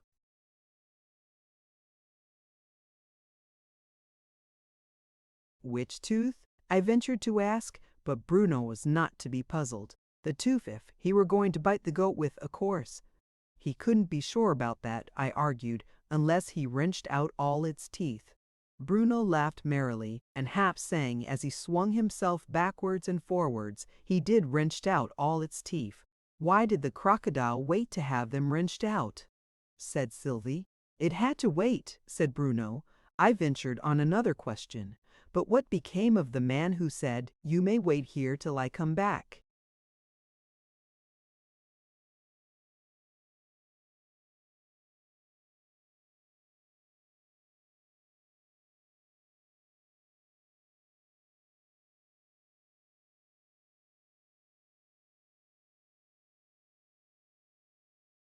He didn't say, "Oh, may," Bruno explained.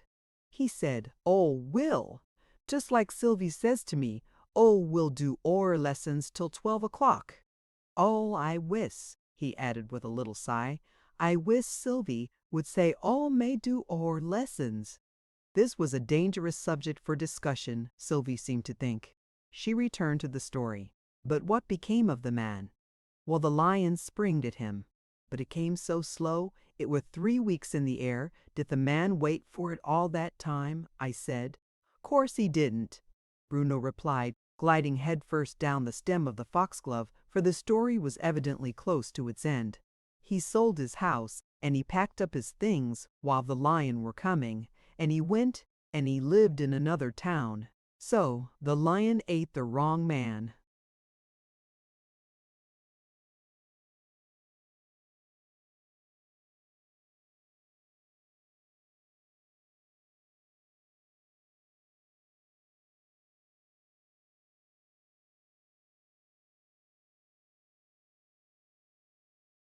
This was evidently the moral, so Sylvie made her final proclamation to the frogs. The story's finished, and whatever is to be learned from it, she added, aside to me, I'm sure I don't know. I did not feel quite clear about it myself, so made no suggestion, but the frogs seemed quite content, moral or no moral, and merely raised a husky chorus of off, off, as they hopped away.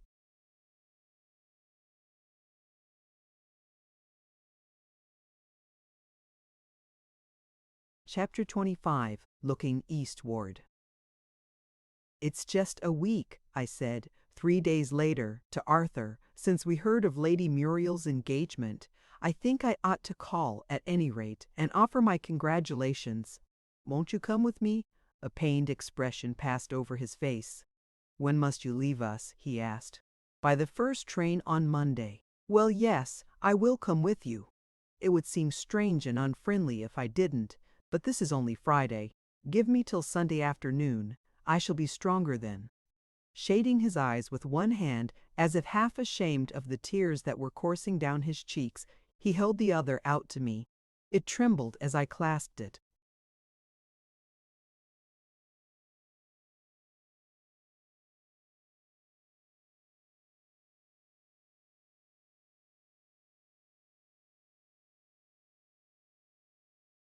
I tried to frame some words of sympathy, but they seemed poor and cold, and I left them unspoken. "Good night," was all I said. "Good night, dear friend," he replied. There was a manly vigor in his tone that convinced me he was wrestling with and triumphing over the great sorrow that had so nearly wrecked his life, and that, on the stepping stone of his dead self, he would surely rise to higher things. There was no chance, I was glad to think, as we set out on Sunday afternoon, of meeting Eric at the hall, as he had returned to town the day after his engagement was announced. His presence might have disturbed the calm, the almost unnatural calm with which Arthur met the woman who had won his heart, and murmured the few graceful words of sympathy that the occasion demanded. Lady Muriel was perfectly radiant with happiness. Sadness could not live in the light of such a smile, and even Arthur brightened under it, and when she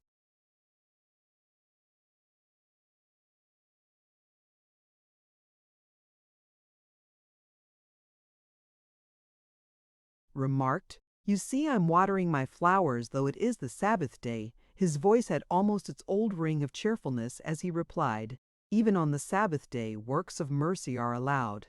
But this isn't the Sabbath day. The Sabbath day has ceased to exist." "I know it's not Saturday," Lady Muriel replied, "but isn't Sunday often called the Christian Sabbath? It is so called, I think, in recognition of the spirit of the Jewish institution that one day in 7 should be a day of rest. But I hold that Christians are freed from the literal observance of the fourth commandment. Then where is our authority for Sunday observance? We have, first, the fact that the seventh day was sanctified when God rested from the work of creation. That is binding on us as theists. Secondly, we have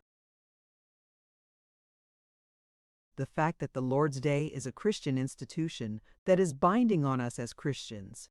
And your practical rules would be, first, as theists, to keep it holy in some special way, and to make it, so far as is reasonably possible, a day of rest.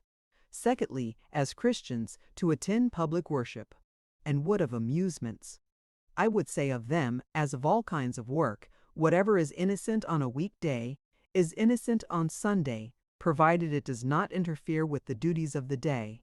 Then you would allow children to play on Sunday?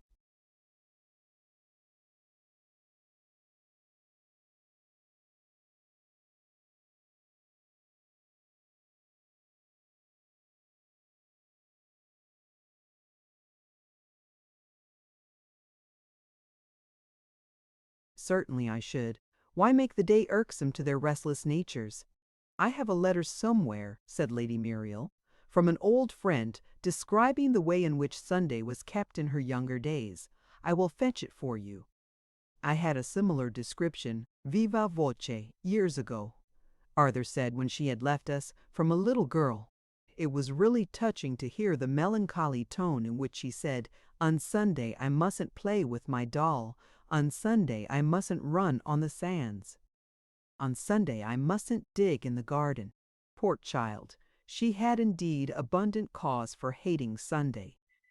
"Here's the letter," said Lady Muriel, returning. "Let me read you a piece of it.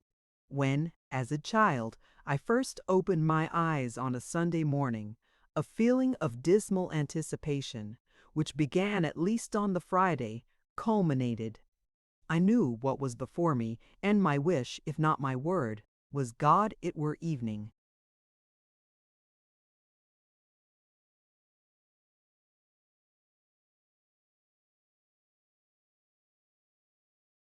It was no day of rest, but a day of texts, of catechisms, Wattses, of tracts about converted swearers, godly charwomen, and edifying deaths of sinners saved. Up with the lark hymns and portions of Scripture had to be learned by heart till 8 o'clock, when there were family prayers. Then breakfast, which I was never able to enjoy, partly from the fast already undergone, and partly from the outlook I dreaded. At 9 came Sunday school, and it made me indignant to be put into the class with the village children, as well as alarmed lest, by some mistake of mine, I should be put below them. The church service was a veritable wilderness of Zen.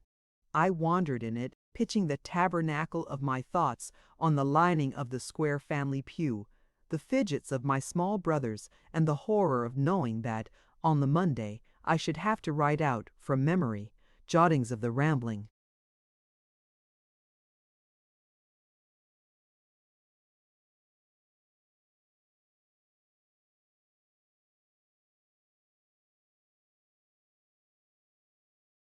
disconnected extempore sermon which might have had any text but its own, and to stand or fall by the result. This was followed by a cold dinner at one servant's, to have no work, Sunday school again from 2 to 4, and evening service at 6. The intervals were perhaps the greatest trial of all, from the efforts I had to make to be less than usually sinful, by reading books and sermons as barren as the Dead Sea. There was but one rosy spot in the distance all that day, and that was bedtime, which never could come too early. Such teaching was well meant, no doubt, said Arthur, but it must have driven many of its victims into deserting the church services altogether. I'm afraid I was a deserter this morning, she gravely said. I had to write to Eric. Would you mind my telling you something he said about prayer? It had never struck me in that light before.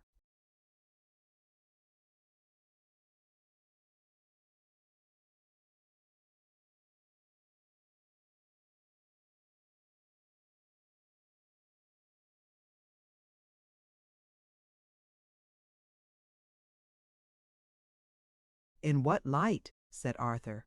Why, that all nature goes by fixed, regular laws. Science has proved that. So that asking God to do anything except, of course, praying for spiritual blessings, to expect a miracle, and we've no right to do that. I've not put it as well as he did, but that was the outcome of it, and it has confused me. Please tell me what you can say in answer to it. I don't propose to discuss Captain Linden's difficulties, Arthur gravely replied, especially as he is not present. But, if it is your difficulty, his voice unconsciously took a tenderer tone, then I will speak. It is my difficulty, she said anxiously. Then I will begin by asking, why did you accept spiritual blessings? Is not your mind a part of nature? Yes, but free will comes in there. I can choose this or that, and God can influence my choice. Then you are not a fatalist? Oh no, she earnestly exclaimed. Thank God! Arthur said to himself, but in so low a whisper that only I heard it. You grant then that I can, by an act of free choice, move this cup, suiting the action to the word, this way or that way. Yes, I grant it. Well, let us see how far the result is produced by fixed laws. The cup moves because certain mechanical forces are impressed on it by my hand. My hand moves because certain forces, electric, magnetic, or whatever nerve force may prove to be, are impressed on it by my brain. This nerve force, stored in the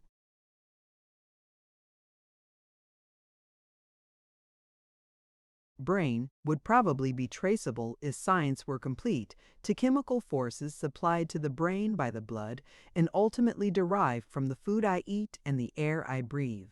But would not that be fatalism? Where would free will come in? In choice of nerves, replied Arthur. The nerve force in the brain may flow just as naturally down one nerve as down another. We need something more than a fixed law of nature to settle which nerve shall carry it. That something is free will. Her eyes sparkled. I see what you mean, she exclaimed. Human free will is an exception to the system of fixed law. Eric said something like that. And then I think he pointed out that God can only influence nature by influencing human wills, so that we might reasonably pray, give us this day our daily bread, because many of the causes that produce bread are under man's control. But to pray for,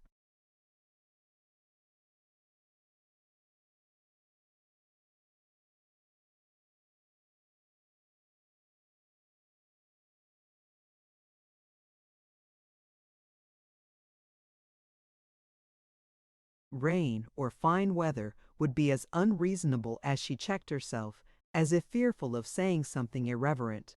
In a hushed, low tone that trembled with emotion and with the solemnity of one in the presence of death, Arthur slowly replied, "Shall he that contendeth with the Almighty instruct him? Shall we, the swarm that in the noontide beam were born, feeling in ourselves the power to direct, this way or that, the forces of nature, of which we form so trivial a part, shall we, in our boundless arrogance, in our pitiful conceit, deny that power to the Ancient of Days, saying to our Creator, thus far and no further, Thou maddest, but thou canst not rule?" Lady Muriel had covered her face in her hands and did not look up. She only murmured, "Thanks, thanks," again and again. We rose to go. Arthur said with evident effort, "One word more, if you would."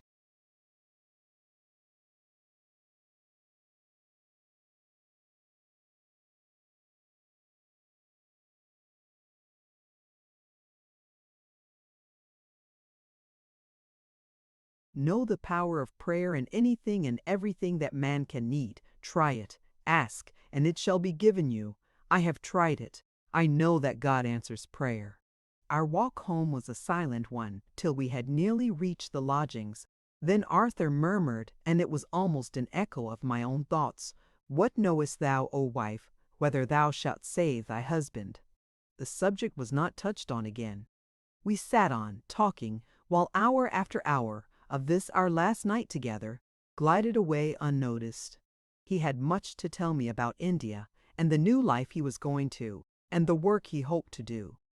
And his great generous soul seemed so filled with noble ambition as to have no space left for any vain regret or selfish repining.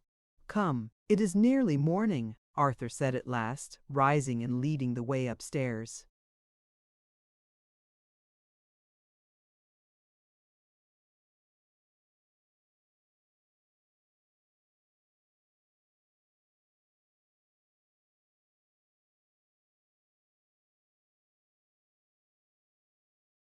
The sun will be rising in a few minutes, and, though I have basely defrauded you of your last chance of a night's rest here, I'm sure you'll forgive me, for I really couldn't bring myself to say good night sooner. And God knows whether you'll ever see me again, or hear of me. Hear of you I am certain I shall. I warmly responded, and quoted the concluding lines of that strange poem, Wearing. "Oh, never star was lost here, but it rose afar. Look east, where whole new thousands are. In Vishnuland what avatar? Ay, yea, look eastward," Arthur eagerly replied, pausing at the staircase window, which commanded a fine view of the sea and the eastward horizon. "The west is the fitting tomb for all the sorrow and the sighing, all the errors and the follies of the past, for all its withered hopes and all its buried loves. From the east comes new strength, new ambition, new hope, new life, new love. Look eastward."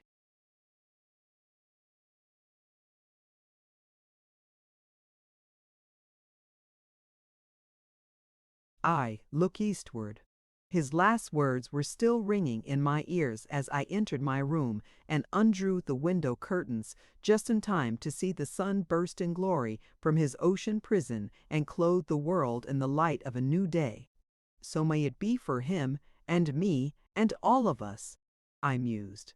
All that is evil and dead and hopeless fading with the night that is past. All that is good and living and hopeful rising with the dawn of day, fading with the night, the chilly mists, and the noxious vapors, and the heavy shadows, and the wailing gusts, and the owl's melancholy hootings, rising with the day, the darting shafts of light, and the wholesome morning breeze, and the warmth of the dawning life, and the mad music of the lark. Look eastward, fading with the night, the clouds of ignorance, and the deadly blight of sin.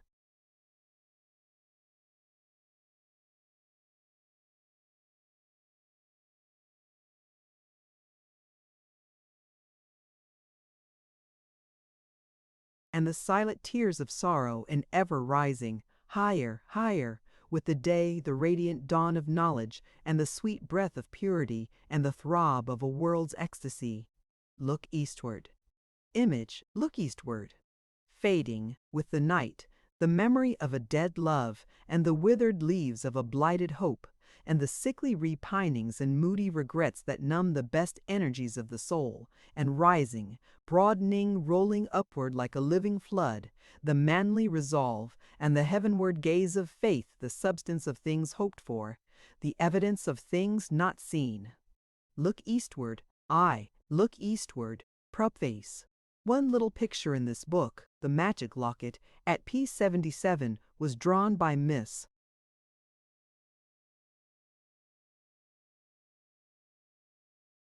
Alice Havers. I did not state this on the title page, since it seemed only due to the artist of all these, to my mind, wonderful pictures, that his name should stand there alone. The descriptions at pp. 386, 386 of Sunday as spent by children of the last generation are quoted verbatim from a speech made to me by a child friend and a letter written to me by a lady friend. The chapters, headed Fairy Sylvie and Bruno's Revenge, are a reprint, with a few alterations, of a little fairy tale which I wrote in the year 1867 at the request of the late Mrs. Gaddy, for Aunt Judy's magazine, which she was then editing. It was in 1874, I believe, that the idea first occurred to me of making it the nucleus of a longer story. As the years went on, I jotted down, at odd moments, all sorts of odd ideas and fragments of dialogue that occurred to me who knows how, with a transitory suddenness that left me no choice but either to record them then and there, or to abandon them to oblivion. Sometimes one could trace to their source these random flashes of thought as being suggested by the book one was reading, or struck out from the flint of one's own mind by the steel of a friend's chance remark. But they had also a way of their own, of occurring, a pertos of nothing, specimens of that hopelessly illogical phenomenon, an effect without a cause. Such, for example, was the last line of The Hunting of the Snark, which came into my head, as I have already related, in the theatre, for April 1887, quite suddenly, during a solitary walk, and such, again, have been passages which occurred in dreams, and which I cannot trace to any antecedent cause whatever. There are at least 2 instances of such dream suggestions in this book. One, my lady's remark, it often runs in families just as a love for pastry does, at p88. The other, Eric Lindon's badinage about having been in domestic service, at p332. And thus it came to pass that I found myself at last in possession of a huge, unwieldy mass of literature, if the reader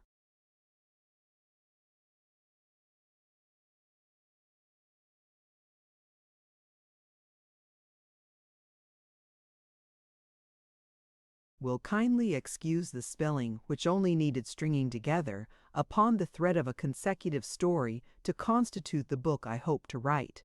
Only, add that if had perpal other seponite therein, they not the ready bing, and nabe has been 10 years or more before I had succeeded in classifying these odds and ends sufficiently to see what sort of a story they indicated, for the story had to grow out of the incidents, not the incidents out of the story. I am telling all this in no spirit of egoism, but because I really believe that some of my readers will be interested in these details of the genesis of the Gematite word everd.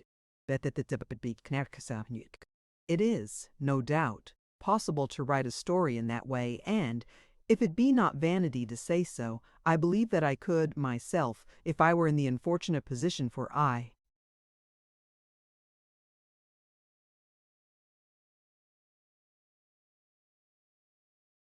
do hold it to be a real misfortune of being obliged to produce a given amount of fiction in a given time, that I could fulfill my task and produce my tale of bricks as other slaves have done. One thing, at any rate, I could guarantee as to the story so produced, that it should be utterly commonplace, should contain no new ideas whatever, and should be very, very weary reading. This species of literature has received the very appropriate name of padding, which might fitly be defined as that which all can write and none can read.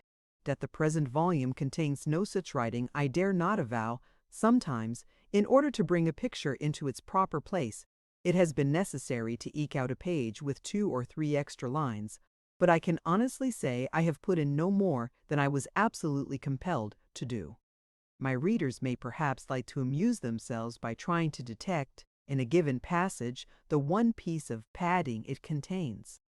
While arranging the slips into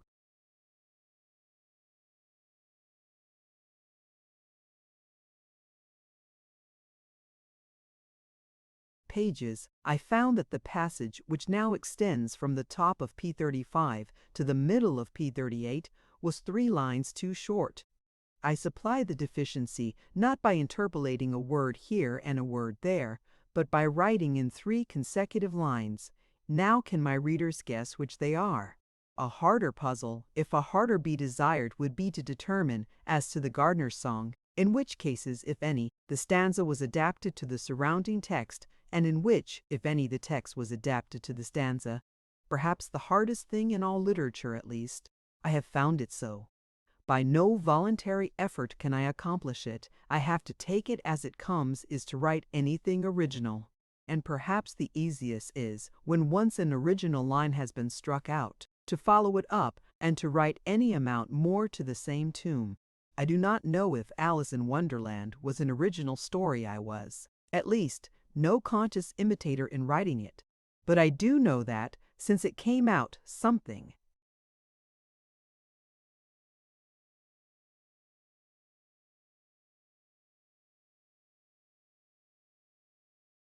like a dozen storybooks have appeared on identically the same pattern. The path I timidly explored, believing myself to be the first that ever burst into that silent sea, is now a beaten high road. All the wayside flowers have long ago been trampled into the dust, and it would be courting disaster for me to attempt that style again. Hence, it is that in Sylvie and Bruno I have striven with I know not what success to strike out yet another new path. Be it bad or good, it is the best I can do. It is written, not for money and not for fame, but in the hope of supplying, for the children whom I love, some thoughts that may suit those hours of innocent merriment which are the very life of childhood, and also in the hope of suggesting to them and to others some thoughts that may prove, I would fain hope, not wholly out of harmony with the graver cadences of life. If I have not already exhausted the patience of my readers, I would like to seize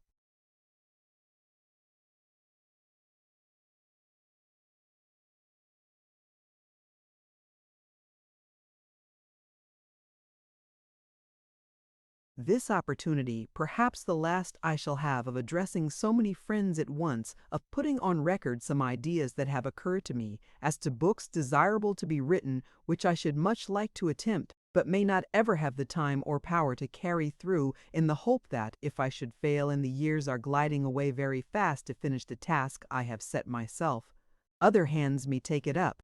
First, a child's Bible. The only real essentials of this would be carefully selected passages suitable for a child's reading and pictures. One principle of selection, which I would adopt, would be that religion should be put before a child as a revelation of love. No need to pain and puzzle the young mind with the history of crime and punishment. On such a principle I should, for example, omit the history of the flood. The supplying of the pictures would involve no great difficulty. No new ones would be needed. Hundreds of excellent pictures already exist, the copyright of which has long ago expired, and which simply need photo zincography or some similar process for their successful reproduction. The book should be handy in size, with a pretty attractive-looking cover in a clear legible type, and above all, with abundance of pictures. Secondly, a book of pieces selected from the Bible, not single texts, but passages of from 10 to 20 verses each, to be committed to memory. Such passages would be found useful to repeat to oneself and to ponder over on many occasions when reading is difficult, if not impossible. For instance, when lying awake at night on a railway journey, when taking a solitary walk in old age, when eyesight is failing of wholly lost, and, best of all, when illness, while incapacitating us for reading or any other occupation, condemns us to lie awake through many weary silent hours. At such a time how keenly do one find Aurelius listening so that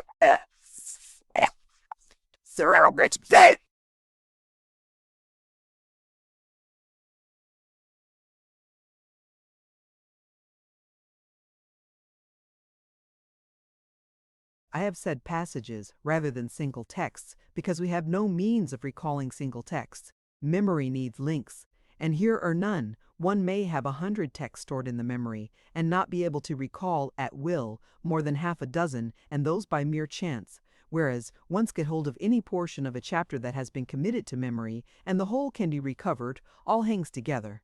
Thirdly, a collection of passages, both prose and verse, from books other than the Bible. There is not perhaps much in what is called uninspired literature, a misnomer, I hold. If Shakespeare was not inspired, one may well doubt if any man ever was. That will bear the process of being pondered over 100 times. Still there are such passages enough, I think, to make a goodly store for the memory. These two books of sacred and secular passages from memory will serve other.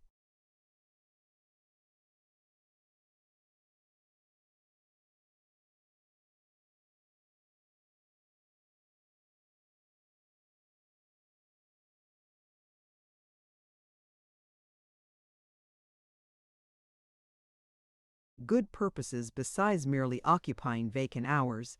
They will help to keep at bay many anxious thoughts, worrying thoughts, uncharitable thoughts, unholy thoughts. Let me say this, in better words than my own, by copying a passage from that most interesting book, Robertson's Lectures on the Epistles to the Corinthians, Lecture XLIX. If a man finds himself haunted by evil desires and unholy images, which will generally be at periodical hours, let him commit to memory passages of Scripture, or passages from the best writers in verse or prose. Let him store his mind with these, as safeguards to repeat when he lies awake in some restless night, or when despairing imaginations, or gloomy, suicidal thoughts beset him. Let these be to him the sword, turning everywhere to keep the way of the garden of life from the intrusion of profaner footsteps. Fourthly, a Shakespeare for girls, that is, an edition in which everything not suitable for the perusal of girls of say from 10 to 17 should be omitted. Few children under 10 would be likely to understand or enjoy the greatest of poets.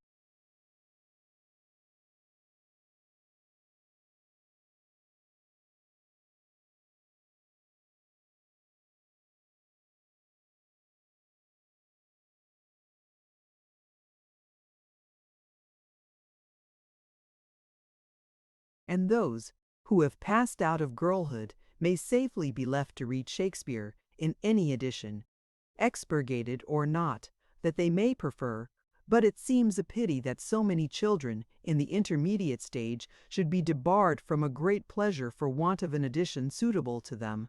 Neither Bowdler's, Chambers's, Brandrum's, nor Condell's boudoir Shakespeare seems to me to meet the want. They are not sufficiently expurgated. Bowdler's is the most extraordinary of all. Looking through it, I am filled with a deep sense of wonder, considering what he has left in, that he should have cut anything out. Besides relentlessly erasing all that is unsuitable on the score of reverence or decency, I should be inclined to omit also all that seems too difficult, or not likely to interest young readers. The resulting book might be slightly fragmentary, but it would be a real treasure to all British maidens who had any taste for poetry. If it be needful to apologize to anyone for the new departure I have taken in this story by introducing, along with what will, I hope, prove to be acceptable,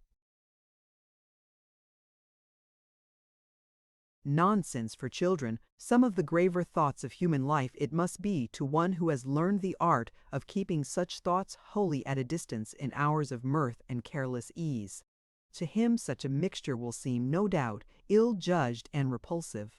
And that such an art exists, I do not dispute. With youth, good health, and sufficient money, it seems quite possible to lead, for years together, a life of unmixed gaiety, with the exception of one solemn fact, with which we are liable to be confronted at any moment, even in the midst of the most brilliant company, or the most sparkling entertainment. A man may fix his own times for admitting serious thought, for attending public worship, for prayer, for reading the Bible. All such matters he can defer to that convenient season, which is so apt never to occur at all, but he cannot defer, for one single moment, the necessity of attending to a message, which may come before he has finished reading this page. This night shalt thy soul be required of thee. The ever-present sense of this grim possibility has been in all ages. Note: at the moment when I had written these words, there was a knock at the door, and a telegram was brought me announcing the sudden death of a dear friend. An incubus that men have striven to shake off. Few more interesting subjects of inquiry could be found, by a student of history, than the various weapons that have been used against this shadowy foe. Saddest of all must have been the thoughts of those who saw indeed an existence beyond the grave, but an existence far more terrible than annihilation. An existence as filmy, impalpable, all but invisible specters drifting about through endless ages in a world of shadows with nothing to do, nothing to hope for, nothing to love. In the midst of the gay verses of that genial bon vivant Horace, there stands one dreary word whose utter sadness goes to one's heart. It is the word exilium in the well-known passage.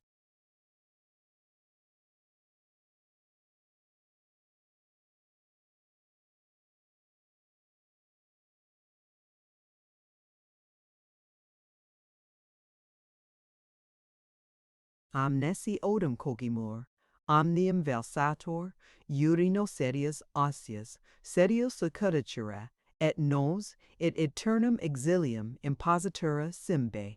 Yes, to him this present life, spite of all its weariness and all its sorrow, was the only life worth having. All else was exile.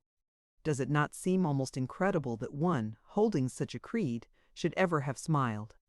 And many in this day, I fear, even though believing in an existence beyond the grave far more real than Horace ever dreamed of, yet regard it as a sort of exile from all the joys of life, and so adopt Horace's theory, and say, let us eat and drink, for tomorrow we die.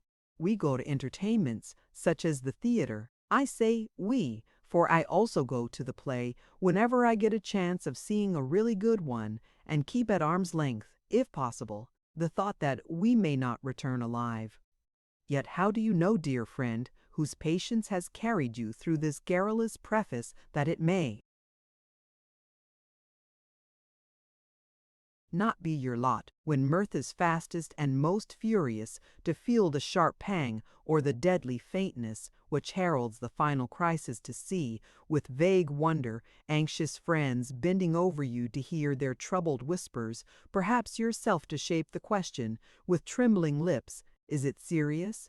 And to be told, yes, the end is near, and oh, how different all life will look when those words are said. How do you know, I say, that all this may not happen to you this night?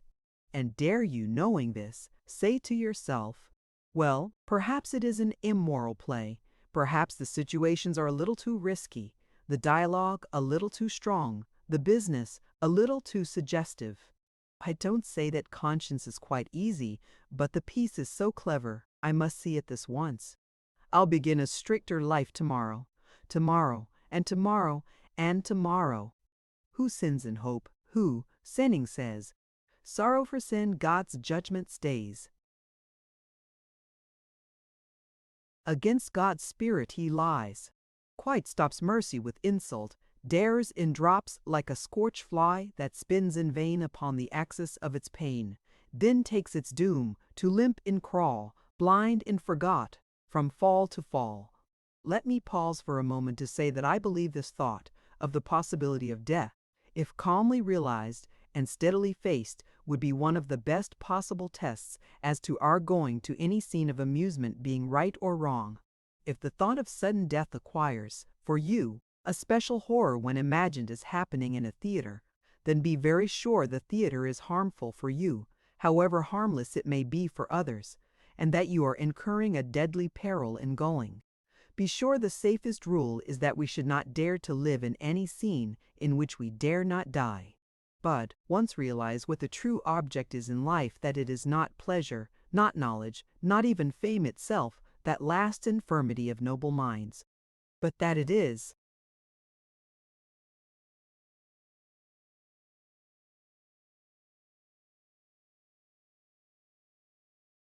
the development of character, the rising to a higher, nobler, purer standard, the building up of the perfect man. And then, so long as we feel that this is going on, and will we trust go on forevermore, death has for us no terror. It is not a shadow, but a light, not an end, but a beginning. One other matter may perhaps seem to call for apology, that I should have treated with such entire want of sympathy the British passion for sport, which no doubt has been in bygone days, and is still, in some forms of it, an excellent school for hardihood and for coolness in moments of danger. But I am not entirely without sympathy for genuine sport. I can heartily admire the courage of the man who, with severe bodily toil and at the risk of his life, hunts down some man-eating tiger, and I can heartily sympathize with him when he exults in the glorious excitement of the chase and the hand-to-hand struggle with the monster brought to bay. But I can but look with deep wonder and sorrow on the hunter who, at his ease and in safety, can find pleasure in what involves, for some,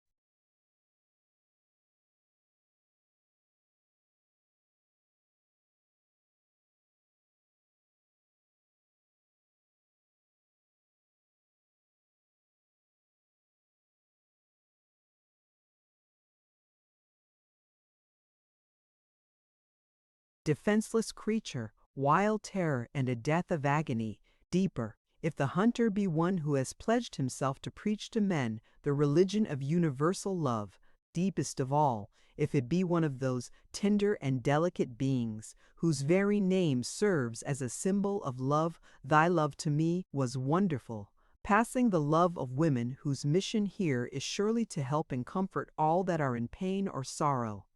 Farewell, farewell. But this I tell to thee, thou wedding guest, he prayeth well who loveth well, both man and bird and beast. He prayeth best who loveth best all things both great and small. For the dear God who loveth us, he made and loveth all.